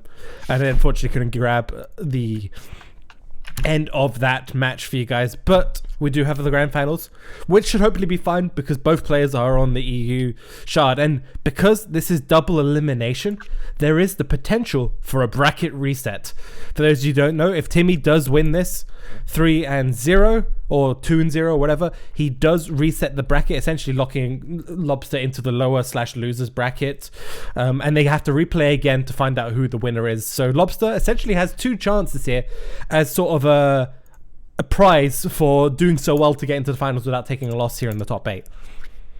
Yeah, definitely he has a chance, and so far he has been performing, and we do need to mention his so far winning lineup, because in his lineup has FistF. He still didn't give up on the deck. He still sees some potential, and so far we've only seen wins from FistF. There was no game in which FistF has lost. The other deck that's being queued up is Diana Aphelios, another deck that has been rising so far, but Aphelios has not seen some play, so yet another deck that was old, still giving it a fresh look. And last but not least, Zoe Vi, a deck that, as we said in the beginning, I think Rubin Zoo made popular. Yeah, he made it popular, but again, I mean, we haven't seen too much of it from Lobster, and the little we did see didn't perform fantastically. So it'd be great to see a little bit more of this deck in action in the grand finals if we can. Yeah, definitely. And on Timmy's side, we're going to see the lineup that is bringing him into this fight, into this winners final, actually into this grand final now. It is going to be Timo Ezreal, it is going to be Zoe Lee Sin, and last but not least, Soraka Tom Kench. We haven't seen any bit of Zoe Lee Sin besides the match against Wretched Cat, I think, but overall a very well performing deck. Haven't seen a loss out of him. Timo Ezreal, another great deck as well. Oh, for sure.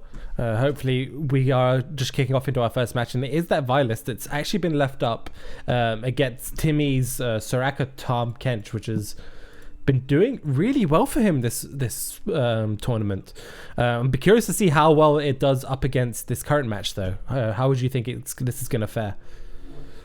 It's only going to go down on how consistently Lobster can get that landmark removal, because the PNZ side of the deck is not going to do much, right? Because they're just going to put damage on the units, and those units can be protected with the likes of Bastions, with the likes of Pelka's Kit, just healing the units back up, just getting favorable trades with Astral Protections. It's no big. It's only Vi that might impose a threat on the units, and Vi alone. Yeah, it's true, but there is the possibility of the invokes, right? Just changing this up. Timmy is running, Lobster's got a number of invokes in the deck, which can just remove things like Star Spring and stuff, which can actually help quite a bit.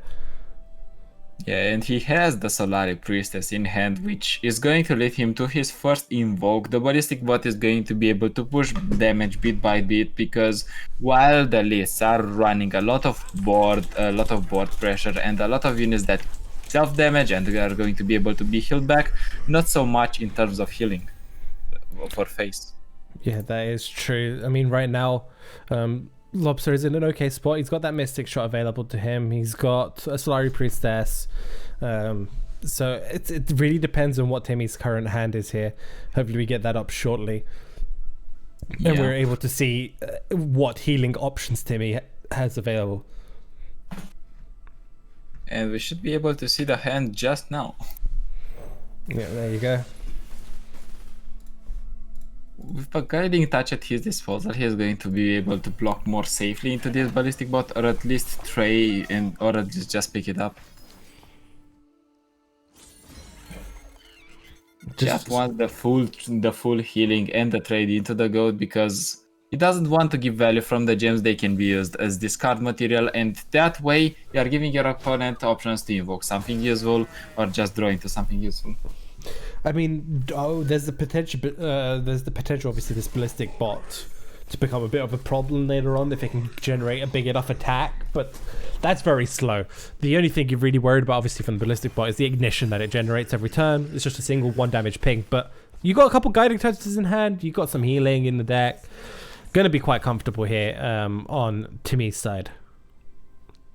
Yeah, quite comfortable, I would say, from both sides. And Gloucester has the chance to go for his first invoke. Is he going to take this chance and try to find a way to obliterate the Star Spring if there's ever going to be one? So far, there hasn't been one played. It's only been minions and survivability spells played on them. Yeah, this is looking pretty good overall for Timmy. It's just missing the Star Spring, which would help a huge amount here in overall just survivability and being able to be okay.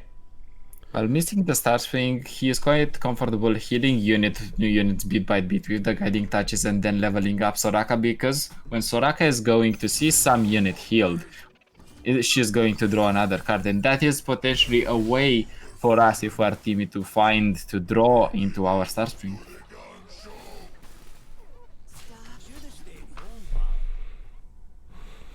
This is, again, looking pretty okay here for Timmy. If he wants, he can even play another Astral Protection next turn to just heal the unit back up and have even more challenges. So far, Timmy has managed to challenge every single unit and remove it out of the board of Lobster.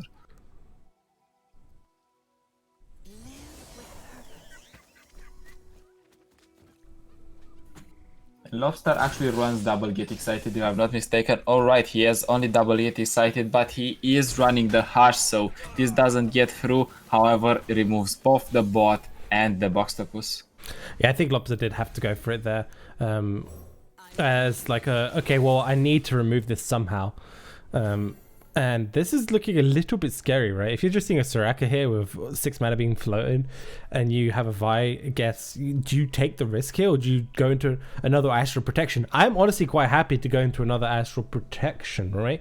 Because what happens is that's another Astral Protection that could have been 4 heal plus a bunch more that's not being used when there's a Star Spring on the board. Yeah, definitely. You rather see it now rather than later. But what that is going to enable is for Timmy to put another guiding touch on that Soraka probably, and then coming next guiding touch is going to be able to level the Soraka. We already see the Tom Kench sitting comfortably in his hand. This whole hand is screaming, "Give me a Star Spring." Yeah, I mean, there's also the option that Timmy just hits okay and just slams down Tom Kench instead. But that doesn't feel fantastic purely because you need the Soraka draw engine right now more than anything else in your hand. You need that draw engine to try and get to more options because yes, you've got Soraka. Yes, you're kind of okay on the board, but how do you deal with this Vi? How do you actually win the match? It seems like that is a question for another round, and maybe Timmy is relying on this Vi being able to be removed with the protection of the Astral Protection and the Tom Kench spell. I mean, Sheriff here can just come down and trade, which is completely fine as well. I actually like this. Just remove Vi. And in the way of this Sheriff, there is nothing here that Lobster can play in order to buff the HP of the Vi. He cannot buff it twice. I think it's only Pel Cascade that can help out. And Pel Cascade, it's a 2-off in his deck. Yes, I'm trying to think, is there anything else? There's no invoke. It's like, you invoke into Moonglow, but that's not happening at quick enough speed. The moment you're going to see the invoke coming down, you're just picking up that Vi. You do not let your opponent to heal the Vi or buff her up. There's no way that is happening. Yeah, Vi's most likely gone here, but again, Lobster, I don't think he's going to be too upset because that's a key card removed from Timmy. Can just, as we see him, he hits pass, hits okay, and then probably just develops the other Vi, right? Depending on her attack. I have no idea how many cards have been played for the second Vi. Well, we had enough in order to get the Vi, I think, to a 9 attack. Is it 9? I thought the second one came in later, so it should be lower. So yeah, it's at 6. Oh, it's just 6. Which is enough. That's all that's all it needed to be. It's just to stop the acquired taste from removing it comfortably. Yeah, but if you are Fresh Lobster, you still need to play a couple of cards here in order to simply have the chance to buff the attack of this Vi. Hush is a card still, but on Timmy's side, he finally manages to get that Star Spring, and let's see if he manages to actually level it up, because he only has one unit in hand and the others are just spells. If you're Lobster, you're okay developing, because if they play Acquired Taste, it's kind of similar to you attacking anyway with the Vi onto Tom. However, they expended a bit more resources / mana, because they're going to have to play Acquired Taste plus another card to actually protect their Tom Kenshin. By you developing units as Fresh Lobster or playing cards, the Vi is naturally going to get more attack as well. So you force them to have another like Astral Protection, I believe, as an answer, or like a Hush. Yeah, those are the cards that Timmy needs to have, and also we need to take into consideration that they have 9 mana. They are playing the Star Spring, they are going to tap into 7 mana. If they want to play the Acquired Taste, it's going to be 5 mana. On 5 mana, nothing can save Timmy's Tom Kench if there's going to be a bunch of spells on Fresh Lobster side that are going to level this Vi.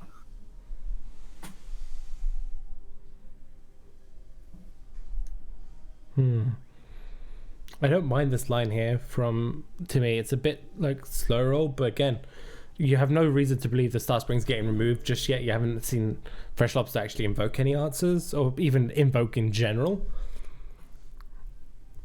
But you're not really happy either, because you do not have a board that can be healed. Yeah, that's also a problem. Luckily, you do have the Broadback Protector, if you can get that down. That will self-damage itself, heal you up, and then should put you in a nice spot. And I could see this line of thinking Lobster. He's going Ballistic Bots because really wants this Acquired Taste to be used. Even if the Acquired Taste is not going to be used, I think you're still going with the Vi. Your opponent is going to try and save themselves with the Astral Protection, but it's not enough. The Tom Catch is going to be in the 10 HP range. Vi plus the Mystic Shot and the iterative improvements is going to be enough to deal with this Tom Kench. Oh, you just Guiding Touch, right? You don't have to iterative. You just Guiding Touch your Nexus for 2. Cycle a card. Cycle a card. You're quite comfortable, I think, if you're Fresh Lobster. Yeah, you can even keep that iterative for another Solari Priestess, and that's useful because if you do not find an Obliterate for the Star Spring at the first try, you just try again. I mean, Mystic's also just enough as well on its own. But it depends on if you want to level up Vi or not. You just might want to, in order to just try to finish the game faster, because your opponent might focus less on going on the Star Spring Wincon and actually spitting out units in order to stay alive.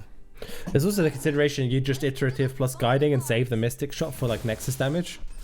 So we're guiding to see what we draw from Lobster, and then we might iterative like the Ballistic Bot maybe?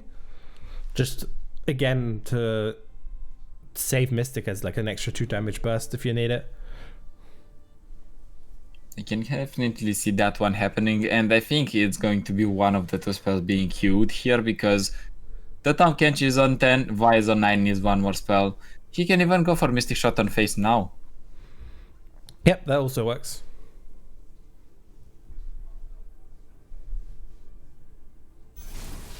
I think Lobster's just double checking if there's any punishes for 1 mana here.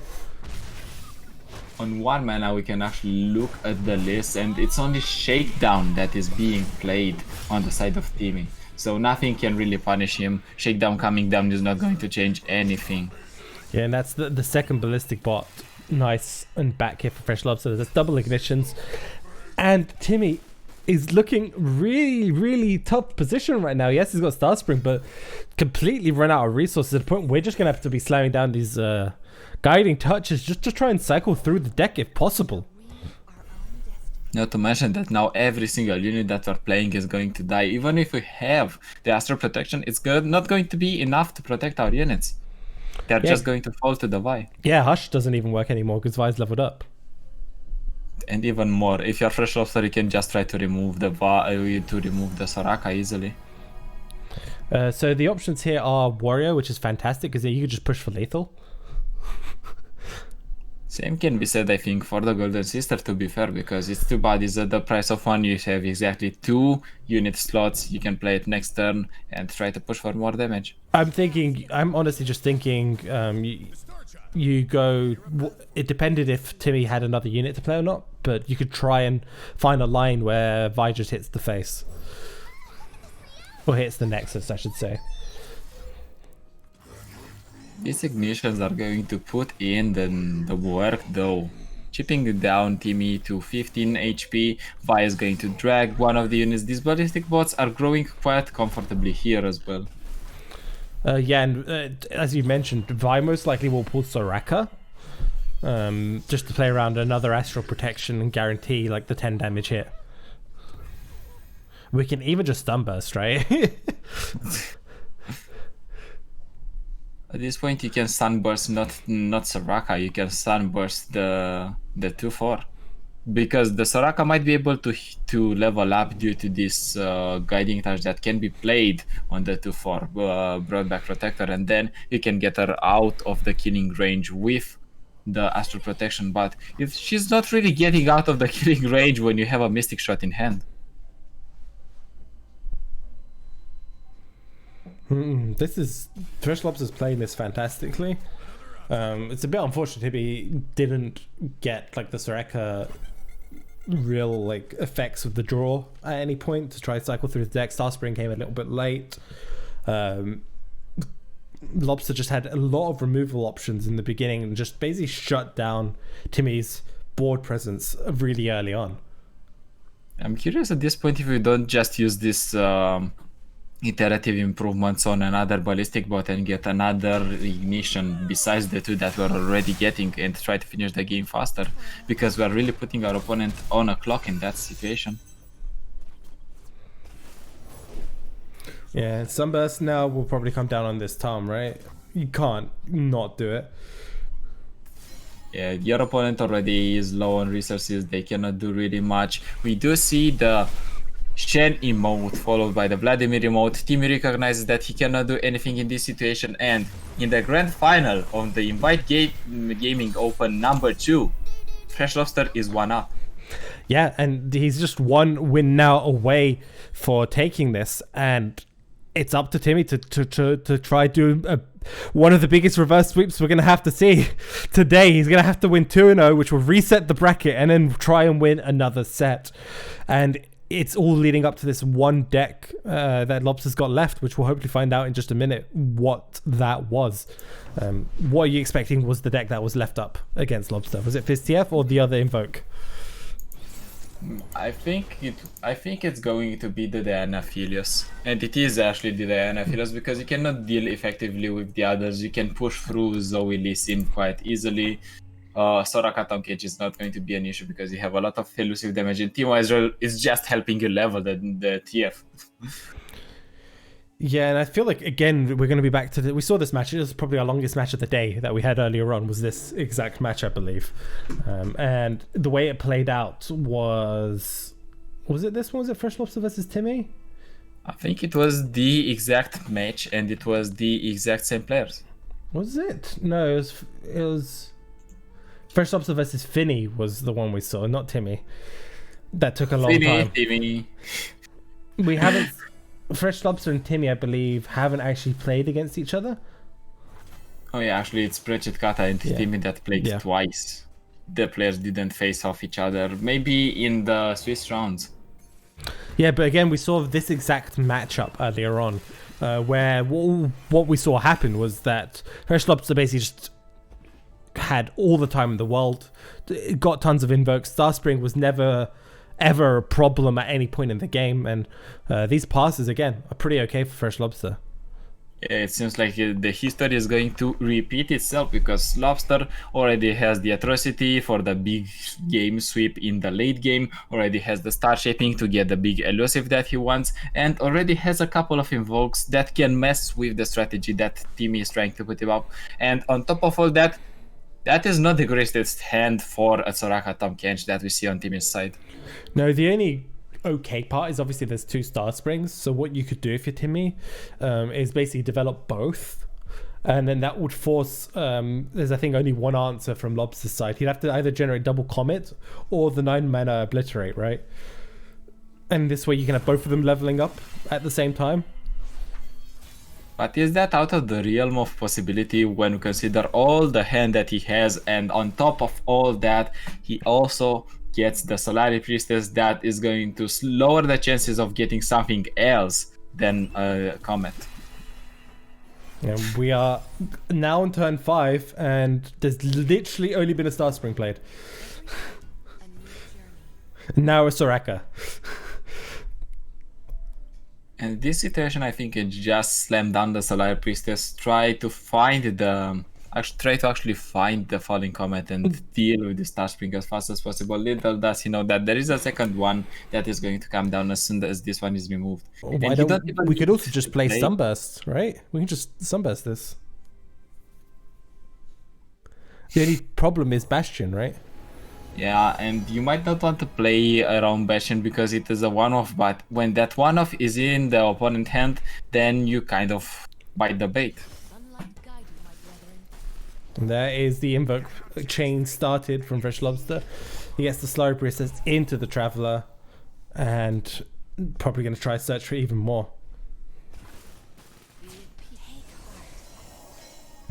But if the invoke chain is going on for Fresh Lobster, on Timmy's side, he finally gets some units that he can use in order to buff this Star Spring. Only issue is that both units are at full HP, not going to matter that much. Destroyer might be a great card, but I think Cosmic Rays is the premium card that we have seen in the Fini versus Fresh Lobster game, in which Fresh Lobster simply got to remove all the board.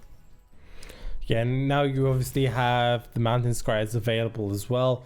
But again, Fresh Lobster doesn't necessarily need to commit anything yet, right?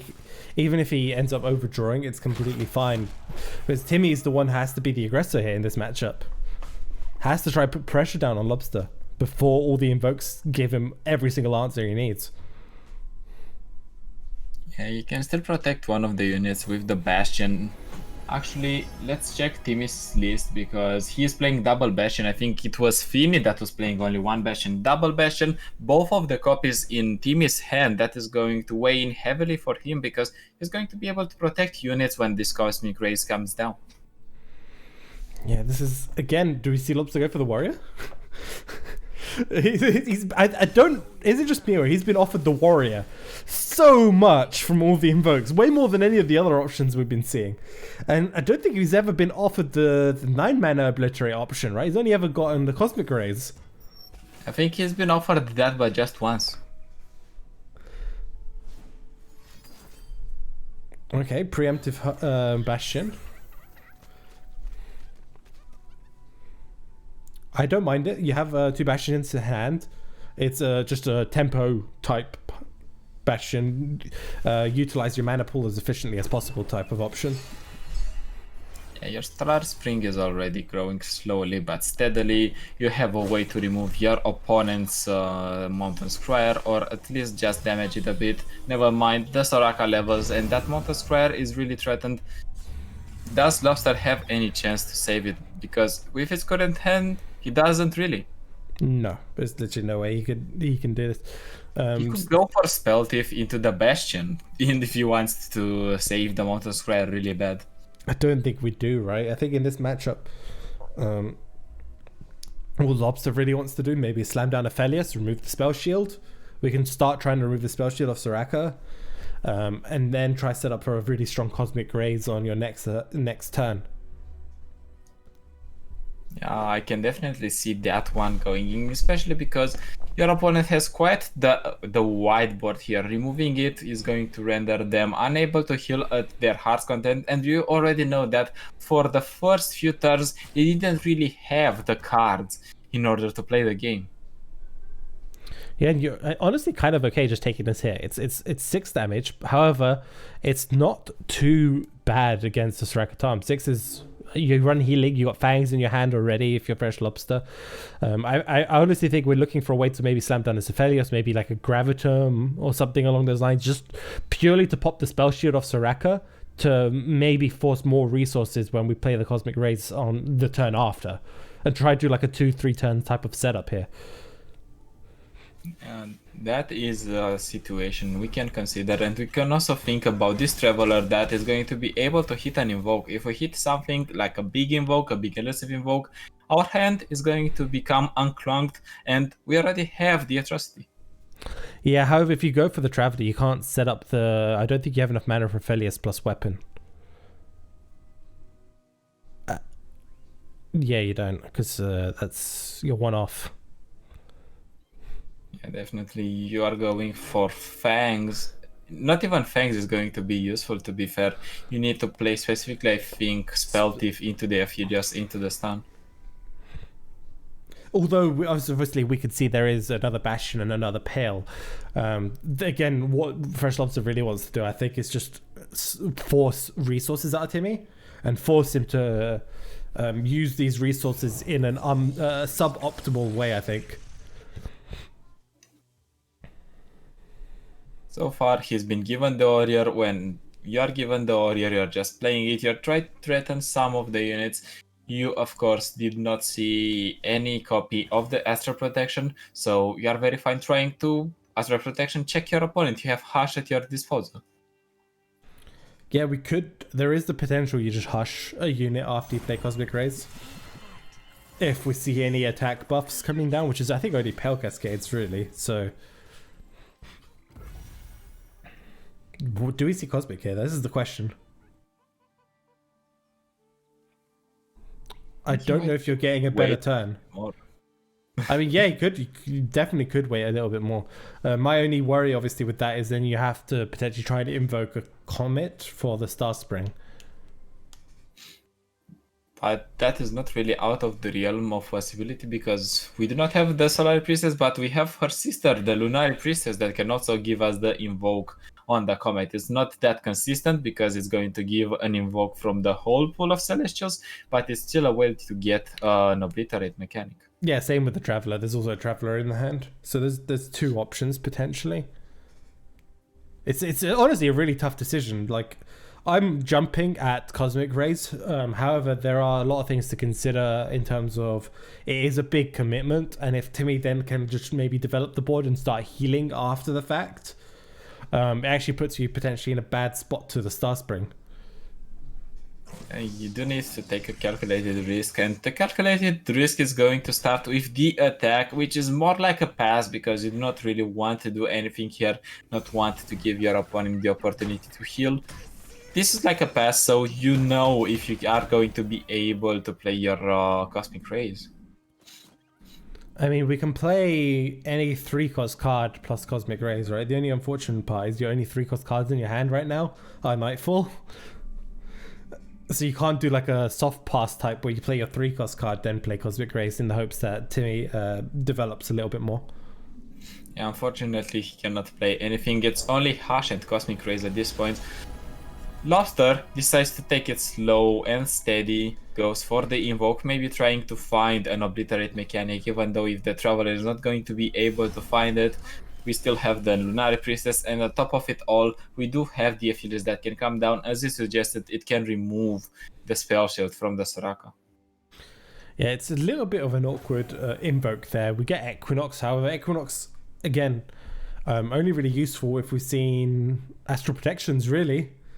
Or Bastion used on a follower. I think it's also useful against the Broadback Protector as well. The Broadback Protector, if your opponent's on 20 HP, doesn't do anything. So I don't know if you even care.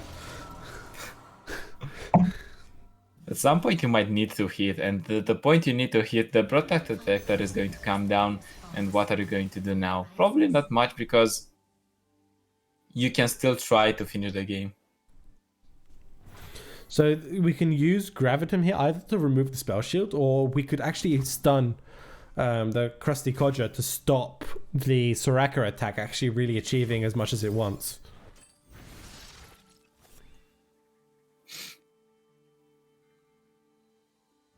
In that regard, we already get the stun, I guess, on the Soraka, or we can try to go for another stun on the Soraka next time. But as you suggested, if Soraka manages to hit with the Krusty Codger that is already damaged, himself is going to put a little bit more healing on the Star Spring. And we already see a lot of healing going on. And units being healed to full. We get even another Soraka if we want to fully damage our board and then just kind of give our opponent an ultimatum. We play the Wish of Soraka, everything goes to full HP, Star Spring levels. I think that could be okay though if you're Lobster. You can try block here, force a couple of spells out, and then go for the Cosmic Rays before the healing can come down.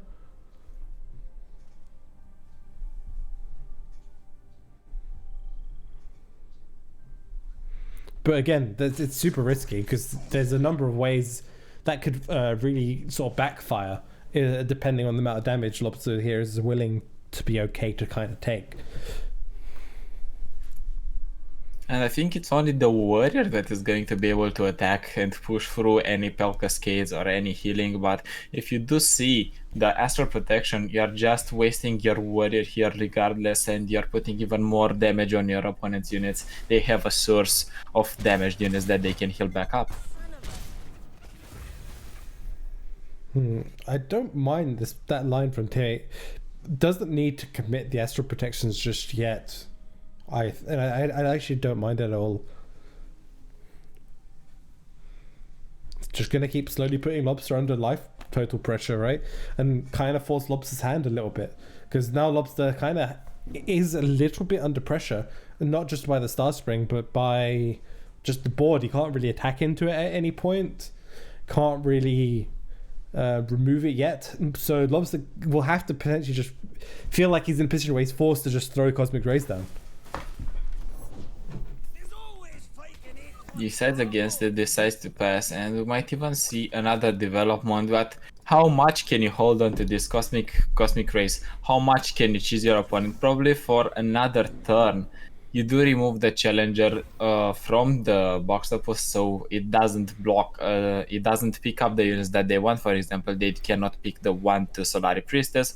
Just get a bit of more healing onto it, and then what? Your opponent needs to develop. Do they develop really? The Broadback Protector is not going to do anything because you mentioned it before, we are at full HP for Timmy.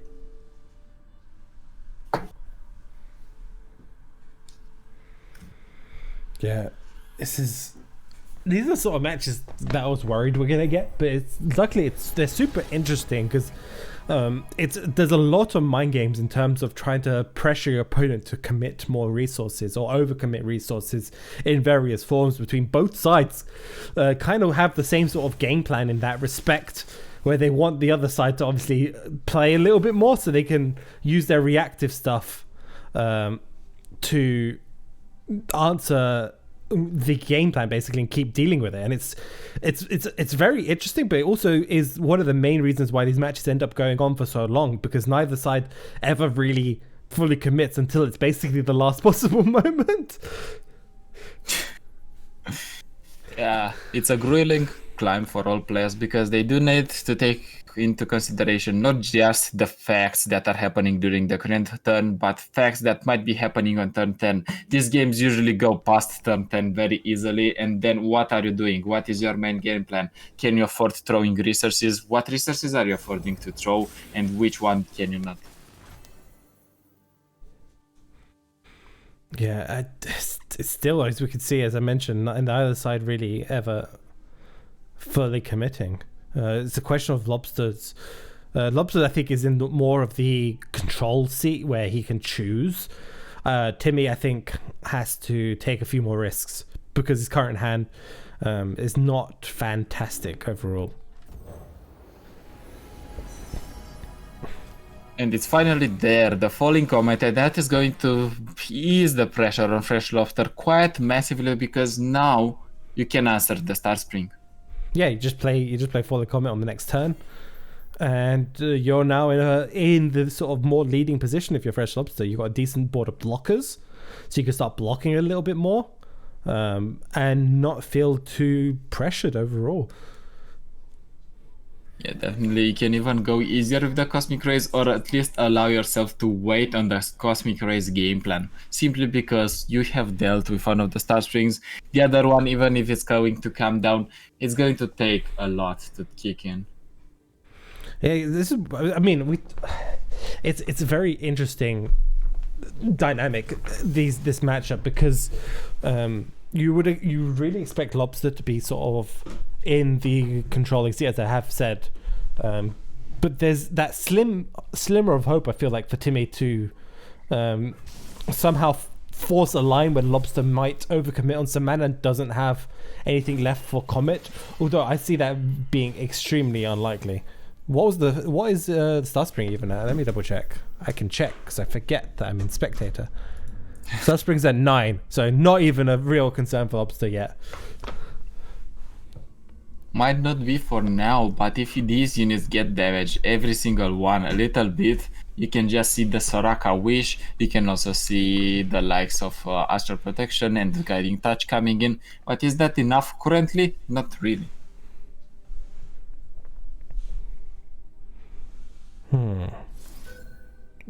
Are we going for the Cosmic Rays? Is it time? Lobster, if I recall correctly, didn't really play in the last match either until very, very late in. I think he has been waiting, as you suggested, for the opponent to commit more and more resources, strap them out of resources, and that way simply be able to play these Cosmic Rays as safely as possible, not take unnecessary risks.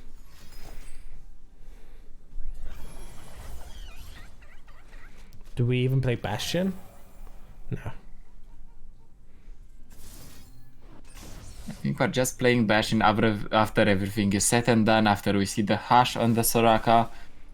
I think it's just common sense, or we could even let this Soraka die and play the other one that is actually leveled as well. I still think you need a blocker, right? Because you're losing a reasonable amount of your board, and the challenger is actually going to put a little bit of pressure. The thing is, Timmy, as we can see, still has Astral Protection with this Octopus available as an option. And I don't know if Lobster's going to want to risk that and attack here. It's super risky, but the bonus, obviously, from Lobster's side is he does need to start ending the game at some point. The question is, obviously, is this the turn where we try to start ending it?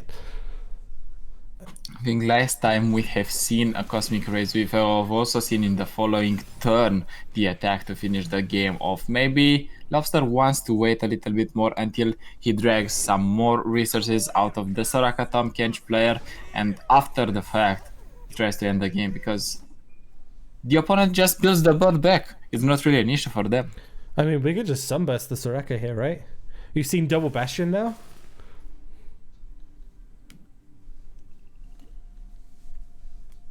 Yes, with double Bastion here, you can just remove the Soraka. Maybe you are just waiting to remove the Star Spring first because it is the more troublesome issue that you are facing currently. How big is the Star Spring right now? I believe it's like 13 or something. It's not. I double check. 12. Yeah, it's only on 12, so it's not that big yet. However, this attack is a little bit painful because Lobster. Don't know if Lobster really wants to take this hit.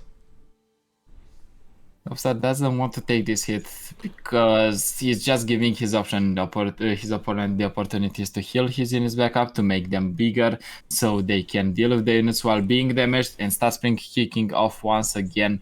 But I think it's fine going down to 3. What's the answer? Triple Pell Cascade, and to our knowledge, both players are only playing double Pell Cascade in their decks. And I think Timmy's already played both as well. So it's just there isn't even Pale Cascade. And the thing is, Pale Cascade wouldn't even do anything because obviously you just hit OK and the attack goes through for 6.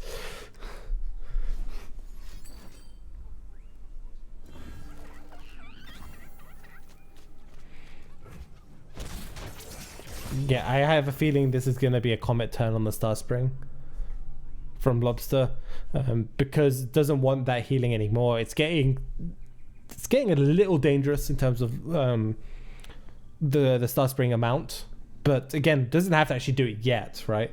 Can wait until he sees Timid actually hit 22, right? You don't even need to comment until you see the 22 pop up.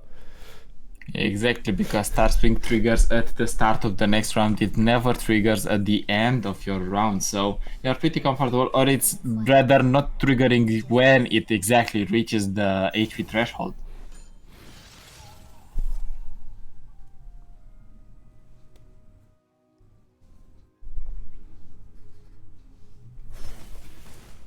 Is this literally just to heal your unit up? 1 HP? I don't mind it. It's just triggering Aphelios spells maybe to try and get the Aphelios to level up as well. I think Lobster might also be going for the Moonlight Affliction game plan, because we might set up a nice Moonlight Affliction with Spelltip being a card that can easily proc Nightfall, and then swing big, go for the trusty game plan, everything is good. Yeah, so we can go Comet this turn, and then on the following turn, can go Sunburst onto one of the 2 units that you really don't want to deal with. He is sitting in that 6 HP threshold, or 6 mana threshold, and as long as he does that, I think Timmy doesn't need to commit anything and just wait patiently until Lobster commits, then redevelop then play another Star Spring, maybe go for a Broadback Protector, but that's not doing essentially anything because he's not damaged. I mean, there's the other option that Lobster just hits pass, right? Which is also completely fine. I don't mind Calibrum here either, because we have the Hush. So if we do see like an Astral Protection come down, or even just, yeah, it has to be an Astral Protection, right, at this point. You can just Hush. Oh, no, I forgot Guiding. Oh, it's already had an Astral Protection. I think at this point Lobster is just trying little by little to get his opponent to use as much healing as possible on their units, so when this Star Spring is going to be able to level up, they're just going to kill it, and no more healing spells are going to be able to reproc it. Yeah, I like the Sunburst here, because you still have mana for Comet, so you can still remove the Star Spring in the worst case scenario. And I think the Star Spring is getting quite comfortably near the 22 HP mark. It is currently at 15, so Lobster can still just hit pass. It's only going to go up by 2. Doesn't have to commit it yet.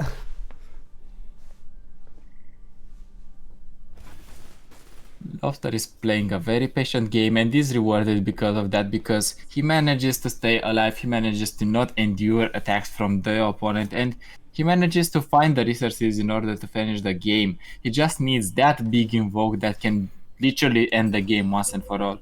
There we go. That's what Lobster wanted to see. Live with purpose. 21. And now we just commit the Star Spring. He might even consider not doing it, because currently there is nothing that can pop the Star Spring to 22. Yeah, the next attack wouldn't do it either. But it will force another spell out, I guess, of Timid. So yeah, there's a number of options here for Lobster, and I actually don't mind that route. But again, he has to plan his next couple of turns, right? So if he doesn't use the 6 mana here, you float what, 3? You lose a little bit of it, and then you float the rest, and then you need to potentially generate more answers later on. And it's like, where do you fit it all in? I think what's even more important here is that Lobster is going to have access to the stun through Gravitum next turn. He could go for the Moonlight Affliction after to follow up and then put a lot of damage on his opponent. Star Shaping being used as it's a one-off and being used as finding the finisher. Well, there's a great Beyond if you ever saw one. But it doesn't matter, right? Because you have Hush and Stun. Yeah, that is true. You just Gravitum to remove the spell shield. Or even better, you just Hush and then Gravitum and get the upgrade you Stun for 2 turns.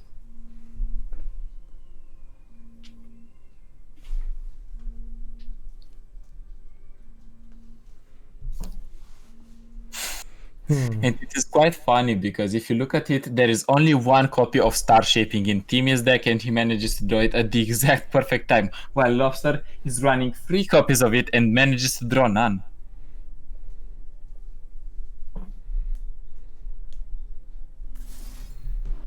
Moonlight Affliction also does it. Is this going to be sort of the turn that does change us up for Lobster? But the problem is this Gravitum is kind of only delaying a potential inevitable, right? Because yes, Lobster has Hush, right? But how does Lobster continuously stop this Great Beyond? You can't kill it without an invoke, right? His units don't do enough damage, just straight out. And on It's top an of that, 8/8. he still needs to block. It's just an 8/8, right? It's just a big body that has to eventually be dealt with. We'll have to try and cycle through these Ophelia spells as quickly as possible, right? To try and get to the next Gravitum. We might want to try to get into the next Gravitum. We might even want to push for the Crescendum instead, just to trim our deck down and find our own Star Shaping to end the game, or at least swing big and then have the option to Atrocity.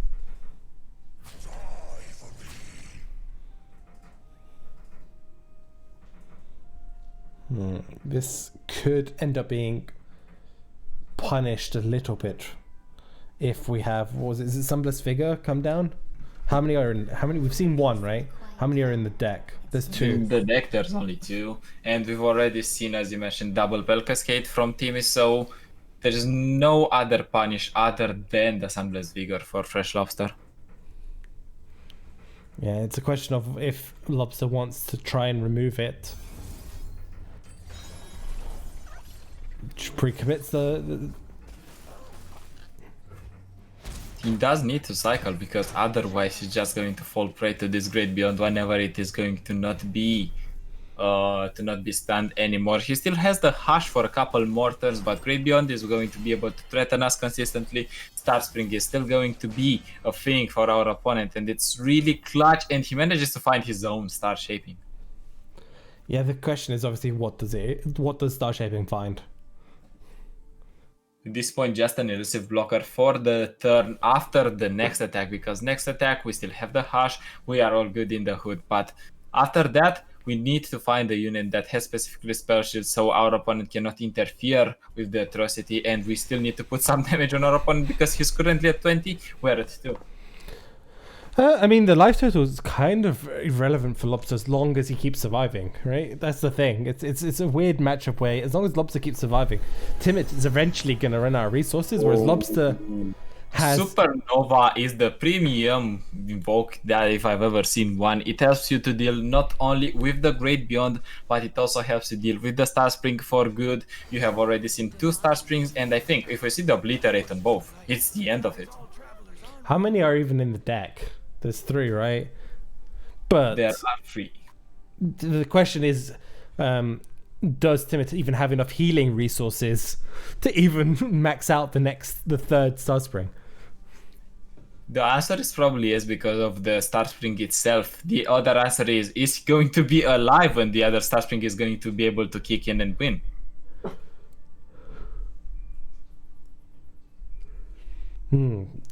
Again, Lobster is, I think, still in a good spot. He's just trying to cycle the Ophelia spells here. Question is, do we go for Calibrum here? I might want to go for Calibrum simply because it's the fastest way to go to Gravitum, and that way we can still keep the Great Beyond benched. Yeah, now we're not even worried about the second Star Spring. We could just Calibrum on the 2/2, force an answer maybe, or another heal. Again, all we want to do as Fresh Lobster is force as much heal out of Timid's deck. Try to get to Gravitum if possible, and then just chill basically. We also have the emergency Gravitum if we need it, because we have another Aphelios copy in hand. It's actually not an Aphelios copy, it's a one-off gifts from beyond in Lobster's deck.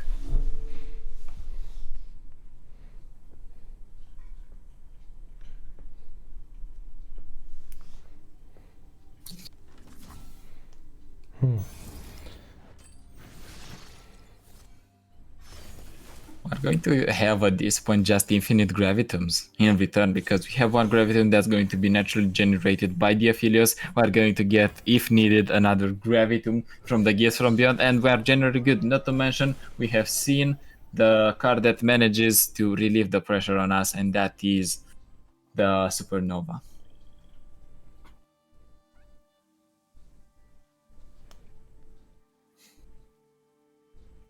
At this point, it might even be a battle of taking out your opponent for Lobster, though, because the Soraka is on board, and as long as she is going to be able to heal units, she's going to heal, she's going to draw consistently. But if you remove the bigger threats, it's just going to come down to, are you able to finish the game before you deck out? Yeah, this is going to be the hush turn that we've been waiting for. And there's the third Star Spring. So you were wondering where it is. It is shown up right there. The question now is, does Timid ever actually develop the second Star Spring in case Lobster tries to remove 2 units? I mean, you go for the heal first, right? But the question is, you can also go Star Spring into heal. This is super tough. Yeah, it is super clutch, and it's going to be an interesting turn on how Lobster does he want to play this, because the Supernova is 8 already. Your Mountain Square is not challenged whatsoever. So you can play 1 drop followed by 1 drop, and then you can go for the Supernova, and that way you can still get rid of the Great Beyond and get rid of the Star Spring, or at least the second one. Yeah, there's also the line where you go Spell Thief into Astral Protection, if you can hit one. The only one, right? I think that's been played. I think only one's been played. Well, if you really need it, and if you are not concerned about the Star Spring, you can just heal your Aphelios with your own Star Shaping. How big is the Star Spring again? Star Spring currently, I don't think it's that big. I think it's at 5, yeah. So, but it's more at the end of this turn. It's going to go up by at least another 10, right?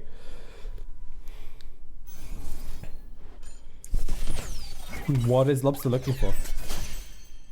Bastions? Star Shaping? Star Shaping? He gets another Star Shaping to heal up the Aphelios, and then he gets another Star Shaping. Aphelios only goes up to, what, 4 HP? 3 HP? It's not enough. Yeah, actually Aphelios is not in terms of HP, so he's only going by 3. If you're the Lobster, you probably just keep hitting pass, even though that feels really, really bad. You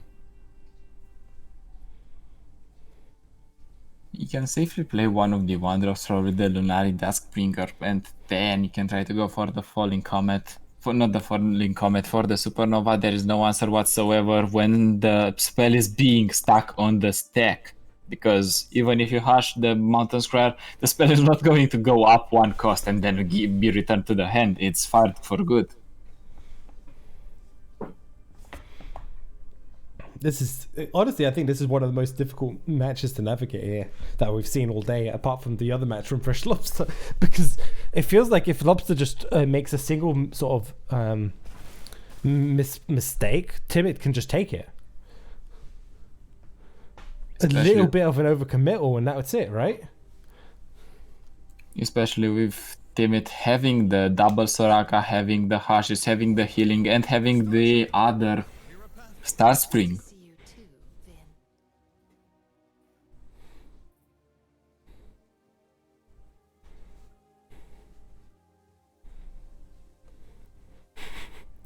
I can see people in the chat asking about the Star Shaping 5 minutes back in the past. It's a one-off in the deck. I'm just letting you guys know now. You'll eventually hear me tell you that it's a one-off in about 5 minutes. Yeah, in about 5 minutes you're going to find out that the only one-off in the game is putting Fresh Lobster through some very tough decisions, but him finding the Obliterate is going to release the pressure anyways.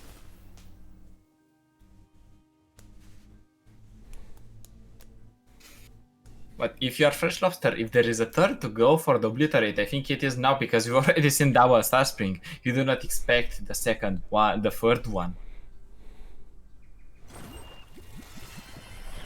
No, but again, if you're Lobster, you don't even need to commit, right?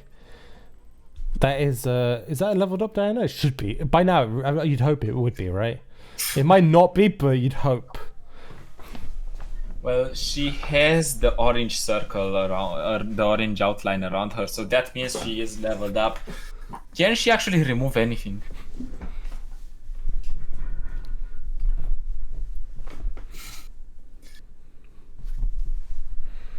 No. Maybe the crusty Kotcha. I'm just thinking, is there a way you can remove crusty Kotcha? Is there a need to remove the crusty Kotcha, I think is the first question. No. This is honestly such an interesting match. The problem is I'm just sitting here having to think of all the lines Lobster's probably having to think of, or Tibbet's having to think of at the same time, and it's everything. I honestly feel like this is one of those matchups. No matter what I commentate, I will potentially be wrong. Because there's so many lines that they can all both go for, and even the lines they go for could be wrong. The lines I think, even seeing both hands, could be wrong. That's just how many choices there are here. In this situation where everything is so hard, we can talk about how awesome the Earth board is. I haven't actually seen this one too much. The Earth board, I prefer listening to it, but I mean, it has all the premium look, like it has the golden accents and everything. Even the little legend, even your little legend is golden. Like the only thing that's missing is the board to be clickable. And how would you even make it clickable? What would you add to it? it doesn't matter. It just needs to make sounds when it clicks and do stuff when it clicks. That's all it needs. It doesn't matter what. The effect is irrelevant. It just needs to do something. It's very much like a boredom dopamine type thing. It just needs to have a nice response when you click. It doesn't even matter what. It just has to look cool or feel nice. It's like great. 1 hour has passed since this game has started, according to chat.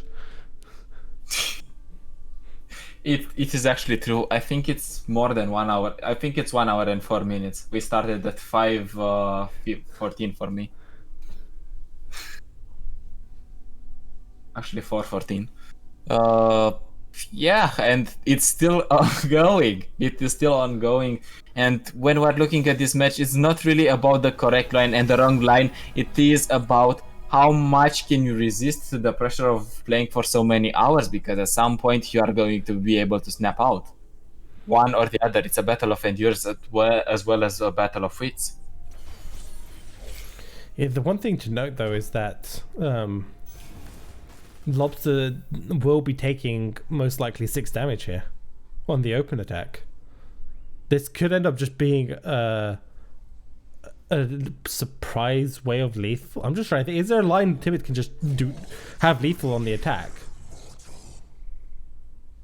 I think there might be not, especially when you remove one of the units anyways. You lose one of your own technically, so it's kind of doesn't really matter. In terms of like, it's the same as attacking next turn and it blocking / being blocked or pulled. Lobster has the other star shaping in hand, so it's not going. He's going to feel comfortable, I think, in going into this turn. There is nothing that is threatening him. Maybe finding something useful out of the star shaping that can potentially end the game, but there is triple hash on the side of Timmy. And this is still game 2. Yeah, this is still game 2. If Timmy somehow finds a win here... Actually, let me double check. How many cards are even left in Timmy's deck? 8. There's 8 cards left. Wait, is Lobster playing for a deck out? Like, his opponent already has all the cards in hand. Yeah, Lobster's on 17 still. This could also be some sort of sneak Star Spring line here, right? So you damage a lot of your units. You play Star Spring, you do the Soraka heal afterwards. If after Lobster maybe plays the star shaping.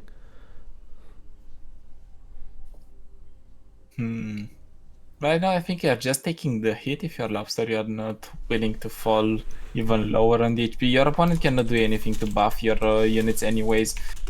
We see the Soraka being silenced, and that is not going to award Timmy to another draw if it's ever going to be one.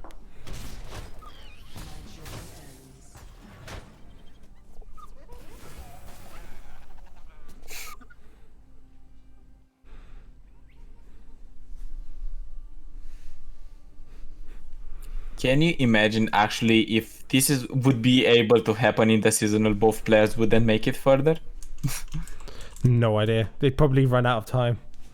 Yeah, like having a game that runs out for more than 1 hour when you only have 1 hour to begin with is not going to look good on you. And for the seasonal, if you are preparing, you might want to either learn the intricacies of the deck if you're expecting a lot of Targon versus Targon mirrors, or just switch to a fast lineup. The problem with switching to a fast lineup is then the people who stick with a slow lineup can potentially actually get a good matchup for themselves. Or we can freaking ban Targon. That is also an option. The question now is, how much does Lobster want to commit here? Because I think that's the key part here. If we see like star shaping or something come down, Lobster could end up in a really difficult spot to deal with the Soraka spell plus like an acquired taste this turn. I think what Lobster needs now is having a way to represent a board more than anything, because otherwise he's just going to fall to the pressure of attack after attack after attack from Timmy. Yeah, it's actually becoming a bit of a problem. Lobster's actually just kind of lost his whole board. And this third and final Star Spring is actually going to be a problem, because what Timmy can also do is just play Shakedown, Star Spring, Soraka Spell, and away they go. That's a very quick, huge amount of boost to the Star Spring right off the bat.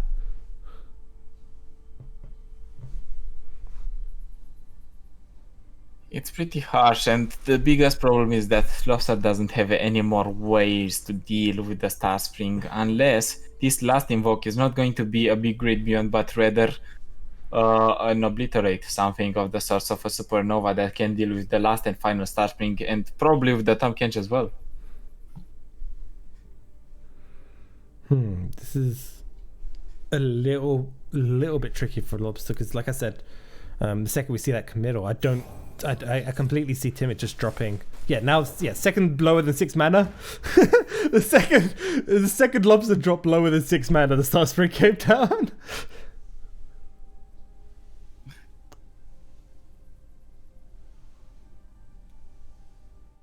And now we do need to see the line that you suggested with the Shakedown and with the Soraka spell, because it's going to give a massive boost, as you mentioned, to the Star Spring, and this Star Spring might be able to finish the game, and Timmy might be able to tie the series down 1-1. You got it right. We are sitting here for more than 1 hour, and we're in game 2.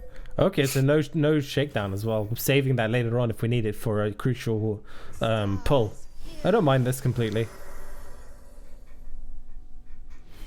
What was that? I completely missed how much heal that was. That is straight up to 9 right off the bat. Is 9 that big though? That is the question. If you manage to damage your board once more, it's going to be, and you're going to be able to damage your board because Lobster needs to block. Mounted Scryer, look for another Star Spring removal. You have to, right? You do not have any more options. You can try to empty your hand for a star for Living Legends, but if you try and empty your hand mindlessly, you are ending up without a board, you are ending up without a hand, and the opponent can just swing for little. It's very close. This is super intense, and Lobster is, as I mentioned, taking every second possible in his turns to figure out what he believes is the optimal line.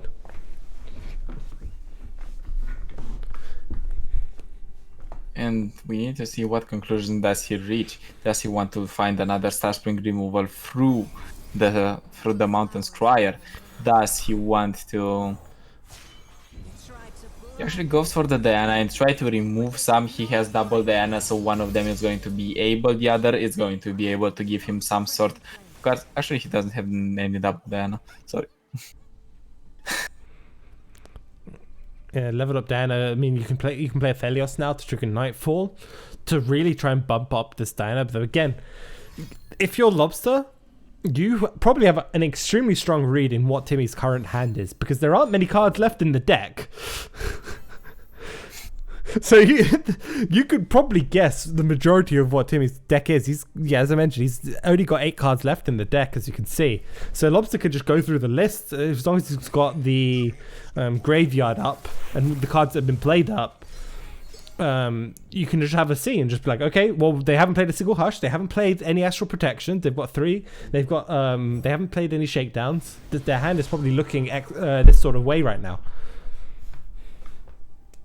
But even if you guess the read, is he going to be happy to see the cards, or is he going to be able to be happy of the prospect of the cards that his opponent currently has in hand? Because those cards just might be able to level the Star Spring. So the problem here, obviously, with this Aphelios is, again, you run into Hush, which is a huge problem for Lobster with the Diana. You also lose out the possibility of generating an Obliterate that can help you out. And on top of that, Timid now can, if Timid really wants to, can just preemptively, like, Astral Protection this time, get a bit more healing. Doesn't even need to, obviously, but I think Lobster has to go for the Gravitum as well.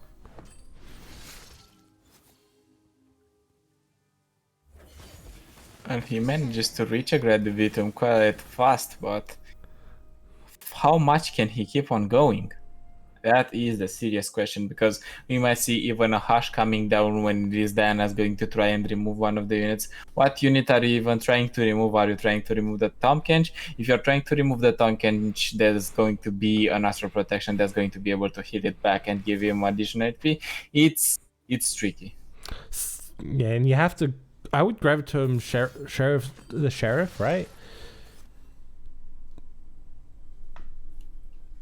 Just because it's the biggest unit on the next attack. But I guess it doesn't matter too much.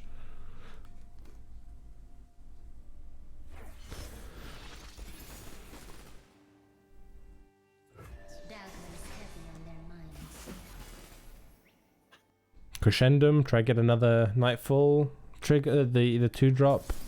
No. There's Cosmic Inspiration. That could help fantastically with trading. And that would have helped even more if you got this as the first invoke from the Star Shaping, because the trades wouldn't have been that favorable for Timmy anymore. Now coming down this late, is it really going to make an impact?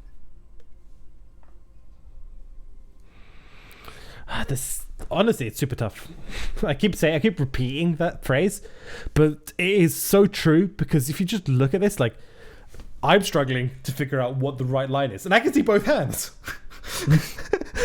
Like, you have to imagine, if you're in Lobster's position or in Timmy's position, you can't even see the opponent's hand, what the correct line is to try and win in this exact spot.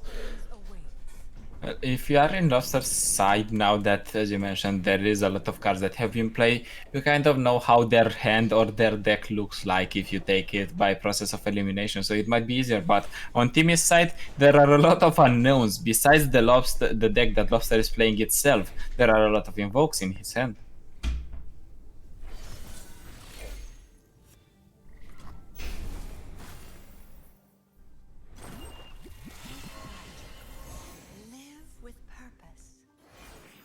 Okay, so this has to be a big, like a Tom Kench turn, right?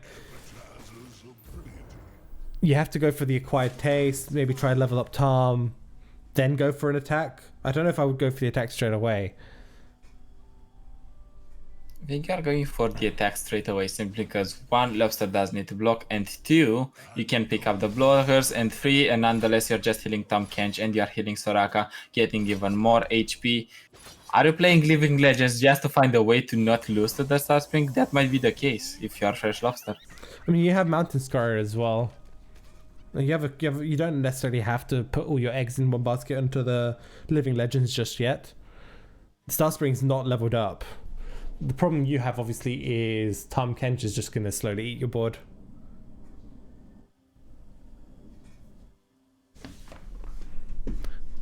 Now we're down to 5 cards. Starspring is at 14. This could end up being a bit of a problem. So 14 needs to heal what? 8? Still needs 6. to heal 8. We're going to have a lot of damaged units. We do have triple Astral Protection in hand already, so is triple Astral Protection enough? Well, it is enough this turn, right? Yeah, it is, because what you do is you heal. So you play Soraka, you acquire Taste of Time Kench, and you play Soraka's spell, and you heal for like you heal for exactly 8, right? If depending on what you eat with Time Kench, you heal for a bit more than 8. Your units take 7. Here, you could actually just level up Starspring. So you might be right in the fact that Lobster needs to go for this Living Legends. The Starspring could level up right now on this turn, and you also even have a Fortune Croaker as well as an option to double damage 2 more units. The question is, does Lobster see that?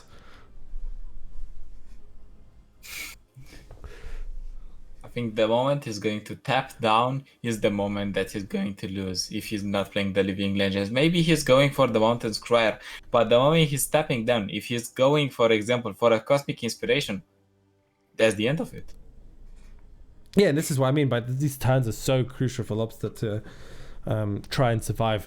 Because right now, I don't think Lobster's on the game win plan. I'm pretty confident Lobster is on the they're going to deck out game plan. We might as well just keep Soraka alive as long as possible. Remove everything else so they just keep drawing.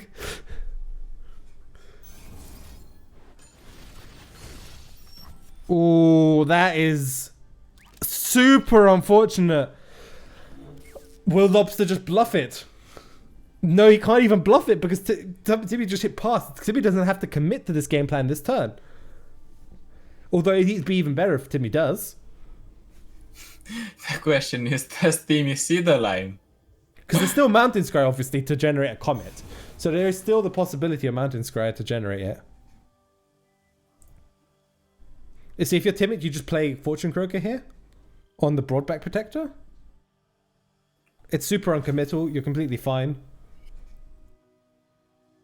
I think if you're Roster here, you simply try to find that Obliterate. There's no chance you win if you do not find the Obliterate out of the Mountain Scryer, no matter what. You can try and play big units, but they're not going to help out. The question is, does Lobster commit to anything out of this Living Legends, or do we just go for the Mountain Scryer? Does Lobster fear the Starspring level up this turn enough? I think if he is counting the cards that are still left in the opponent deck, he might very well do, because he hasn't seen quite a lot of healing spells. And more importantly, if his opponent sees that Mountain Scryer is coming down, then they know that's a desperate game plan. Yeah, and that is a huge... Oh! And that's the Soraka gone burnt as well. So one Soraka gone, there is another in hand, and we have double chances to find the Obliterate. It's now or never for Lobster. Yeah, I think you're right. I think Lobster just has to go for the Obliterates this turn. Right? Does he find the comet? There it is. He finds it. That is the quickest pick I think I've seen from Lobster all day. All life. All life. Now it's going to ease the pressure a lot from Lobster. He finally manages to deal with the last Starspring. He manages to keep a board, I think, at least. And he can breathe some quicker. You say that, if his life total is still a problem, right? So even with the Starspring being removed, Tom Kench here is actually just going to wreak havoc on the board itself. And actually start pressuring Lobster's life total. This is still not like a crazy situation here for Timid, because what Timid can do is force the comet out from Lobster this turn by just developing and then playing the Soraka spell, right? And if Lobster commits the comet, he can't... How many units can he even develop after the fact? Not many. He can only develop one, I think. He can try over to go for the Mountain Scryer just to make his mana total a little bit less needed for the Falling Comet. But even then, I don't think he's going to be able to play it all because he currently has 10 mana. The Falling Comet and Mountain Square package is going to be costing 9. He's going to be left with 1, and 1 is not enough to develop any other unit.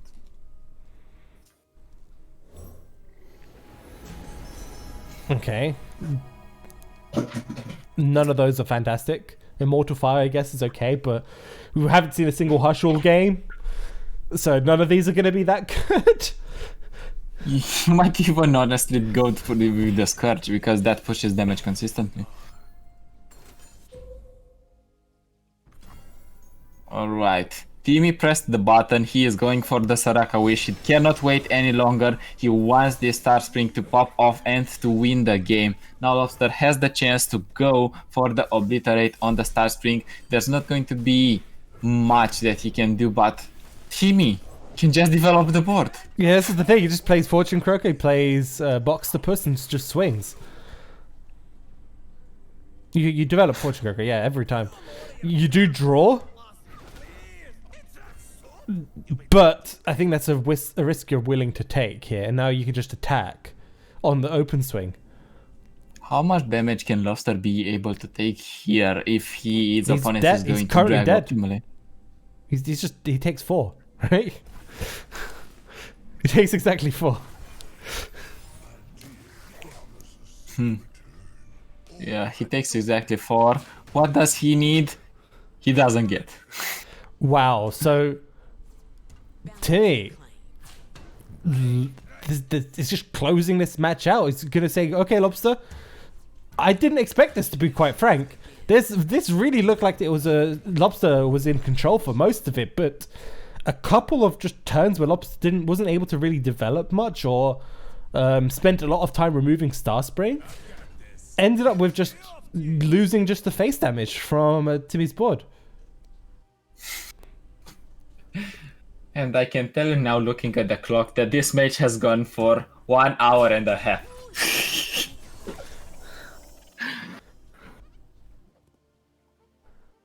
Yeah, that should just be game. Wait, no. Lobster can Atrocity to technically try and stay alive, but we know that that's not enough. If you see the Atrocity committed here in order to stay alive, you know that your opponent has no other resource.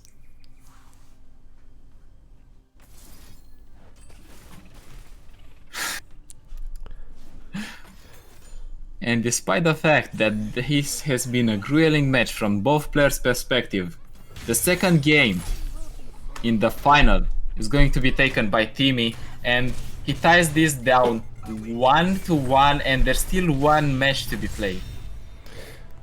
Potential even more if Timmy wins. We might have to re-watch that matchup again. Alright, I'm going to make a commitment. If I see everyone else playing Targon, I'm going to caster curse them. I do not care if they are a friend, if they are a foe, whatever. If you are playing Targon versus Targon, you get the caster curse. I mean, we literally could end up re-watching that mirror if Timmy takes this, because it is double elimination. So, Lobster, you know what you need to do, my man. Please, please, no bias here at all. As much as I love you, Timmit, I don't want. I quite frankly don't want to watch that Target mirror again. And what deck is being left on Timmy's side, because we do know that Lobster has the Atrocity deck. It's either going to be Teemo Ezreal or Zoe Lee Sin. Which do you reckon is being left? I think I do know which one we hope for it to be left, and I think we want the Teemo Ezreal. Teemo Ez, is that what is left over from? Ooh, I have a feeling it's most likely. I actually don't know. I don't know what Lobster would have blocked. Teemo Ez, I feel like it's really bad into most of whatever Lobster's playing. His decks are pretty slow. It just allows Teemo Ez just to play down Peddler and do whatever, right? Maybe it's Lee Sin. I feel like it's just a bad... Outside of the Soraka Tom, it's an overall bad matchup spread for Fresh Lobster. I think the players just actually hopped in a short break, and they are entitled to do so because they have been playing the second game for 1 hour. So what do you say, James, if you jump in a break ourselves? Please. We could hop to a short break. We'll hop to a little break while we wait for the players to come back, and we'll carry on with our grand finals. Don't go anywhere, guys.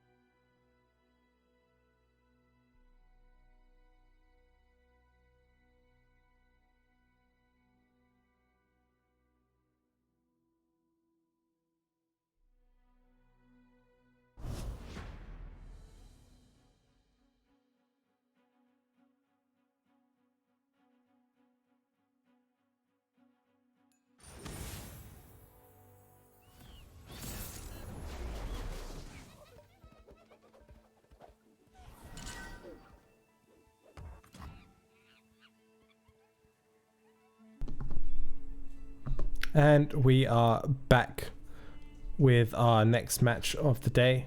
Oh, there we go, sorry. And it is Lee Sin. So there's another Targon mirror, guys. Hopefully though. Yay. Hopefully Lobster can take this and spare us another 2 hours.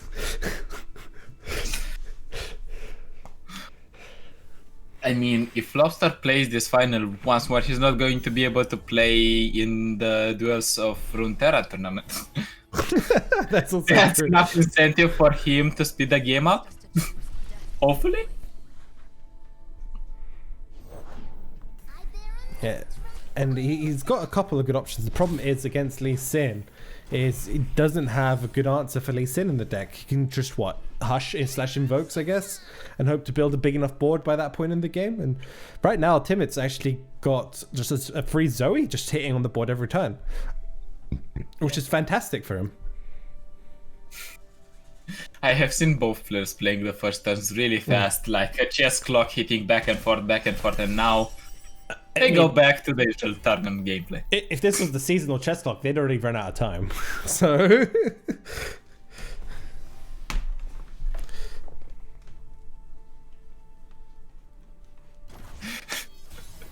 I'm sitting here laughing, guys, and asking myself, what else can we talk about to you about the Targon versus Targon mirror? I mean, look, Do you not know how Hash is working? Do you need a live demonstration? I mean, luckily this is this is at least a different flavor. It's at least Lee Sin, and Lee Sin obviously has that air of inevitability in his match where the second he's on the board, the end of the game is going to be drastically shortening right away.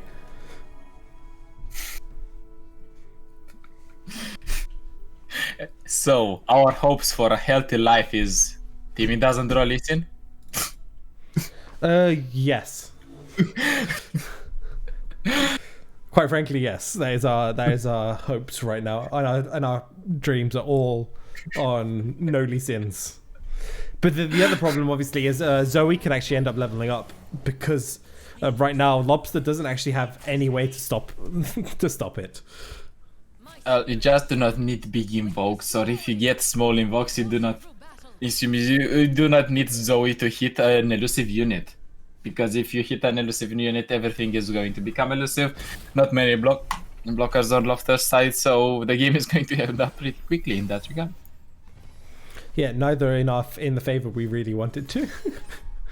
We're both hoping Fresh Lobster takes this purely for having an end to this madness of Targon mirrors.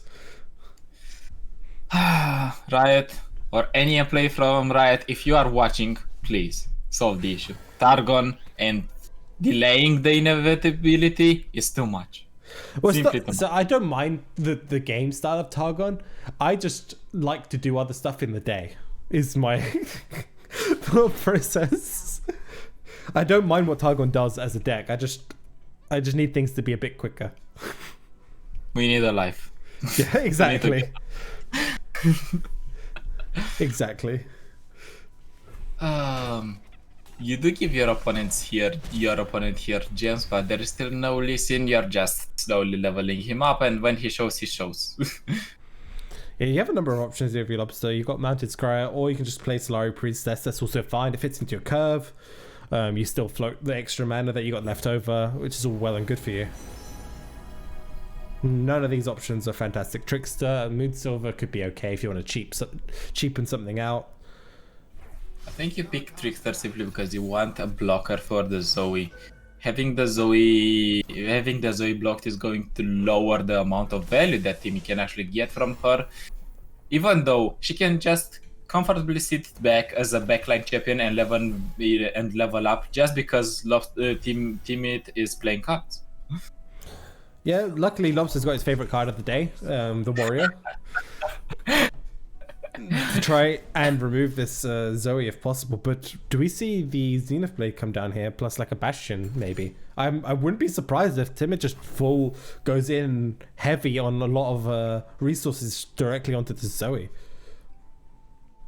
He can definitely do that, and one thing that he can also do is just play the Zoe spell. He already has a second Zoe, so he can just stun the Warrior.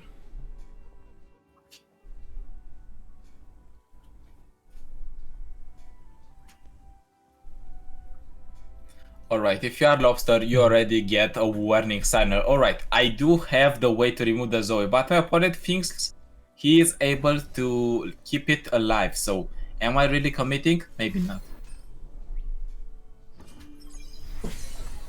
And the addition of the gem is going to make it even more unappealing for Lobster to drag this Zoe. Despite all his efforts, it's not enough to get rid of her. Well, that's Lee Sin. I wouldn't be surprised if we just throw Lee Sin down now. I think throwing down the Lee Sin is quite frankly the right play to do, simply because you do not have any way, if you are Fresh Lobster, to invoke fast enough a spell that you can play if we are talking about the Falling Comet, because even if you play the Mountain Scryer to get the Falling Comet into your mana pool, it's just going to get dragged.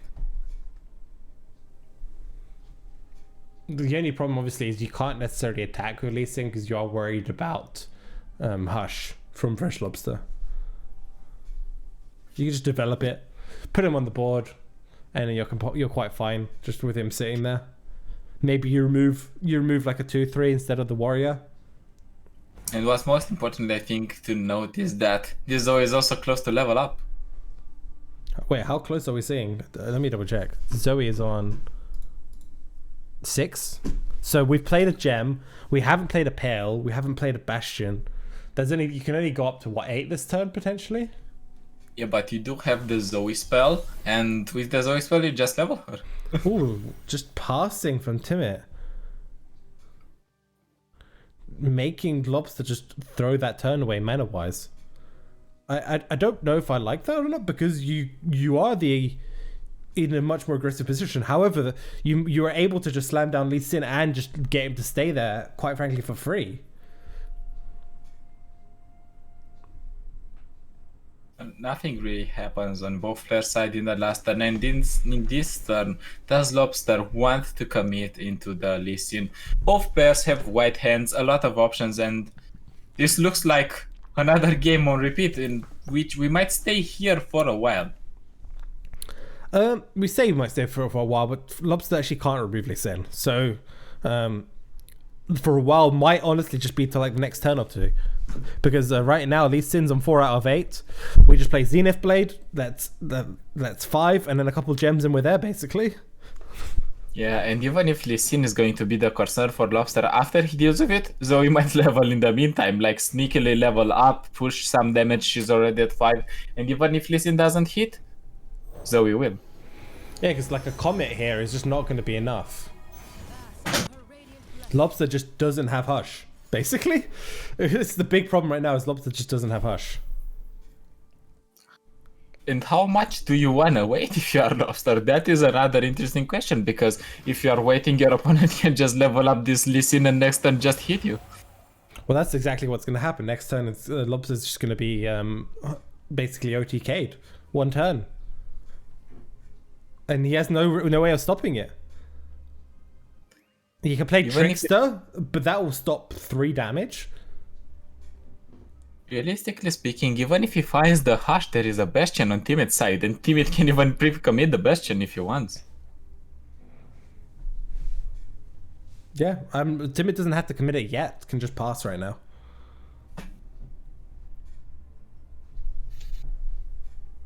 It's such a difficult spot for Lobster. I believe we're getting a bracket reset. Like, I honestly think we're getting a bracket reset right now.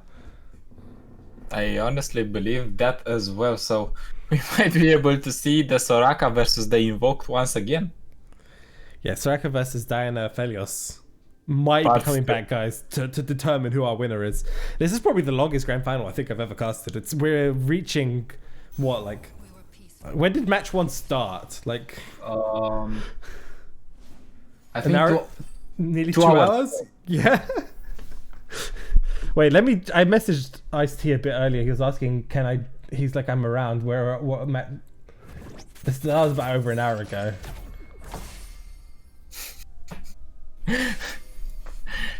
Does Ice-T want to come in and breathe some fresh air into this conversation?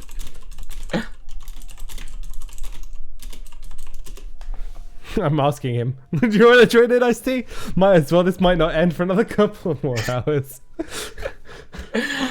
That would be interesting. Alright, in the meantime, while you do get the Ice-T, let's get back to the game in which Lobster, as a good player, goes for the NA strategy. If they have it, they have it. It's not going to work because you can simply play the Deny. That is the target for the Falling Comet. And next turn, you're just hitting for quite a lot of damage. You can also play the Bastion preemptively, so a Hush is not going to do much. Your opponent does not have access here to things like a Deny themselves, so it's only Hush that can screw your game plan. Pre-committing Bastion is all that Timit needs to do, to be fair, in order to take this one home. Yeah, that's more than enough damage. And we have ourselves a bracket reset, guys. Timit taking it 2-1 up against Fresh Lobster here. And he has to now do it all over again to try and win this. Yay! No. I mean, it's great for Timit, right? Because Timit actually is now in a really good spot where he's shown that his lineup can win. and Lobster has to play all over again. Yes. Yes, you've literally run out of things to say. I mean, I think we both ran out of things to say, but at this point, talking about what's happening in the game and nothing else, nothing more. And that's how grueling target matchups can be. Because, as Jeff said, even if you think about a line that might not be correct, and even if the players take a line, even that one might not be correct.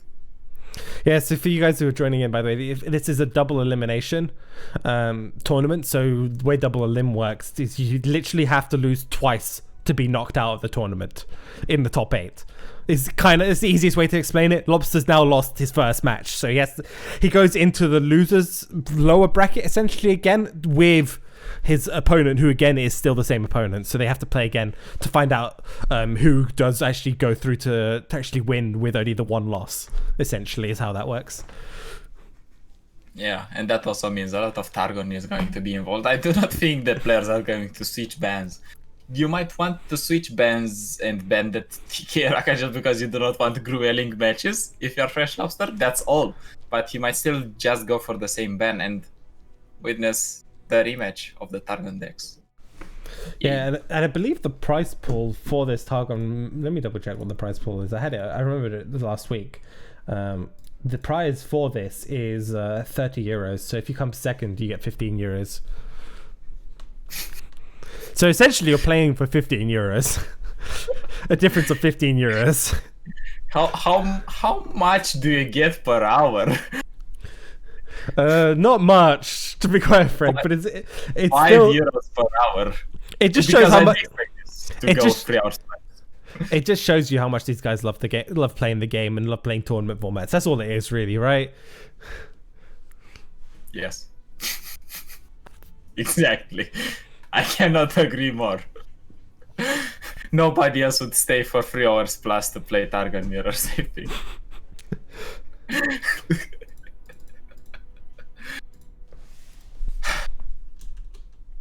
In the meantime, while the players are resetting the game, I think we can also hop into another short break. We can do. We'll hop to a short break. When we're back, we'll have our grand final reset between Lobster and Timid. Yet again, guys, don't go anywhere. We're going to do this all over again.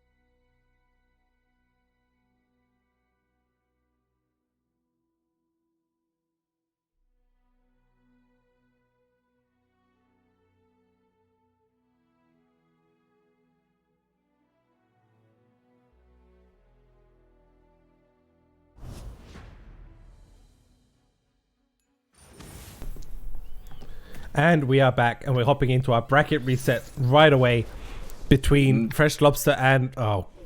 No, not again. They didn't change up their bands or anything. Well, I'm gonna carry on having some food while I sit here and watch this. Grand finals, guys. Grand finals. That's all I'm gonna say.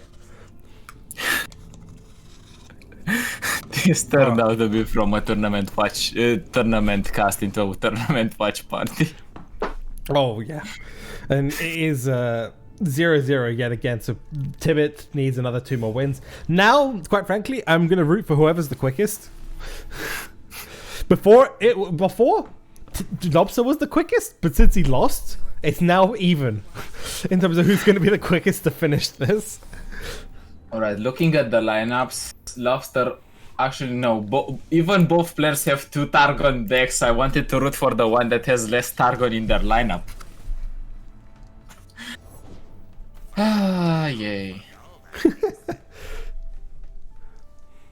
And we do see 2 units on Fresh Lobster side, but those are not going to really matter because Timid has a 2-3 on the board and he has the Starspring and Soraka and Tom Kench, and that might mean the game might end faster than expected. Maybe if Lobster sees Starspring, Soraka, and Tom Kench is going to be overwhelmed by the power of the draws that Timmy has. And still gonna play.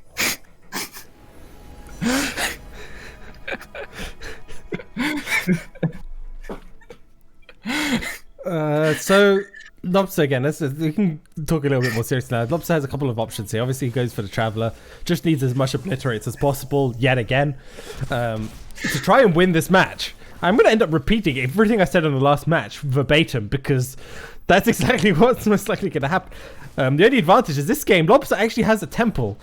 He didn't have one last game. Yeah, I remember. He doesn't. He has a temple opponent, has Starspring, Soraka, and Tom Kench, who would become victorious. I would say that Soraka, Tom Kench, unless the Star Shaping manages to hit something big, and we do hope there's no more obliterates or no more low value cards. It's going to be a big, sweet, great beyond into a hit followed by an atrocity.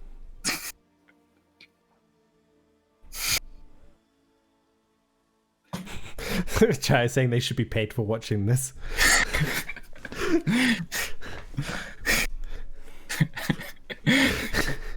Guys, we are not paid as well. Exactly, yeah. Like, come on, guys. You know what to do. I have a donate link below, guys. in nudge, nudge. That's probably the most shameless plug I think I've ever done on this channel. I am literally not being paid to watch this right now.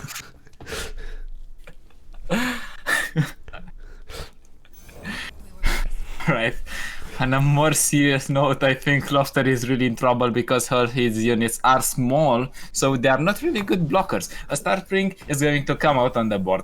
Timid is going to shamelessly drag every single unit onto that attack phase if you want, and say simply, Lobster, you do not have anything on me. Just there to block. I'm also going to shamelessly plug, if you subscribe, I'm actually really close to my first Twitch payout. I need like 6 subs or something, and I get my first Twitch payout. It's sitting at like $93 or something for like the past like 3 years since I've had this a channel. But yeah, just a point I'd like to make out there. Super close. I have said if all the payouts I get from Twitch and stuff, I'll put it into tournament prizes and stuff, or paying people for tournaments shit, or bribing people from Riot to do something about Targon. Yeah, I guess, yeah. Yeah, but Lobster, as we said, Lobster cannot really block anything here. He might just be forced to take the hits, hit after hit after hit. We see another Soraka. We see the Tom Kench engine going on, which means he's going to be able to damage his Tom Kench and little by little heal him back. Heal for a couple more turns, and then finally, if there is no obliterate, be able to win. But however, if there is any obliterate, the matchup is going to get more grueling for both Timid and Fresh Lobster because they are getting back to ground zero where none of them has really any win con. They are just having massive boards staring at each other. Yeah, and Lobster's just taking this damage because can't actually block anything at this point without really leveling up the Starspring. Oh, Great Beyond, we have a piece of the combo. Nice. But no way of dealing with Star Spring. I think that's not really the big issue, simply because we can take a couple more hits, and then if we hit an invoke, for example a comet or a supernova out of our traveler, we're going to be good because we deal with the Star Spring. Then we go into Immortal Fire or Great Beyond, probably Great Beyond because it has spell shield. Hit once with a Great Beyond, half of the recipe is done. Hit with the Atrocity, the other half of the recipe is done. Good job. Yes. But that's not going to happen anytime soon. And you have to also remember, Tim, it runs Star Shaping in his deck, like a one-off, and Guiding Touches. So they could literally just heal out of the Atrocity line. Alright, so guys, while what we said now, it is sounding very sweet, very juicy, and it's like going to happen really close, you might want to tune in after 1 hour and you are going to witness exactly that. But yeah, I mean, I doubt it, but we'll find out. Hopefully soon enough. Now, you can tell Lobster's gonna once again have to deliberate what he chooses here, and it does go for the Great Beyond as we kind of expected, but was probably just weighing up the pros and cons of the other options in the hand. The issue though he's really facing is doesn't have an answer to Alarm Kench at all right now. Well, maybe the plan that Lobster is going for is not showing his invoke quite yet, because the Star Spring is not threatening enough quite yet. So we are waiting a bit, maybe you find a way to invoke with another mechanic in your deck rather than the Traveler, and show your opponent you already do not have a way to deal with it, because that just might make them attack more carelessly and hitting their units, then healing them right back. There is a Soraka Wish in the hand. I mean, there's a Cosmic Race. And the history repeats itself. It's either do we go for Cosmic Rays and render our opponent unable to have units to heal, or on the other side, do we go for the Traveler and we do not go for the Traveler to find the ladder obliterate mechanic. We are just going to go for the Cosmic Rays. We do have Traveler on the board, and we do have Great Beyond in hand, which means this Cosmic Rays is going to be able to feel activated, and we are going to fire it off at some point. Probably next turn, right? I don't think you can afford not to if you're Fresh Lobster. You don't have any other options to remove most of the board. And you also cannot wait until your opponent hits you pretty much, because otherwise you might die yourself. My own.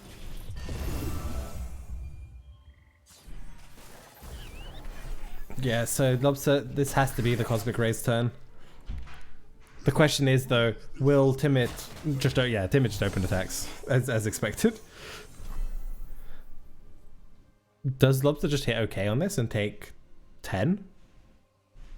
I think he honestly might be. We're hitting into the later stages of the game. It's only 2 more turns until the Great Beyond hits the board. Hopefully. Yeah, you guys are talking about LEC starting, Jules of Runeterra starting, and some of these guys are playing in it. So I think Lobster's playing in it, right? What's Lobster's score in Duels of Runeterra if I have no anyone idea. is? I have no idea. It's going to end up clashing. I mean, I think they still have a few more hours. But I think it's 2 more. No, it's 1 more hour actually. I was expecting this to finish by like 2 hours ago, to be quite frank. I think everyone would expect it, but this is the decisive turn, and Lobster doesn't hit with the passes, with the sneaky passes, doesn't want to check his opponent. He's like, alright, I am playing this Cosmic Rays, either you want it or not. Do you have a Bastion? Alright, good for you, I am still firing it. We shall weave our own destiny.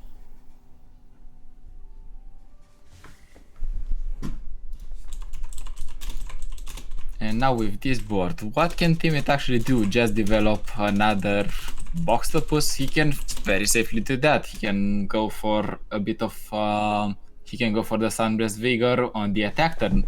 but the Soraka is going to always be able to heal the box to sky it comfortably. He is not really damaged, so the damage on Broadback Protectors won't be relevant anyways. I mean, that was the turn for Lobster, right? And he managed to get it off. It's now up to Lobster to try and utilize that big tempo swing he got from removing most of Tibbet's board to actually put some pressure down. Yours is a light I cherish, young sister. At this point, I think we're going to go with double Pel Cascade and try to kill the Soraka. Because you can trigger the Pel Cascade next turn with one of the Dusk Petals, because we have 4 Dusk Petals, to be fair. And then just go Pel Cascade, even find a Hush along the lines. So even if the Soraka is going to be able to get some healing from the Pel Cascade or from the Sunblast Vigor that teammate already has, it's going to become irrelevant.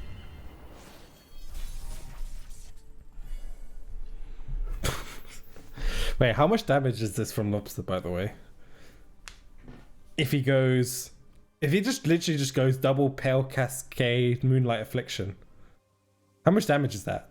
Can Lobster legitimately just end this right now? I think he is going to try at least to do that, because there is no option in that regard. He has exactly the right amount of mana. He can play the Dusk Petal in order to go for double Pel Cascade, and then the Moonlight Affliction. Is he going for it? I think this might honestly be the plan, unless there is a sneaky pass from Lobster. I mean, historically, he hasn't shown that type of strategy when he's been playing this deck. He's very much been risk averse throughout the whole entire tournament with this. Instead of just like going for like a big play which could get blown out, he very much has been taking the back foot and taking it nice and slow. So I wouldn't put it past him to just keep passing here as well.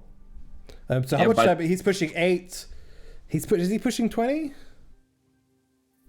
I think once he committed that Pel Cascade, you cannot sit back and just say, alright, now I pass, just cue a blocker. Alright, he goes for it, simply goes for it. Where does he put the Pel Cascade? I would assume on a 2-1, so it's not such a commitment. Can we hover over the 8 and see how much damage does he deal? He deals 15 so far. But right. Pale, does Diana level up is the question with the Pale. I think she is. We can actually hover over her as well. Yeah. Yeah, she does. So that's an extra 2 damage. So we're putting our opponent on to 3 HP. We have a Great Beyond that is not shy to hit, and we do have an Atrocity. I think this is money in the bags for Lobster in the first game. I mean, there's only 1 star shaping, so yeah, I wouldn't be too surprised. The only options right now from Timid would have had to have been Hushes on his own units. And there is no such an option. I mean, he can still go and play the Sunblast Vigor into Pel Cascade to Hush and try to find a blocker. He just takes it. Down to 3. Good to see you too. I mean, I'm not complaining. This is definitely what we wanted to hope for, is that this match will end sometime today. Now, imagine if both the players would have shown the guts that they have shown in this game. Well, we forget the double Broadback Protector heals for 6, so still not enough just yet. Lobster, I think he can still develop the Great Beyond, to be fair, and hit with it. How big is it? He can, but how much healing is Darkspring going to get this turn? Not enough. Great Beyond is on 2, so yeah, you can attack, then Atrocity after still. Yeah, and your opponent needs to have specifically Hush, and even with the Hush, it's not going to do much, because you need double Hush in order to prevent an attack from the Great Beyond.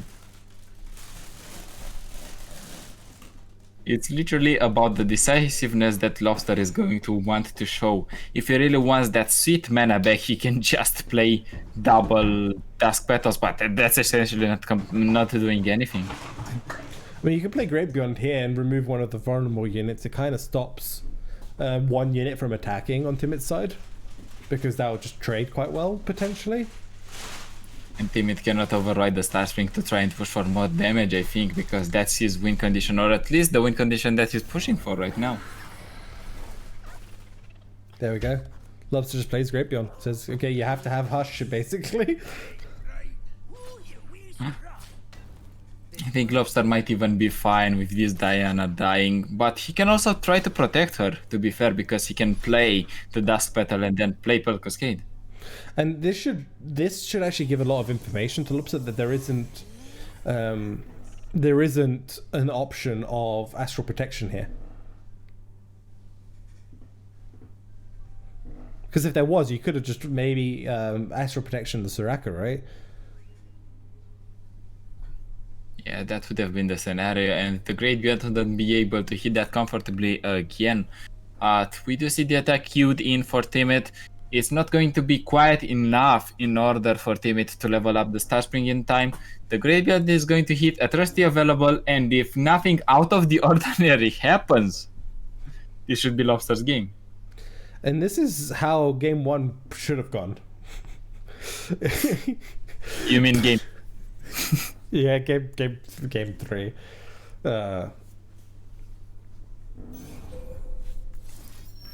Even just gonna play the Dust Battle just to give it a little bit more attack. I mean, it's perfectly fine, so you make completely sure that the hit you're going to go for with the Great Beyond is the last one that your opponent is going to see.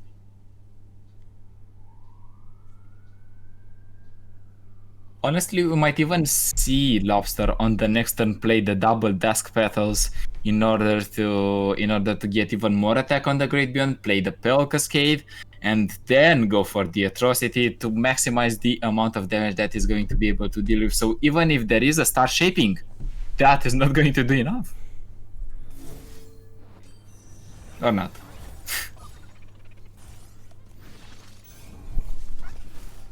Okay, so we just want to remove the Boxtopus, deny some healing. I am completely fine with this on Lobster's side. It's a calculated risk. Obviously, we can see there's a Pale to remove Diana. We can even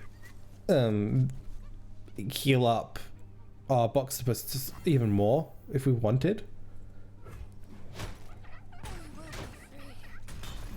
Now it's totally fine for both players, because on Timid's side, if he's looking at this match, he is like, alright, this Great Beyond is not going to go past me because I still have some healing from these double broadbacks.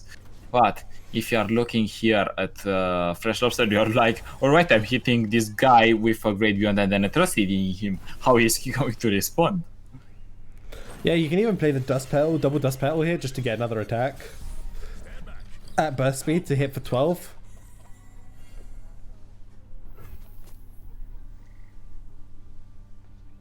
Just to get the extra little bit of damage, which I'm completely for. You want to play around any type of healing outs that Timid might have, which would be, I believe, Star Shaping, triple Guiding Touch, right? Yeah. Which is like 11 heal, which is, you just want to play around that 11 heal. As long as you play around that 11 heal, you're fine. Yeah, my expert commentary here is, please Great Beyond, go bada boom, bada beam, and then Atrocity go bada boom in order to finish the opponent. Thank you. Because you also want to play around double Hush, which you know they won't have if you attack, right? Because they'll Hush to stop the attack. Not even to stop the attack, they need to double Hush to stop the attack. If they do not have the second one, game over. Come on, Lobster. Do it. Attack. Come on, boy. Come on. Come on, Lobster. You can do this. Use those claws.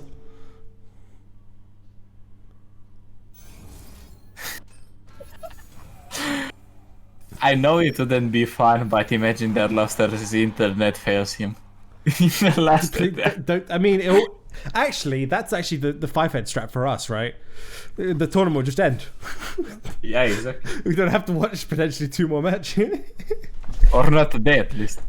Yeah. Lobster, I'm going to be frank with you. What is the opponent going to respond with if he doesn't have Hush?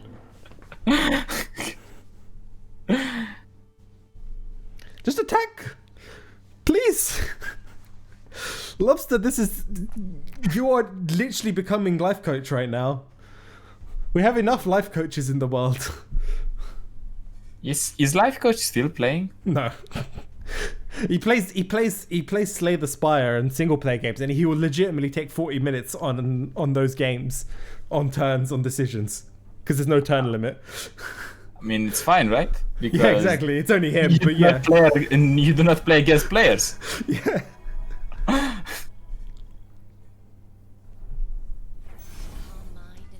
So, what are we trying to accomplish? More damage? Oh, it works because we get the Trickster as well, so it's going to be exact damage with 15. What else? Like, you are going to play the Trickster, you are going to put your opponent on 15, and if they do recognize this, and they do not have any chance... They hit surrender. There we go. Yes. Nice. Thank you to it. Congratulations, Lobster, for taking this match. Oh, now we can go back to playing Runeterra. What do you mean? This is Legend of Targon. I kid, of course. It's just... I'm getting a little tired of saying the same match for like 3 hours. Yay. Targon versus Targon, so skillful. It is actually so skillful. It's very skillful, but the problem is just... It's so long.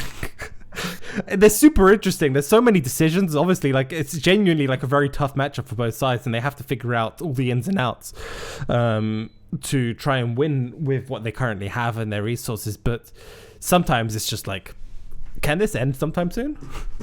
Is there any other card game that is so complex as Runeterra and that takes that much turns? Have you ever seen one or cast one? Not too sure. Not really. I don't know. But we're waiting to see what happened because the players stopped. They exited their lobby. They are actually going back in. Okay, perfect.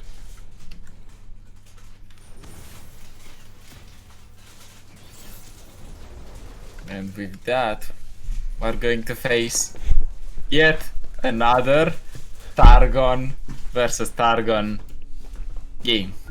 Yes, however, this one should, I hope, be a little bit quicker. We do have the Aftershock besides the Solari Priestess to find some answers for as removal for the Star Spring. So that is only relying on us getting the Aftershock, not only the removal from the Solari Priestess. We already have the Zoe. If Zoe levels, if we manage to get an elusive, we're attacking big, we're attacking strong, nothing can happen. Right? Yeah, we hope. I mean, this is just right now, it should, you would hope, be in favor of Fresh Lobster because there's those extra removal spells that can just like Mystic Shot stuff whenever Timid just goes out of mana range. But then there's also the line of just this Zoe leveling up as well. And if Zoe levels up, that could also be game-winning for Lobster if possible. Because there isn't much to remove Zoe outside of Shakedown, I believe. But there is the Shakedown in the hand of Timid. And let me quickly check how many copies does he actually play in his deck. He's only playing one of Shakedown.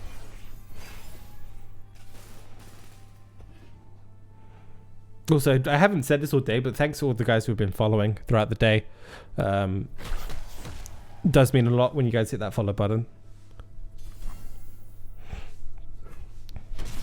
Lobster doesn't really need to block this hit because he is playing into a lot of options that teammate can have here. He gets the Falling Comet. First step accomplished. He also has the Warrior, which is his favorite card by far to get in this day, in this Invokes. He never didn't miss it.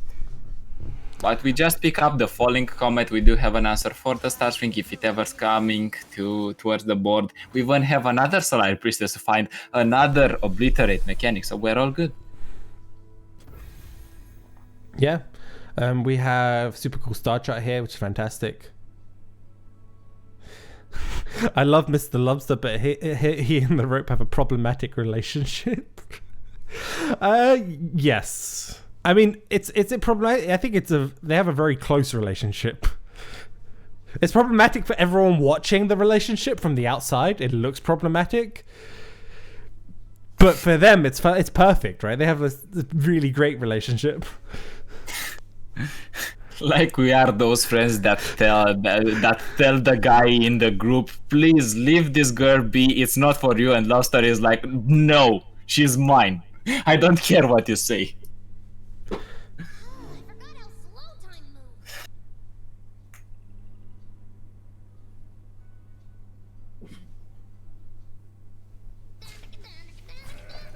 Alright, we are deciding to attack with both Zoe and the goat. No goat anymore. This goat is going back and forth. He's just hopping merrily on the Mount Targon. She is shamelessly going back and forth, deciding if she's going to award us a gem or not. And now the Solari Priestess is coming in. Since when are clerics made to fight? So, Lobster doesn't commit the super cool star chart there at all. Just goes for just generate a gem. Might this falling comet be committed in order to just deal with this Tom Kench? It might very well be. Yeah, I don't see why not. The problem, obviously, I think, is that Timit's running double Bastion, right? And that's But something. Go ahead. Yeah, it's just something you can't really risk playing at all if you're Lobster. Maybe you can play a gem here, or the super cool star chart, and still float 3. But on Timit's side, he doesn't even need to use the Quarte. He can simply go for this shakedown and just grab the Zoe.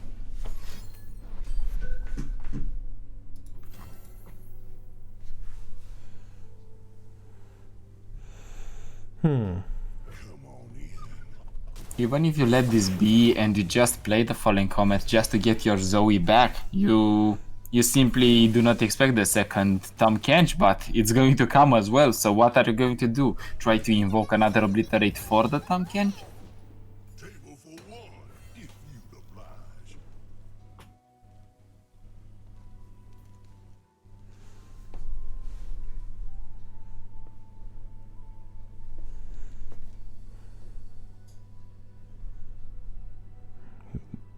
Thinking here. What does Lobster do? I don't think Lobster could do much more than just maybe play super cool star chart. What does he want out of the Super Cool Star Chart? Another elusive so he can keep pushing the damage? I would see that one. He can also play the elusives here in order to threaten even more damage. I think Zoe kind of did her job, pushed a bit of damage. The other units have pushed a bit of damage as well. And now we're switching to playing a lot of cards to buff our own Vi, and our own Vi is going to be able to take care of some issues here. There is a Hush obviously, but the Hush is not going to be able to remove her.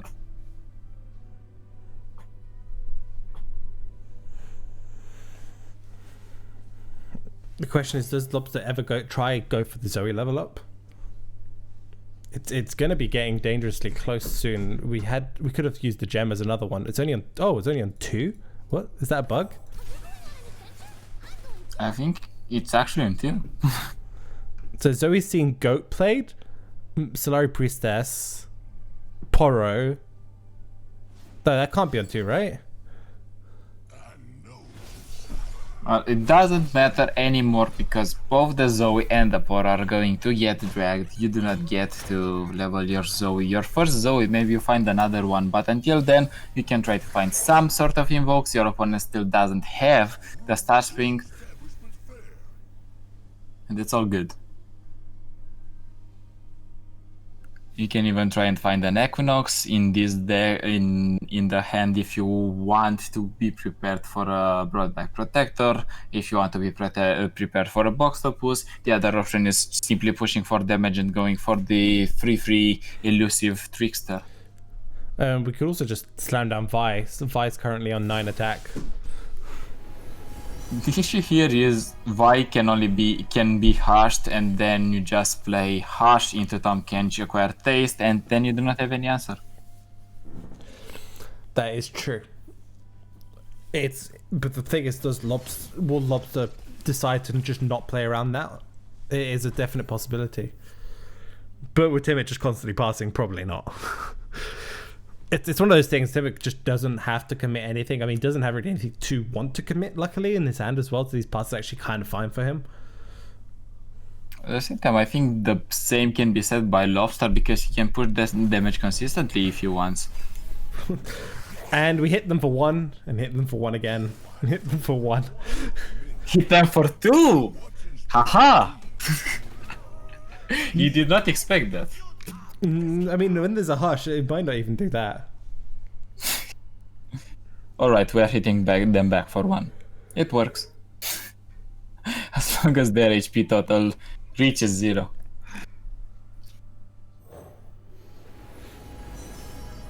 Okay, so that means FizzTF was the ban, right, against Lobster? Yeah, he was allowed, I think, last game to play the FizzTF and took the game quite comfortably. I don't know, it feels like it was ages ago. It's a Timid wanted chaos instead and just left double Targons up. I mean, if he wants to go out, he wants to go out with a bang, I guess. And he wants... Maybe, jokes aside, he just wants to test against different lineups that he might face. Maybe he wants to see how does he do into double Targon. Is this something that his lineup can win? Is this something that his lineup has hopes for? Or is it just bad and he shouldn't do it in the next tournaments? And what better ground for testing is than just playing against Fresh Lobster? Sunlight guide you, my brethren. Care to accompany me? I will gladly guide all who seek Lobster has a number of choices. He can go Sump Dredger. The thing is, I think Lobster does need to find a way to get maybe like a level up Zoe on the board or just other strong invokes. Golden Silver Sister's not actually fantastic in this matchup, purely because they don't really the only part that's good about them is the elusive, the silver one.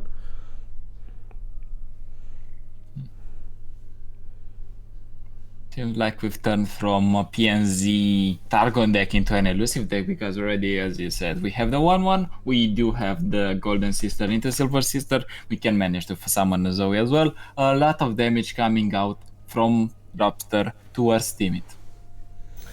Yeah, I'm tempted to just grab a book and start reading that. At this point, this is now what it's coming down to. Do you have any book? No, not within reach. I do not have any English book. Maybe I can just read the instruction manual for my monitor. You can do that. Right, let me quickly find it out.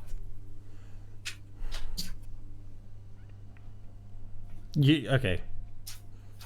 You actually stood up and went to grab it. Exactly. It's actually within reach.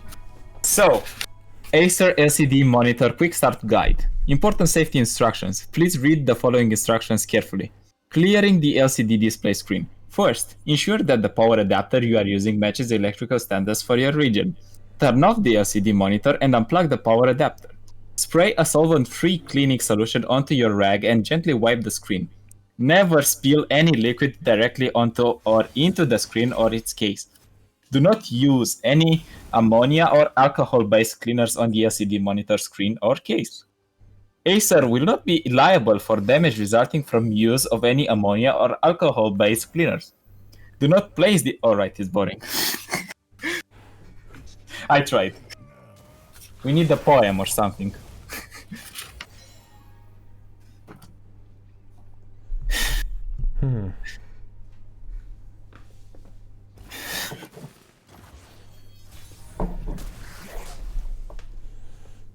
Okay.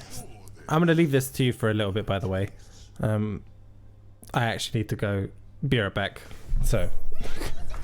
Alright, guys, you are left with only me and me alone, and we are going to have fun on the Mount Targon. Yeah, baby, where Zoe parties hard all the night, and she is joined by Soraka and Tom Kench here in the Targon nightclub. Hooray! No, but fortunately for Lobster, there's the big mini weenie boy that is the Great Beyond, and that is going to be able to finish the game once it hits the board. But what we see in Timmy's hand is one hash. If he manages to find another hash, who knows? Maybe the gradient is not going to be able to hit. But in that scenario, it's just going to be for one turn. And then Great Beyond, being a mini winnie, as we stated before, where it's just going to hit again and again and again. Lobster also has the Mystic Shot as burn. Lobster also has the potential to develop this Vi. And this Vi might just die. Simply because Fresh Lobster can... Actually, she might not die simply because the Tom Kench is not going to be able to be healed enough as of now, or be able to output some damage. Or you can simply go, if you are timid here, with double Pel Cascade, and you can actually go for double Pel Cascade and Bastion if you want a huge amount of commitment, or the low amount of commitment is just Hush, and the Vi is going to go down to a 2-4. You even put 2 damage past her.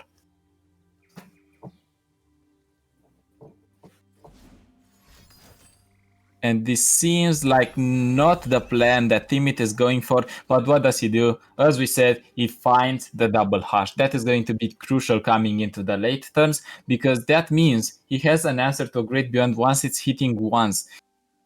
It's only a matter of time to see if this Tom Kench can actually grow big enough. And judging by the line that Timid here is taking by going Pel Cascade into hash, he might just go into another hash, and that way he might actually he's going for the Bastion. Lobster has a way to protect this Vi, however, with another Pel Cascade. Fortunately, not enough in order to... Actually, it is enough because there's not more mana on Timid's side. We've already seen one hash. Double hash is not going to be available to Timid anymore. It's going to be one more hash left in his deck in order to try to stop a Great Beyond if it's ever going to go and attack.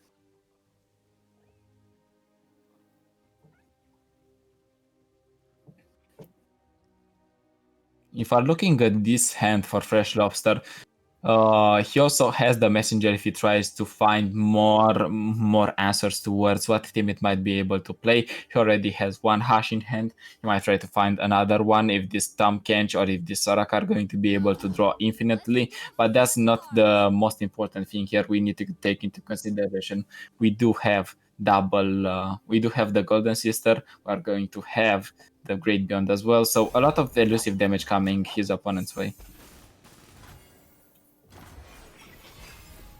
And most importantly, we do still have the Vi that is still on the board, and the Vi can manage to pick up the 1/6 Soraka, and it's only one Pel Cascade that can try to deal with that, and even in that scenario, we do have the Guiding Touch to protect our Vi.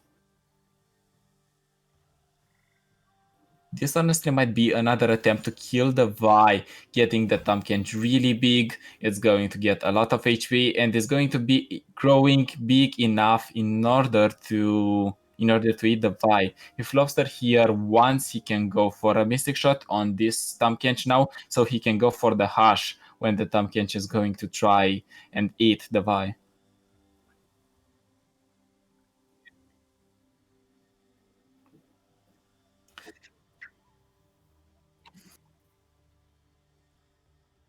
Well, in this situation, does Lobster have any other option than Mystic Shot and Hash? I think it's the most reasonable way to deal with the Tom Kench, or at least because there is only one Hash from Timid's side. He might even commit it in order to be able to eat the Vi regardless.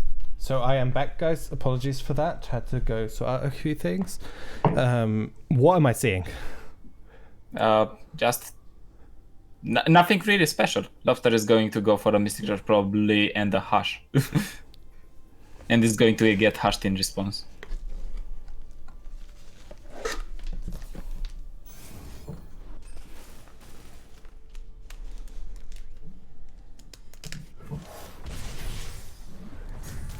This Vi is not going, however, to get big enough in terms of attack in order to kill the Tom Kench. The Tom Kench already is leveled up. That is going to obliterate everything that he has eaten so far. And if they are a friend, not a foe, it's just going to be spit back on the board.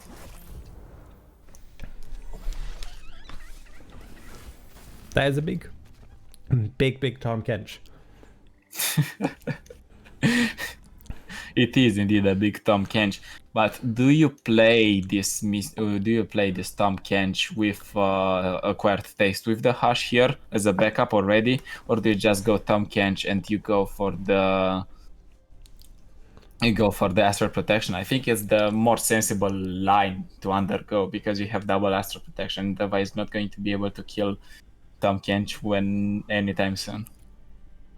Well, I mean, Tom Kench, I don't think it's literally not going to get removed anytime. I don't think there's anything Timid can really do. I mean, Lobster can really do right now. I think Lobster's still on just the Great Beyond game plan. Definitely. And now the Acquired Taste that Timid has can successfully proc the spell shield on the Great Beyond, and then it's going to be hushable, but not for many rounds. And we might even witness this Tom Kench cheating a Great Beyond. I'm not surprised at this point if that will be happening. I mean, that is very unlikely because obviously we know Fresh Lobster has that Hush available, so that can just remove all the health from Tom. Yeah, but you are not. I think if you are Fresh Lobster, you are not really committing the Hush here. You might just want to keep it for when the Tom Kench is going to eat your Great Beyond, or at least try it. So you do have a safe attempt to kill the Tom Kench.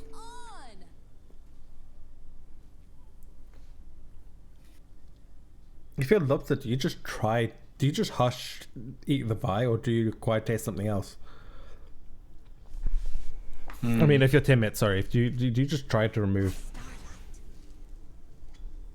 At this point, he might just wanted to try. Oh, that is a big Tom Kench, and if you are Lobster, you cannot even go for the Hush.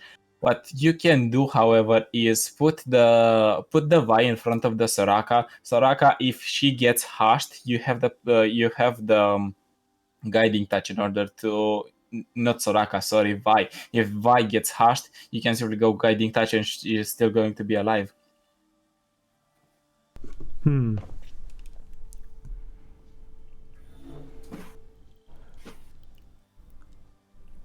question is, do you want to do that if you're Fresh Lobster? Do you want to take that risk? You obviously know that your opponent only has spells that mostly can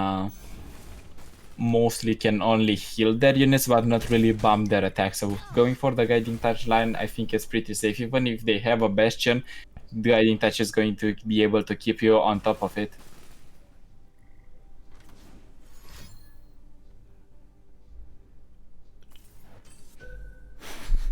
So we see the attack. Or does Lobster go for the Hush now? He'll get counter punished from Timid's own Hush, I believe. The main thing here is that your opponent has representing 4 mana. So it's either Bastion, it's either Astral Protection. You haven't seen them in quite a long time, so you can very well put them on that. So I think it's pretty safe to just damage enough the Tom Kench and do away with it. Is it?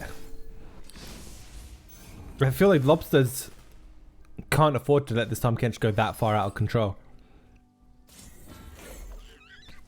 But this Tom Kench is, however, going to go out even more out of the control. He can even go for the Astral Protection and hit a Great Beyond next turn. Actually, not next turn, because first of all, he needs to proc the spell shield. But what he can do is play Astral Protection into Hush, into Acquired Taste, and hit a Great Beyond. Doesn't need to do. That is perfect, I think, for Lobster. Even if one of the Great Beyonds gets hit, he has the iterative improvements to get another one. Is that Lobster's game plan again? It's just Great Beyonds. Basically, yes. I do not think he has another. We could pop the spell shield right now of Acquired Taste with Acquired Taste anyway. It only matters if we do really want to get hit by this Great Beyond. You can also go for the popping the spell shield with the acquired taste, hashing, and then playing the astral protection in order to block the Great Beyond. But by that time, I think you're better off just killing up the Great Beyond that way instead of using those specific cards instead of letting it hit.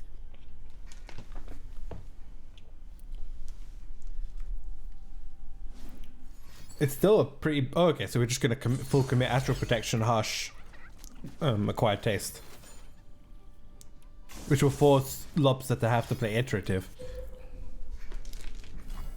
But the iterative is quite good because it's also going to buff the other Great Beyond by the amount of Celestials that have been played already, and it's also going to buff it by +1/+1 from the iterative improvement effect itself, and it's going to go on the board. His Tom Kench is actually a huge nightmare for Lobster right now. The only obviously saving grace here for Lobster is now Timit's committed a lot of removal options and a lot of cards to remove the spell shields that he needs to find another option in hand. Another hush would be ideal scenario. How big is this Tom Kench going to be after Echo heals it up? Honestly, I think we're going to find out next turn. Next attack. Are we going to get something like a 20 plus HP Tom Kench? I think it's very possible. Yeah, I think he's like a 520 or something at this point. If it's not a 420, it doesn't matter. Yeah, look at that. +0 +8. +1 +6. +1/+1 from Bastion. So it's 15 more from the original 7 HP. So 15 plus 7, it's going to be 22. Yep.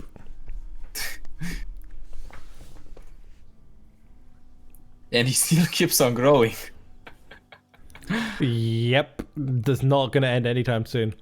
Lobster has to obviously get down the Great Beyond after this acquired taste has been played. Maybe just commits it to the board and is like, okay, you can use acquired taste, and I hope you don't have hush. Well, his opponent literally has only 3 real cards in the hand, so he might as very well go for that game plan.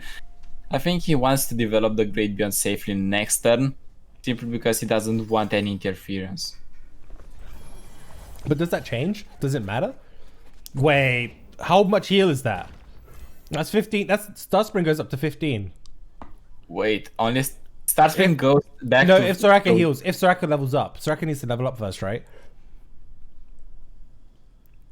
There's not enough. He doesn't have healing for it. Soraka's not leveled, so it's only 4. Okay, that's actually okay. I think what Lobster wants to see here is an acquired taste on one of the ballistic bots, so he can safely play Golden Sister, then he can safely play the Great Beyond, and then his opponent might be forced, after he uses the acquired taste this turn, to play the acquired taste on the other elusive next turn, because it's quite a lot of damage that he might be taking otherwise.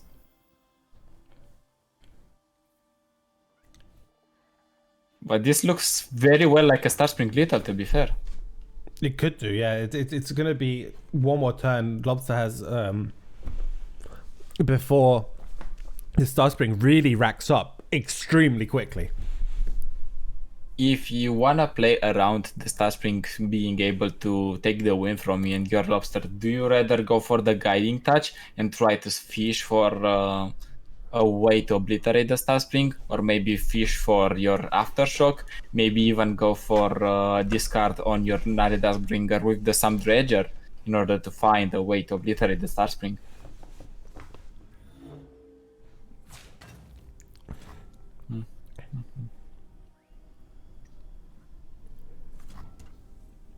I'm not sure about the block with the Sum Treasure. If you're gonna block with like your Priestess, right? Just do 1 damage. What is the reasoning though behind blocking with the 2/2 instead of the 1/2? I don't think there is any really. If we're looking at Lobster's list, he's only playing 1 copy of Iterative Improvement, so there is no case for him to go for the 2/2 instead of the 1/2. If anything, the Celestial being on the board is even more important for him, because because he has a way to proc celestial based spells, things like supernova, things like cosmic rays.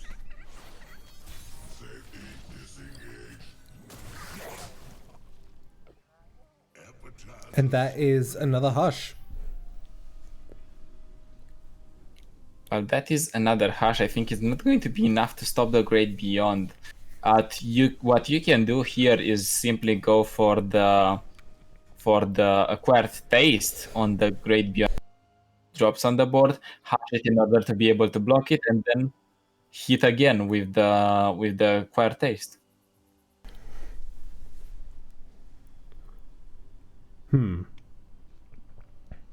Lobster has a very difficult turn up ahead because obviously, as we mentioned, the Star Spring is a huge problem as well. And he doesn't have any invokes currently to remove it. So he can either try to speed up his own game plan or Guiding Touch to stall and search for a removal for the Star Spring. I think no matter what decision he's going to take, he's not going to be happy about it, and I think no matter what decision he's going to take, he's not going to end up the victor. Well, we don't know yet. If we find any type of removal for the Star Spring, we could be on with a match on our hands. Because the next attack, I believe, is going to heal this Tom Kedge like 10.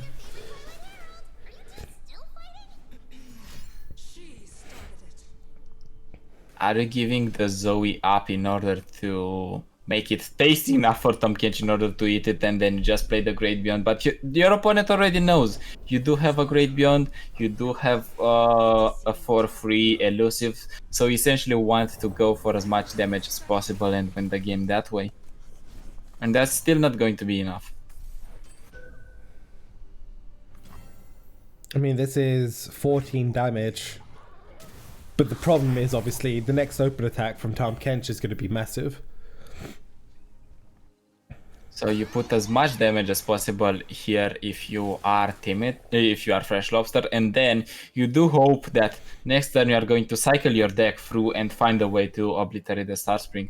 He needs the Aftershock, I think, specifically more than ever, or the Priest. The Priestess is not going to be enough, though. He specifically needs the Aftershock. The Aftershock's only a one-off, I believe. Yeah, it is a one-off, unfortunately for Lobster. Take heart.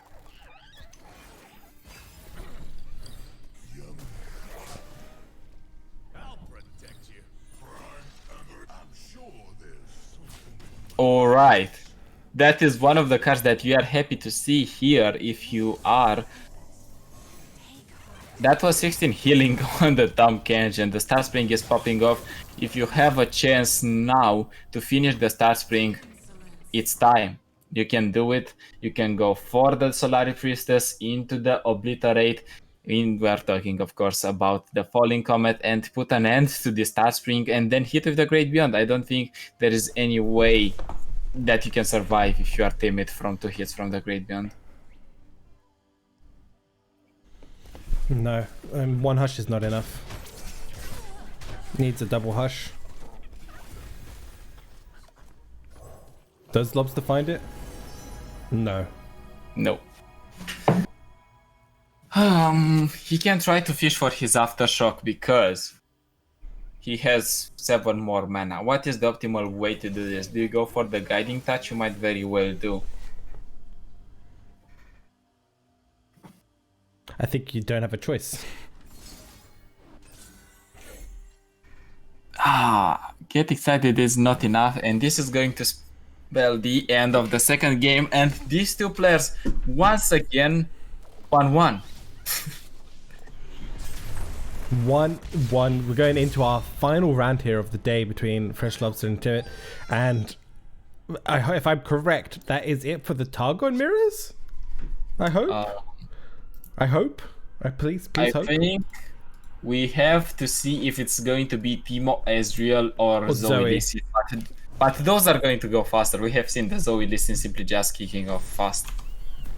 Yeah, I think you're right. I think it is the Zoe deck that is here for us in our final match of the day. It's going to be Zoe versus Zoe essentially, but Lee Sin up against Vi. So Zoe leads, Zoe Vi.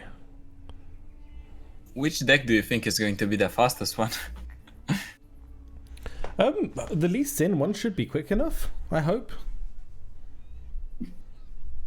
I think it's going to be able to be quick enough because it has more protection for the Lee Sin. You essentially need for if you're Fresh Lobster to find the invokes that are obliterates and then hope that your opponent doesn't have deny. But what do we see here? It's a deny and a Lee Sin, and that is going to spell trouble for the Lobster.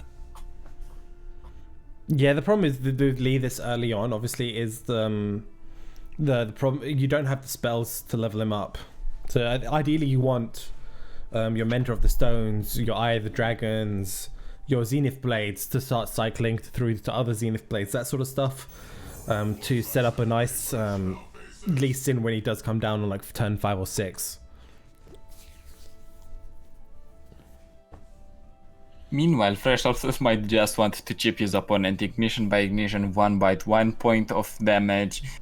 But there is a Sparklefly in hand, then this Sparklefly has the potential to go big. We have seen literally games ending because a big Sparklefly that has a lot of damage due to the gems, due to the Mentor of the Stones, ending it. Yeah, so Lobster here has quite a bit of removal, but not much to remove yet. Wouldn't be surprised if we just see the Ignition here, maybe Mountain Goat plus Ignition type of line. Or even just Ignition and see what Timid plays. If you're Lobster, you can also go for the open attack here and still keep the Ignition as material for Get Excited, so it can discard it and it can still remove one of the units. But one of the other pieces of the combo is available to Timid through the Eye of the Dragon. That is going to prolong his HP even more due to him being able to play 2 spells quite consistently in this deck and then summoning Dragon Links, healing for 2 consistently as well. I don't think the healing will matter too much. I don't think Lobster's going to put that much pressure down. So you can play Eye here, which is good enough, I think, for Timid. The only obviously downside, maybe Moon Weapon first, then Eye, just to get the mana back. I really like maybe Moon Weaponing there, playing Eye to get the attune, and setting up another weapon if you needed it. Yeah, you can even go for a second Eye or for a second Sparklefly if you want, and play something of the sorts of a Crescendum. So you have quite a wide board. Even a Goat would not be that bad. Any single 2-drop I think would be fine for Timid. Do you even need the 2? You could go for like a Caliber and just remove the Goat. Or the Ballistic Bot here.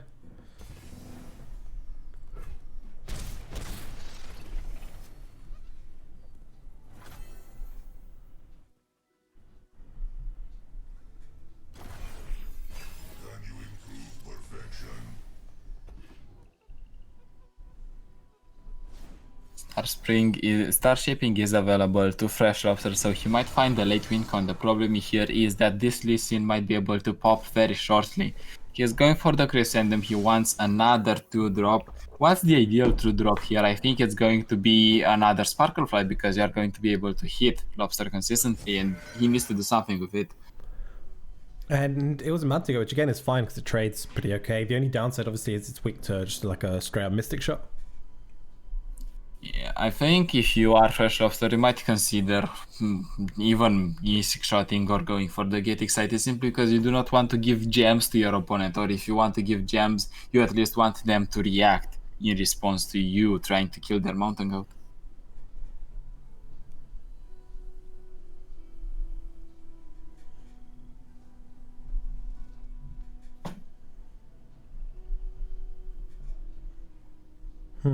Is there any good line here for Lobster? You can also go for Ballistic Bots and just ignition until the opponent gets bored of it. Because at some point you might need to you simply would want to finish the game if you are the losing player and not want to take that much damage. Of course, the Sparkleflies are not going to do that much damage when the Ignition is being queued in unless you are buffing them with a certain amount of damage, so they can heal you back quite comfortably. We each hold a world within. System upgrade. Okay, so we've been here for what, 3.5 hours or so now in the final. I think only for this game we have been here for almost 3 hours. Almost. We need 14 minutes to be here for 3 hours. Have you actually been tracking how long the matches have been going? I think we can only say about the second game in the first grand final that it took 1 hour and a half.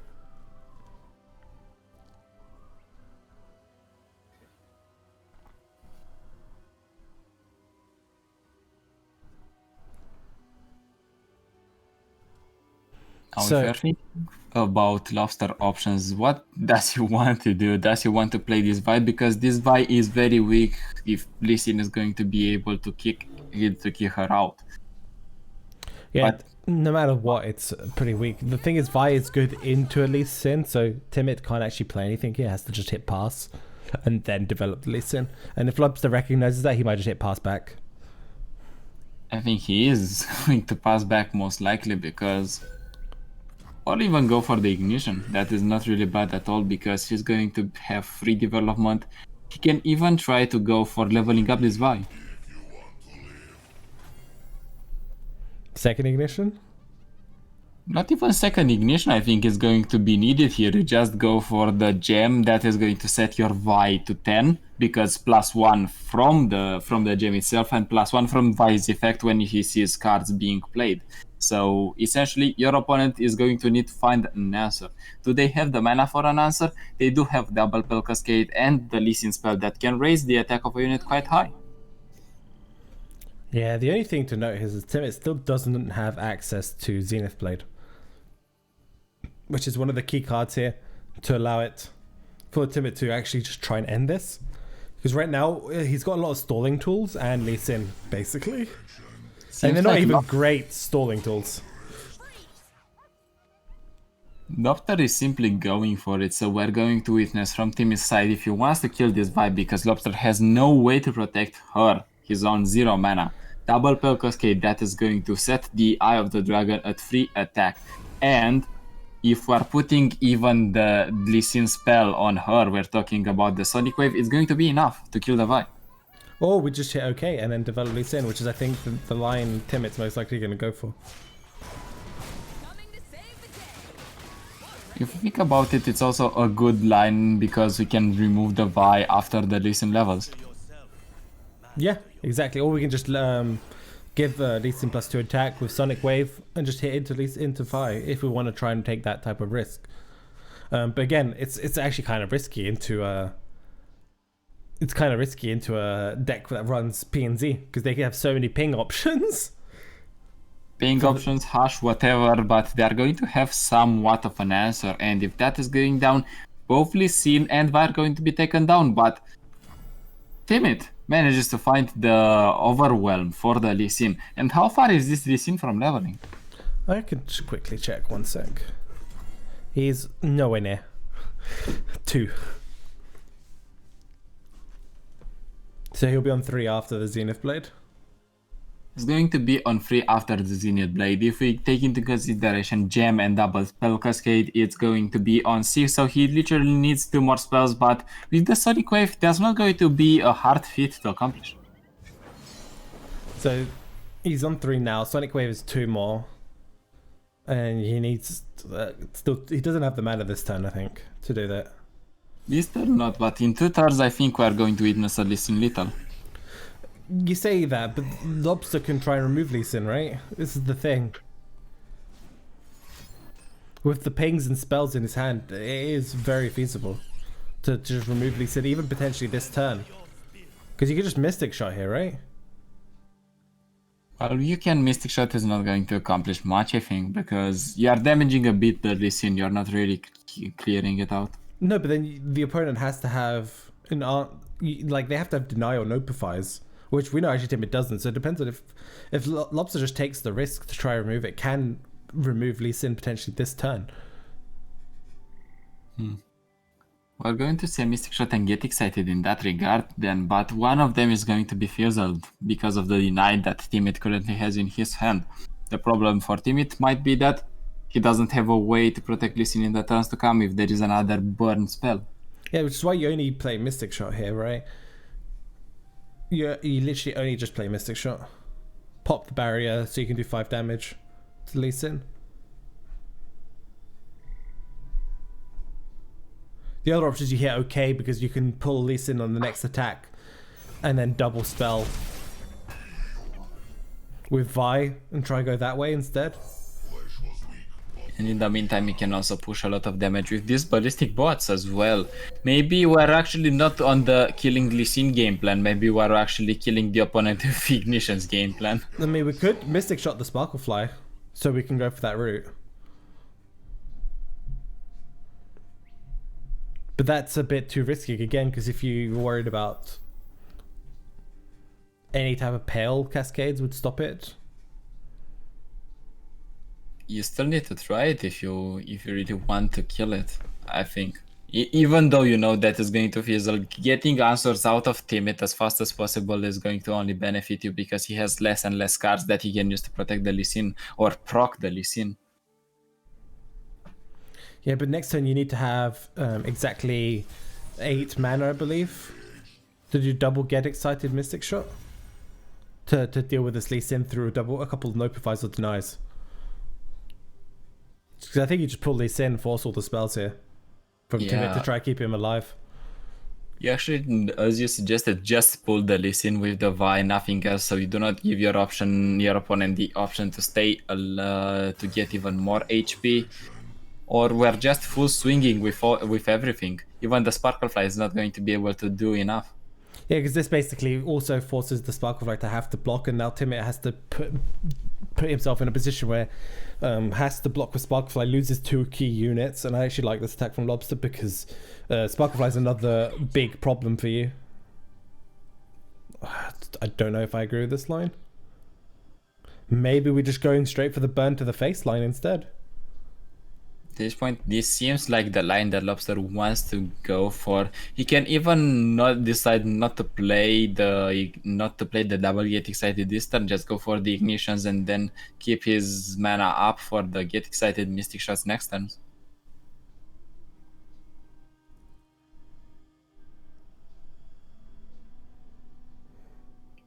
Because right now in this moment, Lobster does what? He's going to deal 5 -2. Never mind. He's not going to deal that anymore. It's only a matter of what he decides to pull here, really.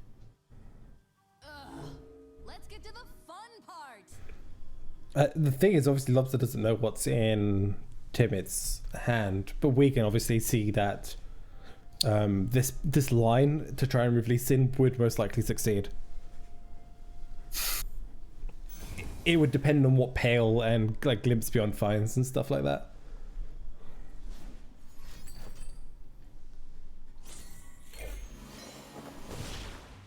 Right, if our Timid here, we're just pushing slowly towards our Lee Sin level up, but we're going to be forced to block, and if we want to do that, I think we're proccing double spell to give Lee Sin barrier, block the 8-1, and that's about it.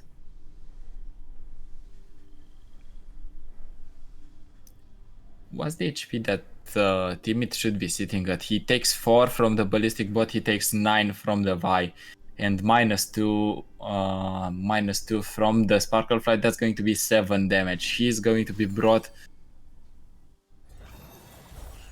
to 6, actually now 7. So Mystic Shot, Get Excited, Get Excited is 1 more than needed. We also have these Ignitions that are going to hit and essentially just represent another Mystic Shot type of damage. It's really rough. We could honestly just try and remove Lee Sin, right, as well. We could just Mystic Shot Lee Sin here.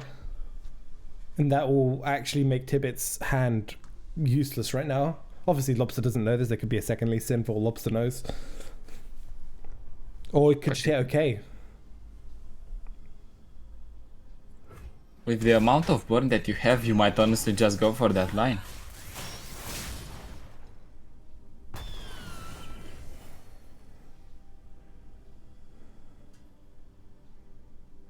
Right now, Timid is treading on very thin ice. The moment he drops below the deny mana, or the moment he's deciding he doesn't want to commit the deny, it's going to be crucial. I mean, it could also be below Notify mana as well, don't forget. There are 2 Notifiers in the deck, so 6. He could just be bluffing to Lobster. What I like about Lobster's line is he's going double ignition for the 2 damage instead. And he's still going to have the double ignition next turn as well as discard fodder for this Get Excited if it's going to be needed. He's currently putting Timid on 4 HP. It's going to be a Mystic Shot and a Get Excited probably next turn. One is getting denied. You go for a Get Excited, and if your opponent has absolutely nothing, but they do have Spell Cascade and Deep Meditation, which can award them with more denial spells or healing, then you are good. This is...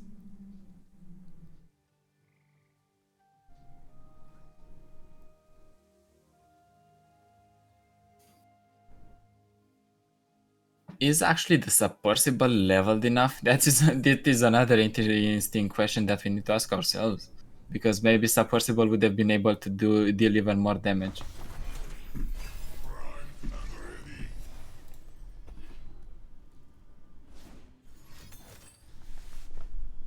We do see the Bastion from the top of the deck, and that means it is now or never.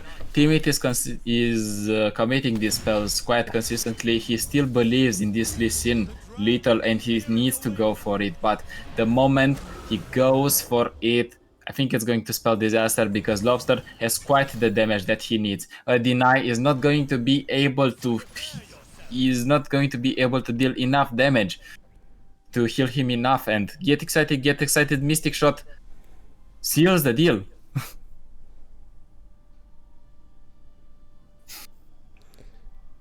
Yeah, Timid.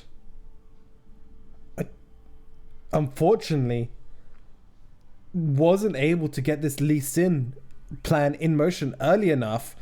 Lobster is going to be our winner here of the Invite Gaming tournament number 2. Wait, Lobster's going for... He's going for the safe route. He simply doesn't want to commit too much. But he now goes for what? He goes for Mystic Shot. Does he go for Ignition? Get Excited? Ignition, yeah, Ignition, Get Excited. But that's not enough. That gives Timid another turn. He's worried about double Notify. Do you have the luxury to be worried about double Notify at this point? I think you just need to go because next turn is going to be your opponent finishing you off for good. Oh, so we're going Ignition on the deny instead.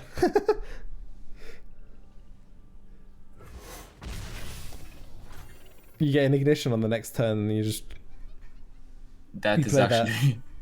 That is actually very smart, because if there's going to be a deny or a Notify, are going to bait it with the Ignition next turn. If you do see the deny and Ignition, however, you do have the green light to go if you're Get Excited.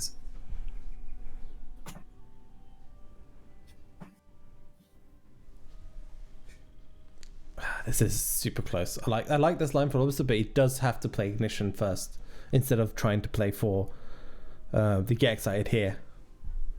Because as we know, it'll just get denied. Yeah, but by this point, if your opponent is thinking this much, you do know that they do have the burn, I think. You still go for the Ignition because it's quite useful. And it's going to pop off the deny here. The Bastion is going to be irrelevant because the Bastion is protecting units, is not protecting your face. Okay, so we deep med into double Notify from Timid, right? Do you want to do Lobster dirty like that? Or just another deny, right? All he needs is another deny. Guiding Touch is enough. Yeah, it's enough. Yeah.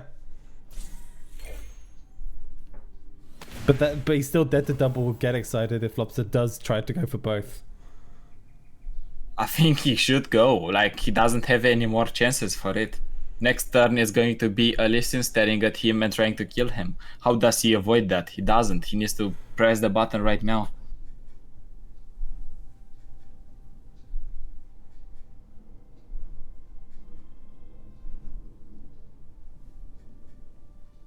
Come on, Lobster. You can do it.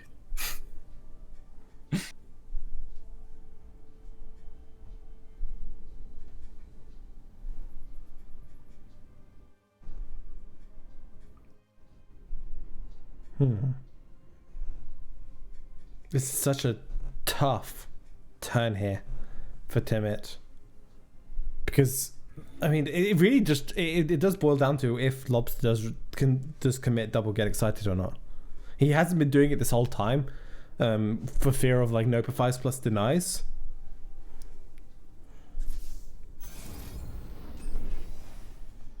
He decides to go in. He is going to have a surprise if he sees the deny, and he can commit another get excited. Does he do it or does he not? That is the question. And now, obviously, Timid is going to instantly pass. But if you're Lobster, I think you need to go for it. You do not have any more chances. And wait, actually, you can have even a sneakier line. You can go for Submersible into Pel Cascade and try to finish the game that way. Yeah, we could. You literally could go Submersible.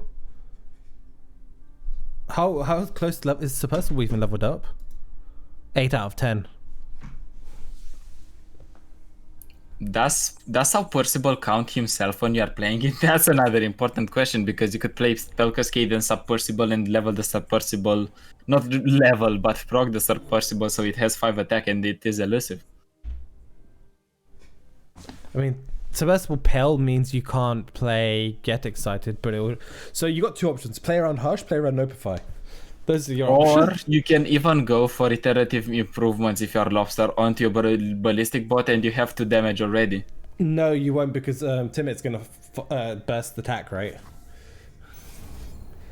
He goes for the get excited, and little he's going to be surprised when he sees the pass from Timid, the Shen emote, and finally after 3 minutes and 3 hours of... I lost my words after so much time. We finally crowned Lobster as the champion of this tournament.